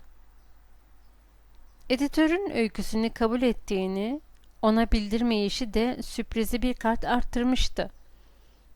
1 hafta, 2 hafta, bir yarım hafta daha bekledikten sonra ümitsizlik çekingenliği yendi ve Martin de Blois editörüne bir mektupla muhtemelen bir ihmal sonucunda ufak hesabının gözden kaçmış olabileceğini hatırlattı. Alacağı $5 geçmese bile Martin kendi kendine bu parayla daha bunun gibi yarım düzine hem de muhtemelen onun kadar güzel öykü yazmamı mümkün kılacak miktarda fasulye ve bezelye çorbası almama yarar diye düşündü. Sonuç olarak hiç değilse Martin'in hayranlığını kazanan soğuk bir mektup geldi. Mükemmel yazınızdan ötürü size teşekkürlerimizi sunarız diyordu mektupta. Büroda bulunan bütün arkadaşlar öykünüzü çok beğendik. Gördüğünüz gibi de şeref sayfasına vererek hemen yayınladık. Resimleri beğendiğinizi umarız. İkinci defa okuduğumuzda mektubunuz bizde sizin üzerinde fiyatı yazılı olmayan yazılara para ödediğimiz gibi yanlış düşünceyle çalışmakta olduğunuz fikriniz uyandırdı. Böyle bir alışkanlığımız yoktur. Sizin yazınızın üzerinde de fiyatı yazılı değildi. Tabii olarak öykünüzü aldığımız zaman bu durumu bilmiş olacağınızı farz ettik. Bu talihsizliğe son derece üzüntü duymaktan ve size olan saygılarımızı sunmaktan başka elimizden bir şey gelmiyor. Yazınız için tekrar teşekkürlerimizi bildirir, yakın bir gelecekte sizden daha güzel yazılar bekleriz vesaire. Ayrıca De Bellow'un bedava dergi dağıtmak adeti olmadığı halde kendisine bir kompliman olarak gelecek yıla ait bir abone kaydı yollamaktan büyük zevk duyduklarını belirten bir de ek not vardı. Bu tecrübeyi de geçirdikten sonra Martin bütün yazılarının tepesine daktiloyla alışılmış bedel üzerinden kaydını koydu. Kendi kendine bir gün bunları kendi alıştığım bedel üzerinden göndereceğim diye karar verdi. Bu süre içinde kendinde daha mükemmele ulaşmak için bir ihtiras keşfetti ve bu ihtirasın zorunluluğu altında oturup Kalabalık Sokak, Hayat Şarabı, Neşe gibi deniz lirikleri ve diğerleri gibi ilk eserlerini yeni baştan yazdı. Yine eskiden olduğu gibi günde 19 saat çalışıyor ve bu ona az geliyordu. Durmadan yazıyor, durmadan da okuyordu. Çalışma sırasında tütünü terk etmiş olmanın verdiği azabı unutuyordu. Ruth'un onu bu alışkanlığından en zor ulaşılabilen bir köşesine tıktı. Bu muzur otu en çok kurtarmak için vaat ettiği rengarenk etiketli ilacı dolabının aç bir ilaç yatağına uzandığı zamanlar arıyordu. Bu hasretini ne kadar bastırırsa bastırsın, arzu hep eskisi kadar kuvvetli devam ediyordu.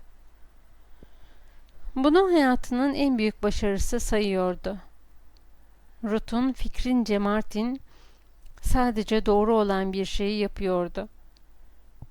Tütüne engel olacak ilacı eldiveninden artan parayla almış ve 1-2 gün sonra da hepsini unutmuş gitmişti.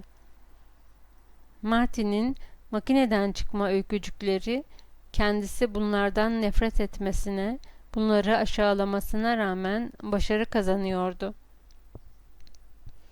Bunlar sayesinde rehindeki eşyalarını kurtardı. Faturasının çoğunu ödedi ve bisikletine de yeni bir takım lastik aldı. Öykücükler hiç değilse Martin'in tenceresini kaynar tutuyor ve ona ihtirasını tatmin edecek eserler yazması için zaman kazandırıyordu. Öbür taraftan onu ayakta tutan biricik şey The White Mouse'tan aldığı 40 dolar oluyordu. Bütün ümidini buna bağlamıştı. 1. sınıf dergilerin meçhul bir yazara para vereceklerinden emindi. Ama sorun 1. sınıf gazetelere yazılarını nasıl kabul ettireceğinde idi. En güzel öyküleri, denemeleri, şiirleri bu dergiler arasında dilenerek mekik dokuyor ve Martin buna rağmen her ay çeşitli kapaklar içinde karanlık, sıkıcı sanatlar, uzak yazılar okuyordu. Kendi kendine bazen şu editörlerden hiç değilse bir tanesi o yüksek gurur koltuğundan inip de bana sevindirici bir tek satır yazsaydı bari diye düşünüyordu. Eserimin alışılmamış olmasının onlara uygun gelmesinin editörlerin ihtiyatlı düşündükleri için eserlerine yer vermeyişlerinin önemi yok. Şüphesiz bunların bir yerinde şu editörlerin içini de ılıtacak, ufak bir takdir kazanacak bir sıcaklık, bir ufak pırıltı vardır elbet. Bunun üzerine hemen kalkar, serüven gibi eski öykülerini yeniden defalarca okuyarak boş yere editörlerin sessizliğini haklı çıkarmaya uğraşırdı. Kaliforniya'ya gelen bahar Martin'e yaramadı. Çünkü Martin'in bolluk dönemini sonlandırıyordu bu bahar. Bu sırada gazete öyküleri, sendikanın haftalarından beri süren acayip sessizliği de Martin'i endişelendirmekteydi. Derken günün birinde makineden çıkma öykücüklerinden 10 tanesi el değmemiş bir halde geri geldi. Ekli olan mektupta sendikanın ağzına kadar öyküyle dolu olduğunu ve bunların yeniden pazara çıkabilmesi için birkaç ay geçmesi gerektiği bildiriliyordu. Martin bu öykücüklerinin kuvveti üzerinde fazlaca hayale kapılmıştı. Son zamanlarda sendika öykülerinin tekine 5 dolar veriyor ve her yolladığını da kabul ediyordu. Onun için Martin bu 10 öyküye satılmış gözüyle bakıyor ve bankada 50 doları bulunduğunu hesaplayarak ona göre yaşıyordu. Böylece Martin kısır bir devreye giriverdi ve ilk çabalarını para vermeyen yayın evlerine, son yolladığı eserlerini de kabul etmeyen dergilere satmaya devam etti. Aynı zamanda Oakland'daki tefeciyi de yeniden ziyaret etmeye başlamıştı. New York'ta çıkan haftalık dergilere sattığı birkaç şaka ile mizahi şiir güç bela yaşamasını sağladı. İşte en büyük aylık ve 15 günlük dergilere bu sırada mektuplar yazıp soruşturduğu ve aldığı cevapta bunların istenmeden gelen makalelere aldırış etmediklerini, bunların içerikleri çoğunlukla çeşitli alanlarda birer otorite olan şöhretli uzmanlar tarafından sipariş üzerine yazılan makalelerin oluşturduğunu öğrendi.